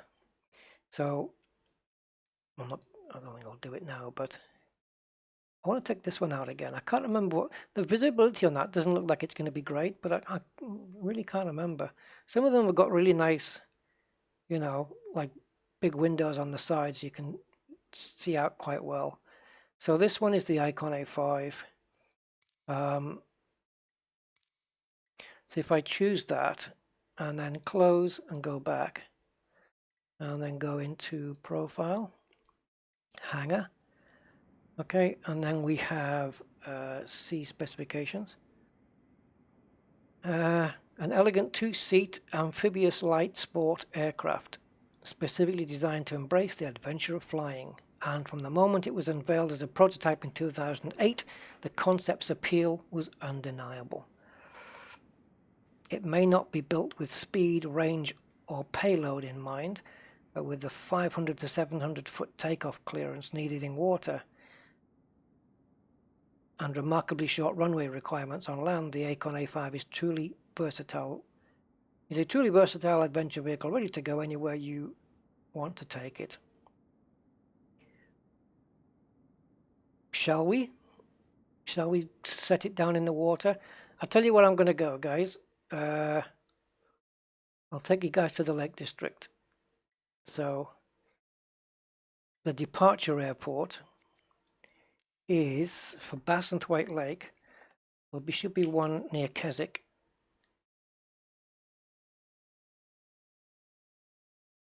Oh, come on, guys. I can't remember the name of the airport now. Let me see if it's here.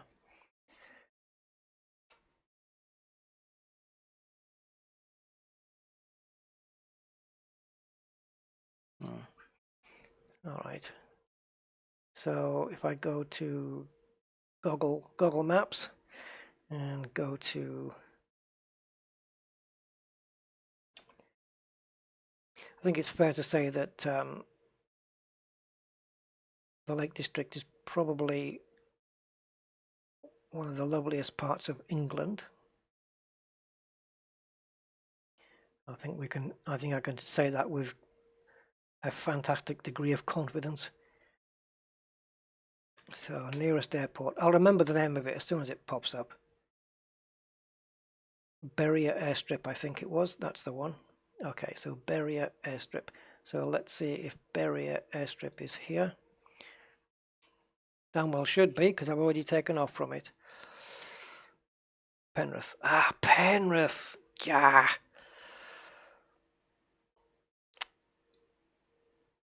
So Bassenthwaite Lake is that blue blob there you can see there. So we'll take off with this and we will land on Bassenthwaite. Not to be mixed up with Coniston Water. Why would you?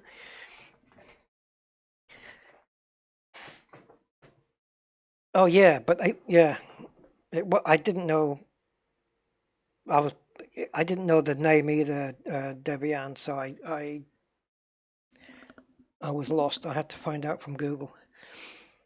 I didn't know the airport name, and clearly I didn't know the town. I thought it was Keswick, but it's not. It's Penrith, which is close by, close enough. So this place is about just over 2.5 hours drive from me. I'll tell you what, I'd like to do the Scottish Highlands as well. That's going to be extremely cool. Well, high winds maybe another time, I think. I don't want to mix that in with this. I want to get a decent landing on Bassenthwaite. But I'm going to get there quickly because I want to use slew mode to get there fast. We're going to be taking off on the grass here, I believe. So this is the Lake District.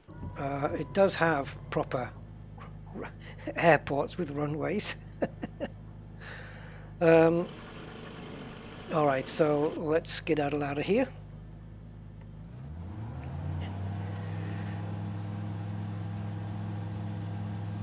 and then we'll bring up Bassenthwaite Lake on the map, and then we'll just head towards it using the slew mode.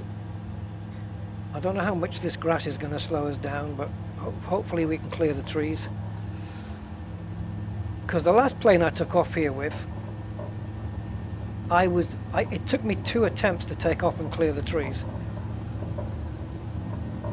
Oh my god.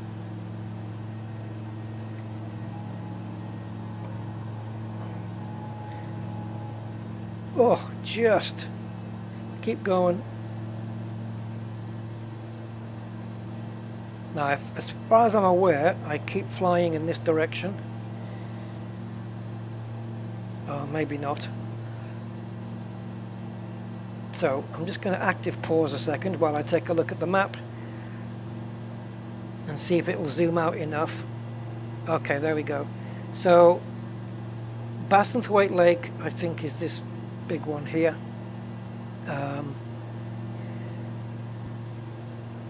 Give me a sec. So Bassenthwaite Lake is here, so we need to just head for that. So I'm just going to turn my heading to it.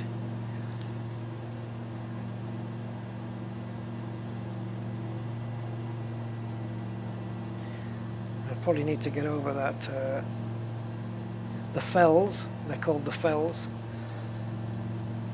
Okay, so now I'm going to hit Y, and using slew mode with the Xbox controller, or you can use a keyboard. Ooh, just try not to crash it.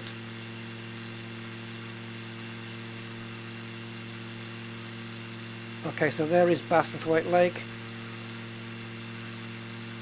Gonna bring the thing down a little bit, and then back onto the joystick and press the Y key again, and we're there. Saves a bit of time off for good behavior. Oh, you get some nice days in the lakes, in the Lake District, Andy. As well, you know. Look at that. That is proper Lake District. I've driven on that road. Well, I haven't driven on it. I've been a passenger in a car on that road. But I will drive on it, because the next time I go to the Lake District, which is going to be very soon, I'm going to visit Bassenthwaite Lake again. And when I drove past this, I think it was my cousin's car I was in. I was only a kid, and it was a Volkswagen Beetle. Probably a brand new one as well.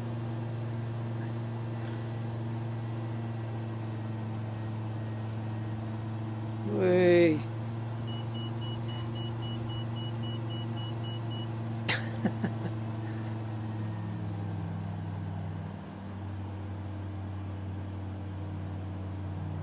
So the Lake District, I guess, one of the lakes is famous, the one I mentioned earlier, Coniston Water, is where Donald Campbell was killed attempting the water speed record in the Bluebird.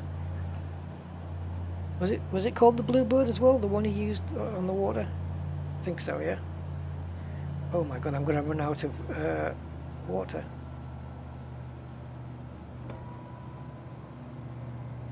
So I'm just going to land it here. By the way, when the water gets choppy, like I showed you earlier, don't expect the plane to constrain to the water, because it certainly doesn't. Guys, I'm not going to be able to slow this thing down. Oh, sugar lips.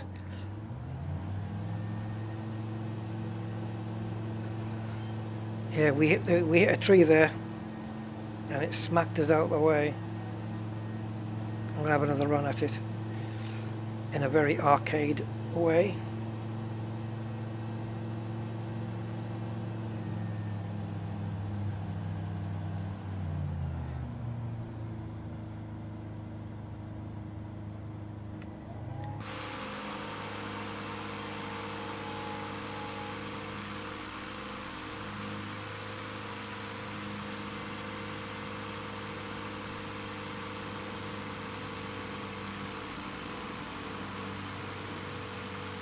I've literally killed all the throttle.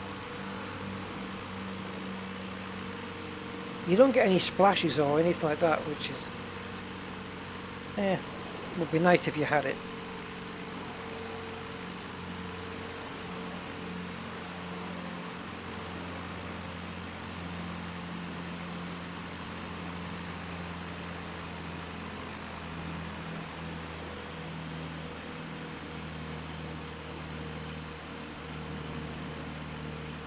Quite happy to touch down here.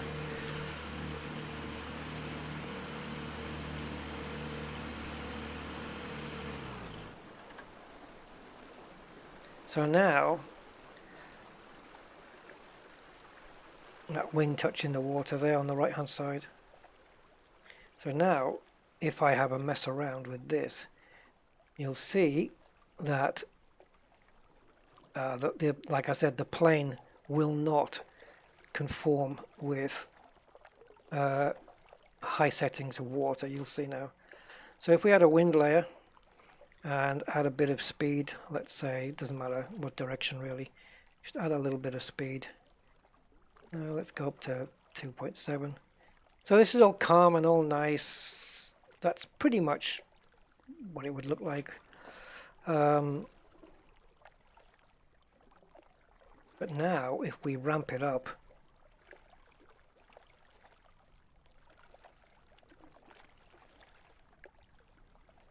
okay, well, let's go for it. You see? It kind of doesn't... Whoa, look at this wave coming in! Whoa! See? This is what we get. But considering that this is the only plane... Oh god, I get a bit seasick here. Considering that this is the only plane that, you know, can go in the water and that, it's something you just gotta tolerate. I mean, when does this ever occur? Unless, of course, you have to put this thing down in the middle of the Atlantic. It goes underwater, and it comes back up again. I wonder what happens now if I start the engine and try and take off in these conditions. Well, I've asked the question, so I suppose...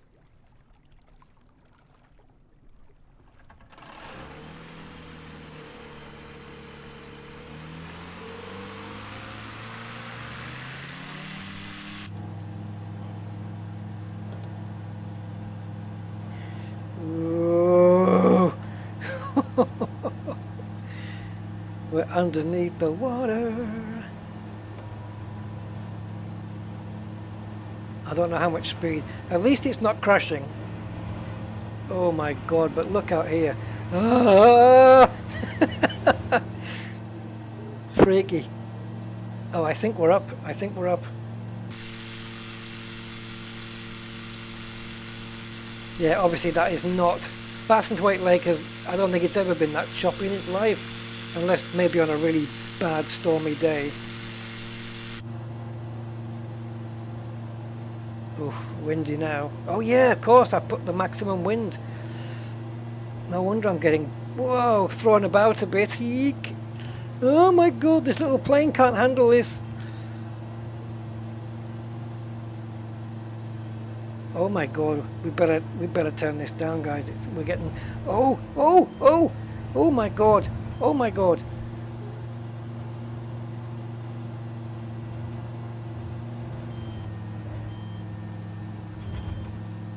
Oh god, talk about getting thrown around.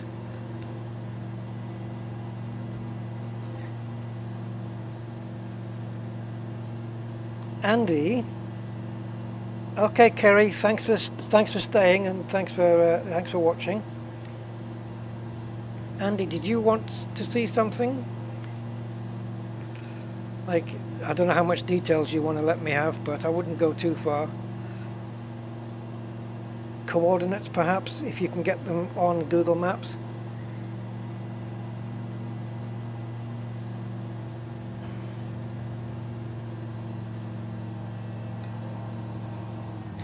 Well, I took off from a grass strip.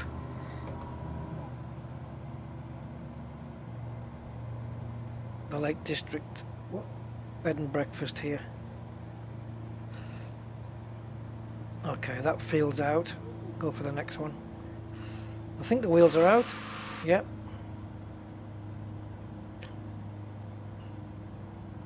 Okay, Max. Yeah, thank you, man. Thanks for the compliment.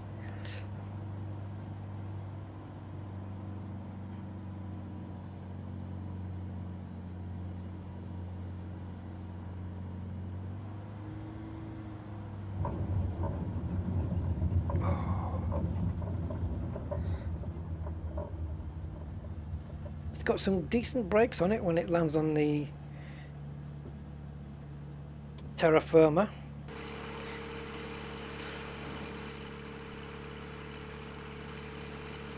Is that line from... Oh no, it's not. No.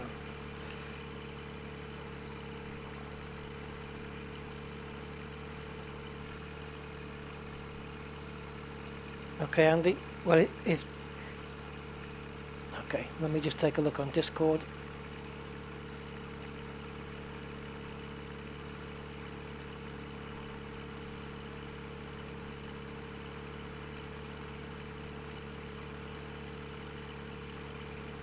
Yeah, if you PM it to me or something, we'll take a small plane and we'll go and... What are we trying to find? Your abode? We'll have a quick look at this one and then I think we'll end it after that. Another long stream. My trademark, I suppose. Yeah, those planes are amazing. I'd like to have the courage to go to actually fly one. But because I'm not really a fan of flying. So I like to make up for that by doing it in the virtual world.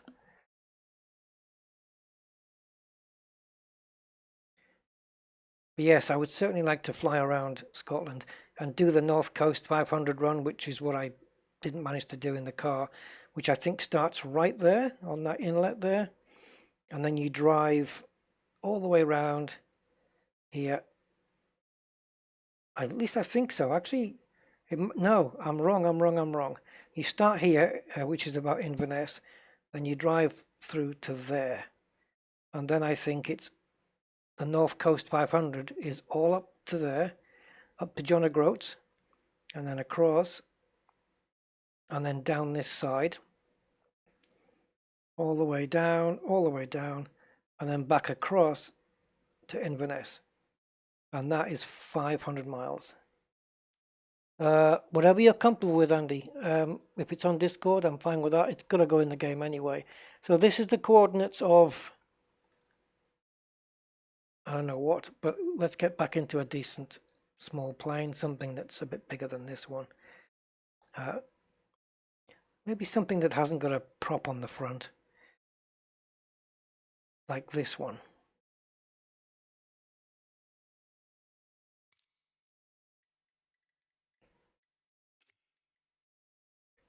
It's got them on the wings instead.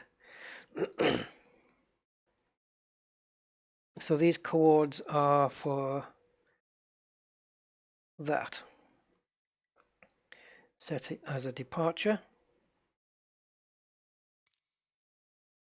So what I'll do is I'll just active pause as soon as we get in the game. And then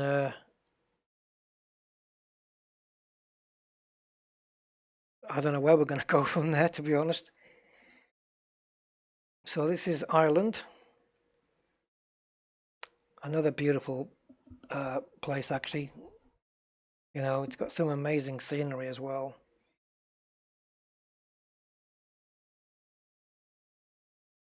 We've got quite a lot in the UK and Ireland.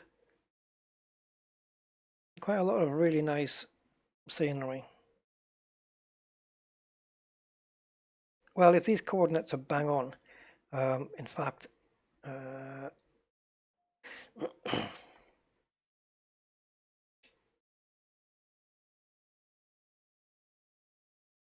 okay, so there's Port Runny Harbour, which is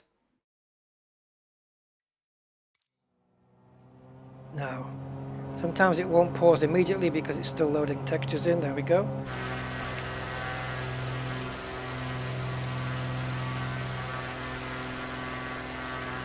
So there's the harbour, partially underwater.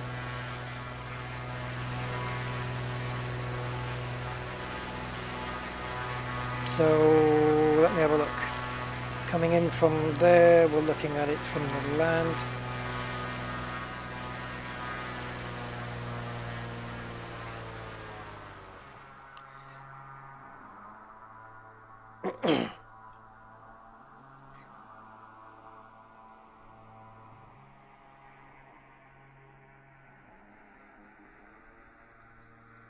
How am I doing there?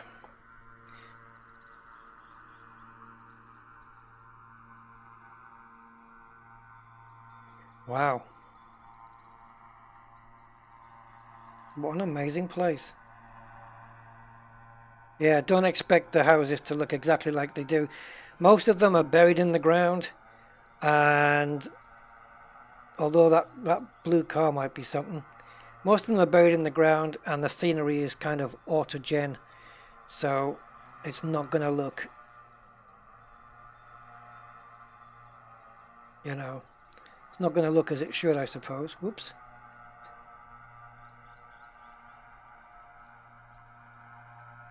I don't know.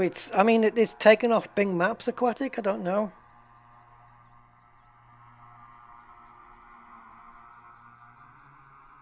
Wow, what an amazing place to be, Andy. Jesus. And what's this body of water there? That round body of water. World's largest swimming pool. Wow. That's really nice, Andy, man. Really, really nice. And even the coastlines look. Oh, but look at this. It's not even real water. Oh, it is there, sorry. It's the water flowing onto that thing. I was wondering what was going on. Gives the illusion that it's actually got a shoreline.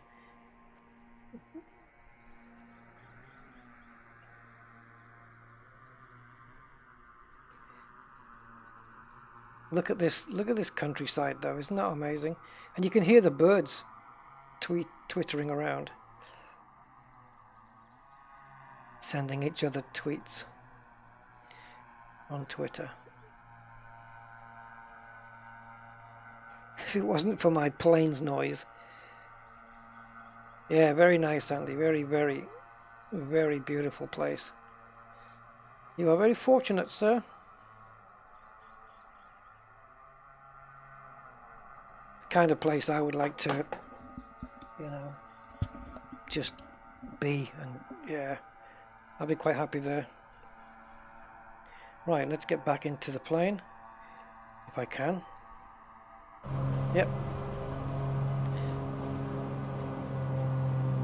I've lost control of it, you know, to be fair.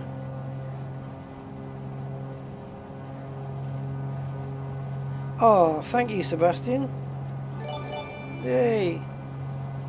I don't have much, but I'm happy to pitch in. Oh, that's very, very kind of you, man. Thank you. Much appreciated, sir.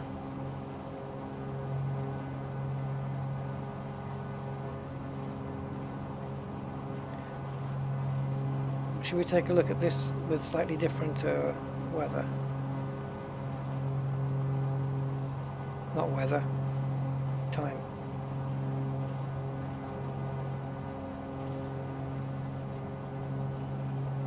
Not actually sure. Oh, here we go.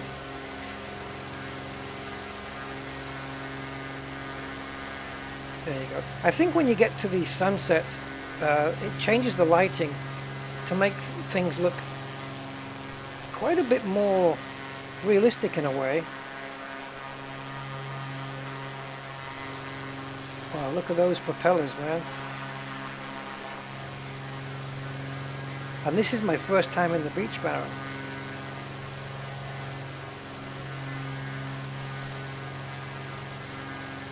Let's take a look inside it, shall we?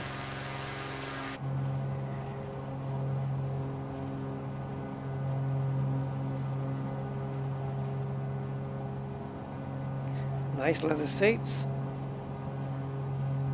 Do you know what I do have? See this yoke thing? I do have one of these. It's not a very good one. It's a very cheap one. I think it's a Thrustmaster one. But I do have one. You can push forward and pull back. I haven't used it with the game yet. Just clamps onto the desk like a steering wheel would. Yeah, I don't know. Maybe I'll get it out. It hasn't got any fancy buttons on. I think it's got one on each arm, and that's about it. It's a very cheap one. I think you can get them with the throttle quadrants as well, but I didn't. I just managed to get the yoke. And there's the back of the plane. Oh, it's difficult to fly it from here. Only if you can turn those cabin lights on. Oops. They don't work.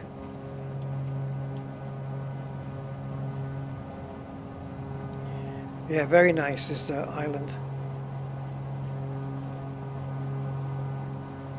The Doctor Killer, why is that?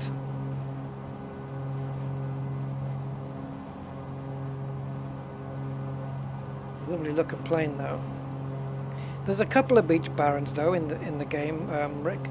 There's this one and there's oh, I don't know the name, but is it 158 or something? Don't know. Yeah, Google Earth in VR is pretty cool, but hey, you've got the same thing here, but you can fly all over it as well. Look at this view though. I mean, it's not far from, imagine this kind of, I mean, we haven't got the technology yet, but imagine this kind of fidelity and this smoothness in VR. I mean, it's the closest thing you'd think to being in a plane, wouldn't it?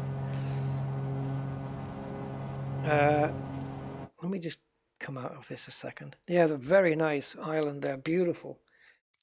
Absolutely. What's the property prices over there, Andy? I might be coming over. I can stay European then. Yeah, it is. It's absolutely beautiful, isn't it? Maybe I should do a stream where I take requests. You know, people want to go and see. So many doctors who own them that have been, oh, really? So let's have a look at the Beach Barons. So this one is, G58, there you go. So this is the Beechcraft Baron G58. And the other one is this one. That's the one I was trying to think of. Beechcraft Bonanza. And then there's Beechcraft King Air. So before I knock off, I haven't tried any of these Cessnas. I've not tried these. I've heard they're really good. Not tried them yet. But there is one I want to just sit in and have a look at. So I don't know which would be a good airstrip to take off from. Okay. Let's see if I can do... you better be here. I'm looking for Charles de Gaulle Airport in Paris. LFPG, yes. Wow, okay, plenty of parkings. Oh, we've got a real flight taking off right now, so if I can get in there... Oh, I haven't got the right plane. Oh. I'd actually see him taking off. Yes, I want to go to airliners, and of course I want to select the Boeing 787. I've not sat in this yet, so I don't know. I don't think we've got any liveries. Oh, by the way, guys, for those of you who downloaded that the livery pack, keep an eye on it. Keep that web address and then get back to it, because I believe a few days ago there was only 20 liveries, and then you know you go back to the page today, now there's 40. So maybe keep revisiting that site, and you might find that there's going to be more coming in. So might be worth keeping an eye on. So Charles de Gaulle Airport in Paris. Let's have a look. Because there's two things I've not done yet. One is fly this plane. And the other one is see the Eiffel Tower. I've seen somebody... hold on. I've seen somebody fly past the fake Eiffel Tower in Las Vegas. I've seen that one. I want to see the actual the real one. Oh, look at Charles de Gaulle, man. I'm just looking at it in the Google Maps. Holy crap, that's a big airport. And it's got a big circular... Oh my God. Wow. It's got a great big circular parking place. Where the hell's the runways then? It's Terminal 2. It's a big building, this. Holy God. Now, from Charles de Gaulle, I want directions to Eiffel Tower. I just want to know what direction I need to be heading in. So assuming that is north, I need to be going southwest, I'm presuming.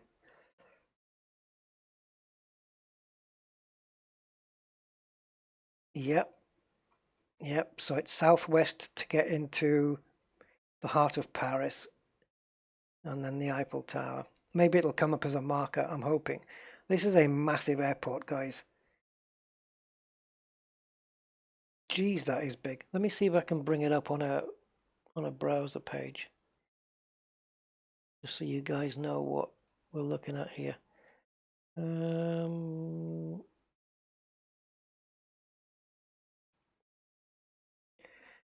Look at this thing. In fact, if I take off directions and just choose Charles de Gaulle Airport, look at this thing. Look, it's got this great big thing area, whatever it is, big donut. And then you've got the car park, which is... And then you've got Terminal 2? Yeah, Terminal 2 over there. The Rue de New York. Look, all the buildings that are associated. There's a McDonald's as well. There it is, McDonald's. This is massive. And then there's the runways. And what's this? What the hell is this going across here? Oh, I see. It's a tunnel.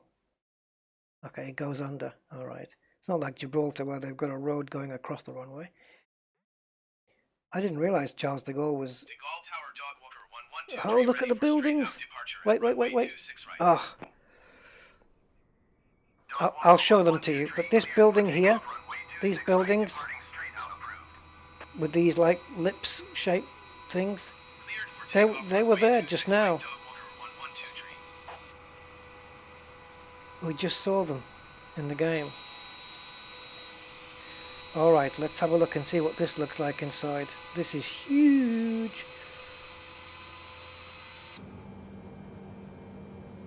Alright, I'm going to show you from the drone view. You've seen it on the maps, so let's check it out here. Let's just go right up and up and up. Is that the donut? There's the donut over there. And there's the lips, whatever. Yeah, there they are. Looks like they've got roadways over there or something. Oh, look at all the planes. How many? If I'd taken off AI traffic or live traffic, there'd be nothing here. Well, I don't know, maybe some static planes. But look, that jetway at the bottom, did that just move? Oh, no, there's a car there. And then we've got this, oops, with more bloody planes. What a massive airport. Oh, French developer, there you go. Yeah. That is huge. I've never seen this. And the car park, guys. Don't tell me they've put individual cars in. Get out of here. No way. They're all individual car models. That's ridiculous. And my frame rates, I'm doing 24, 23. Wow, it's huge. I don't think... This looks like bigger than the New York airports to me. That's a massive. Okay, so Paris with the Eiffel Tower is, oh, I've lost it. Let me get it on the map.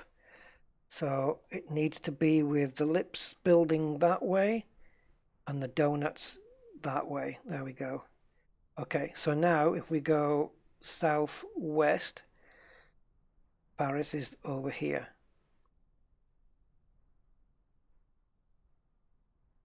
Le Bourget. I don't know where that is. I've never heard of it before. I've got no chance of finding the Eiffel Tower unless they mark it. Le Bourget. I don't know if Eiffel Tower is anywhere near this. Isn't it on the river or near the river? The River Seine? Oh, not the marker. Is it? No, not the marker. Wow, everything's Sacré-Cœur Basilica.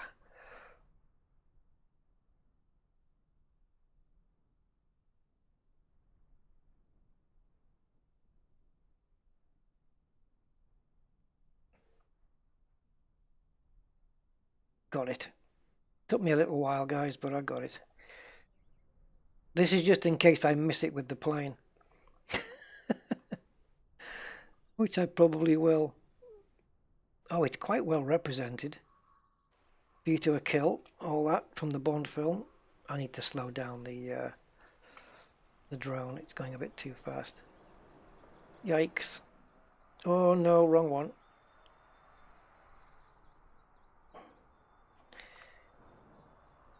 Yeah, the drone's going too fast now.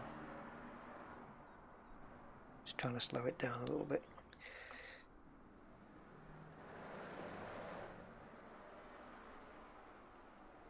Yeah, it's quite well represented, and I'll give it that. And then of course there's the Arc de Triomphe and, you know, those kind of places, but Le Beaufort hosts the Musée de l'Air et de l'Espace air show, which I'm assuming is a famous one. Okay, so drone. The drone can now return.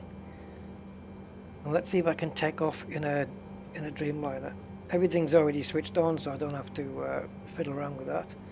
Still waiting for the textures of the runway to draw up. There we go. Holy smack, look at this.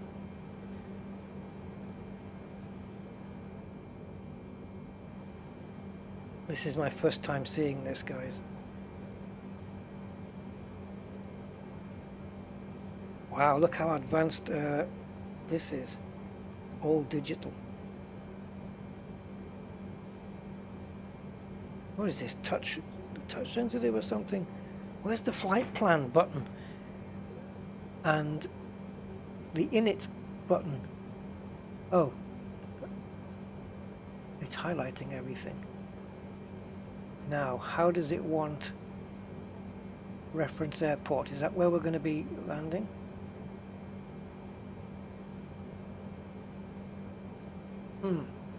Normally there's you put your current airport in and then your destination airport. So where's, oh, it's here. Let me see if it'll do this.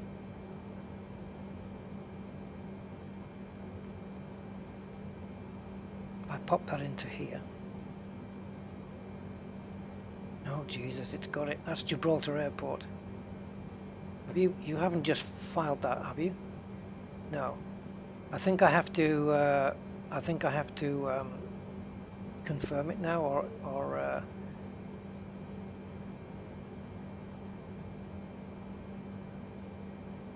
I've got no idea what I'm doing.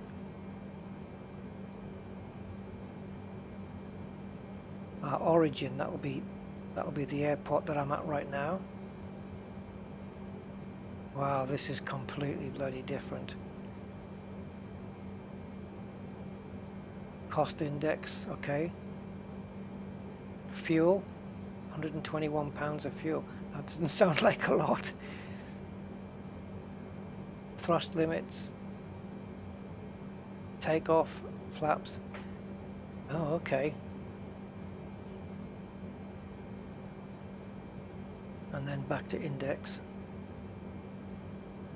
Wow. Ah, takeoff, performance, ident, piece of, no, point of sale maybe? No, it's not that.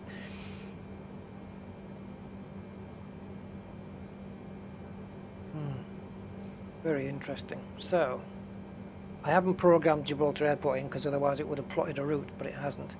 So let's just see if I can even take off in this thing.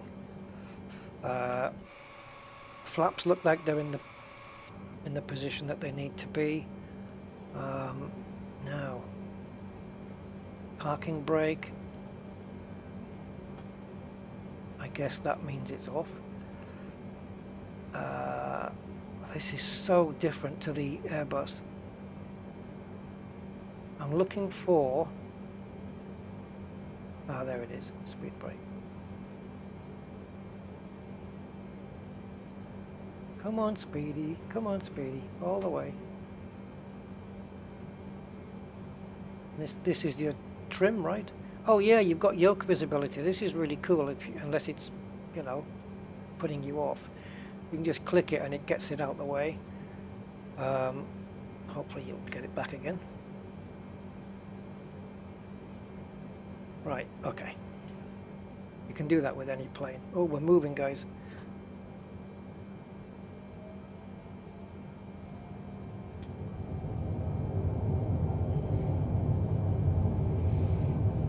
Hey, Max is back. Hey, Max. Yeah, you missed seeing Andy's house. It was very, very cool. He's going to get he's going to get visitors now, so we've got to get the kettle on. Oh, this thing just lifted off on its own.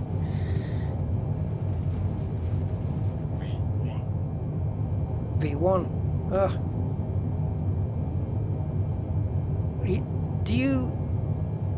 Do you lift off at V1 or V2? Okay, now we need to be going...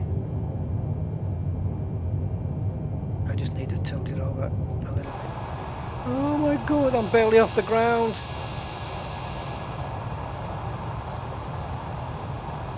I got... Why are me slats? Me slats are up, me flaps are down. Why are the slats up? I don't know what to do. Shouldn't they not be up?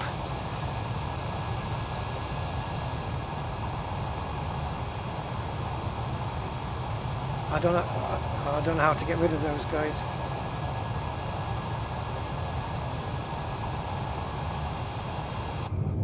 I don't know how to get rid of those.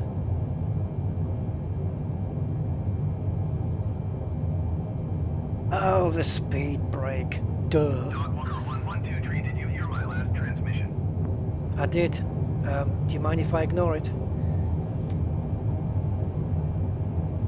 Okay. Thank you. Thank you. Speed brake. See? I'm learning now. Right, so the Eiffel Tower is on the River Seine, or just near it, so it's got to be over there. 10 frames per second. Ah!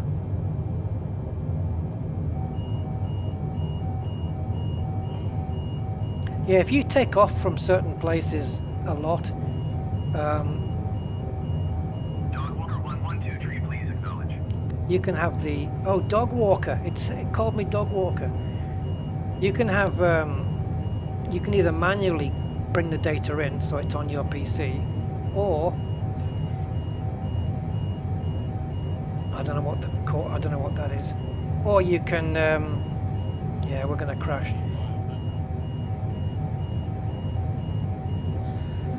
Or you can, you know, you can assign an amount of cache, in which case it will load the data in, and maybe keep some. Look at the wings flexing on this thing. Dogwalker 1123, did you hear my last transmission? It's like a proper bird.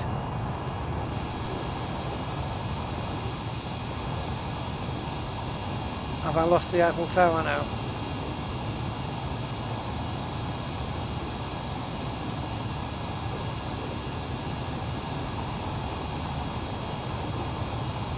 Oh well, no matter.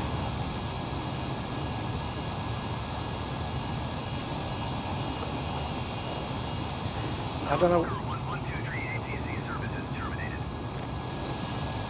Well, the speed brake is, I've taken that off. Let's get back inside.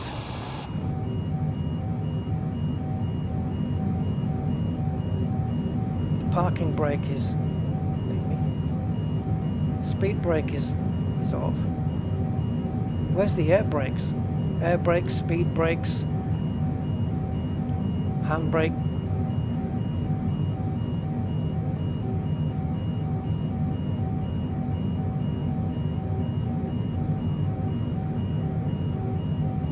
I love the dials and everything. So what are we looking at here then?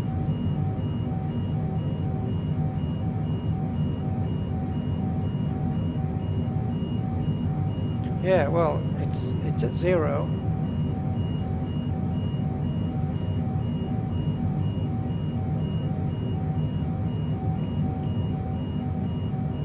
Assassin's Creed, more detailed than this.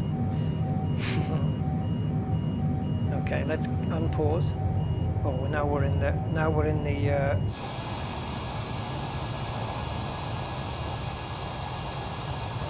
not even I can save this, guys.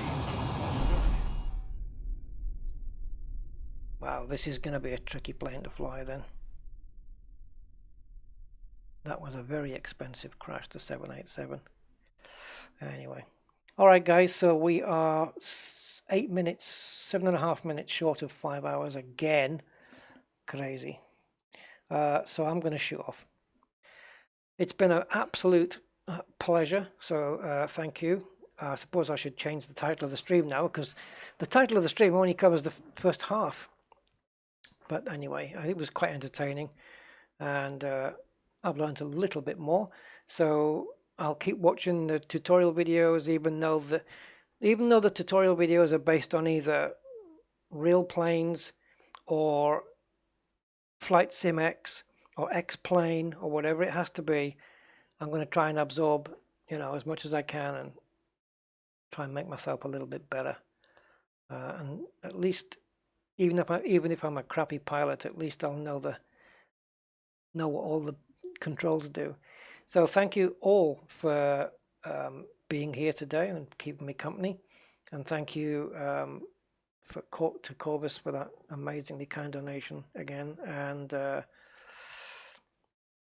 the other guy who donated, I do apologize, Sebastian. Yep, Sebastian, the hot sauce dude. Thank you very much. Thank you for all the likes and stuff like that. So take care, and I will catch you guys on the next stream, whatever that may be. Really dangerous, probably. Mind you, I am hooked on this one, so it could be anything. So yeah. Oh, sorry, Bruce. Well, look, Bruce, there's a scrubbing thing. You can just scrub back as far back as you want to go. I think, or maybe just the last couple of hours for now.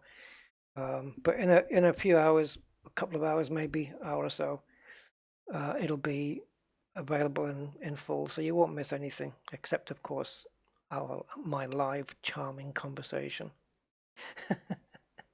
Yeah, mind the heavy gravity. I know, not minus 9.8 or whatever it is.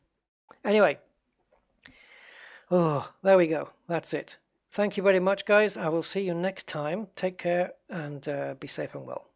Bye-bye for now.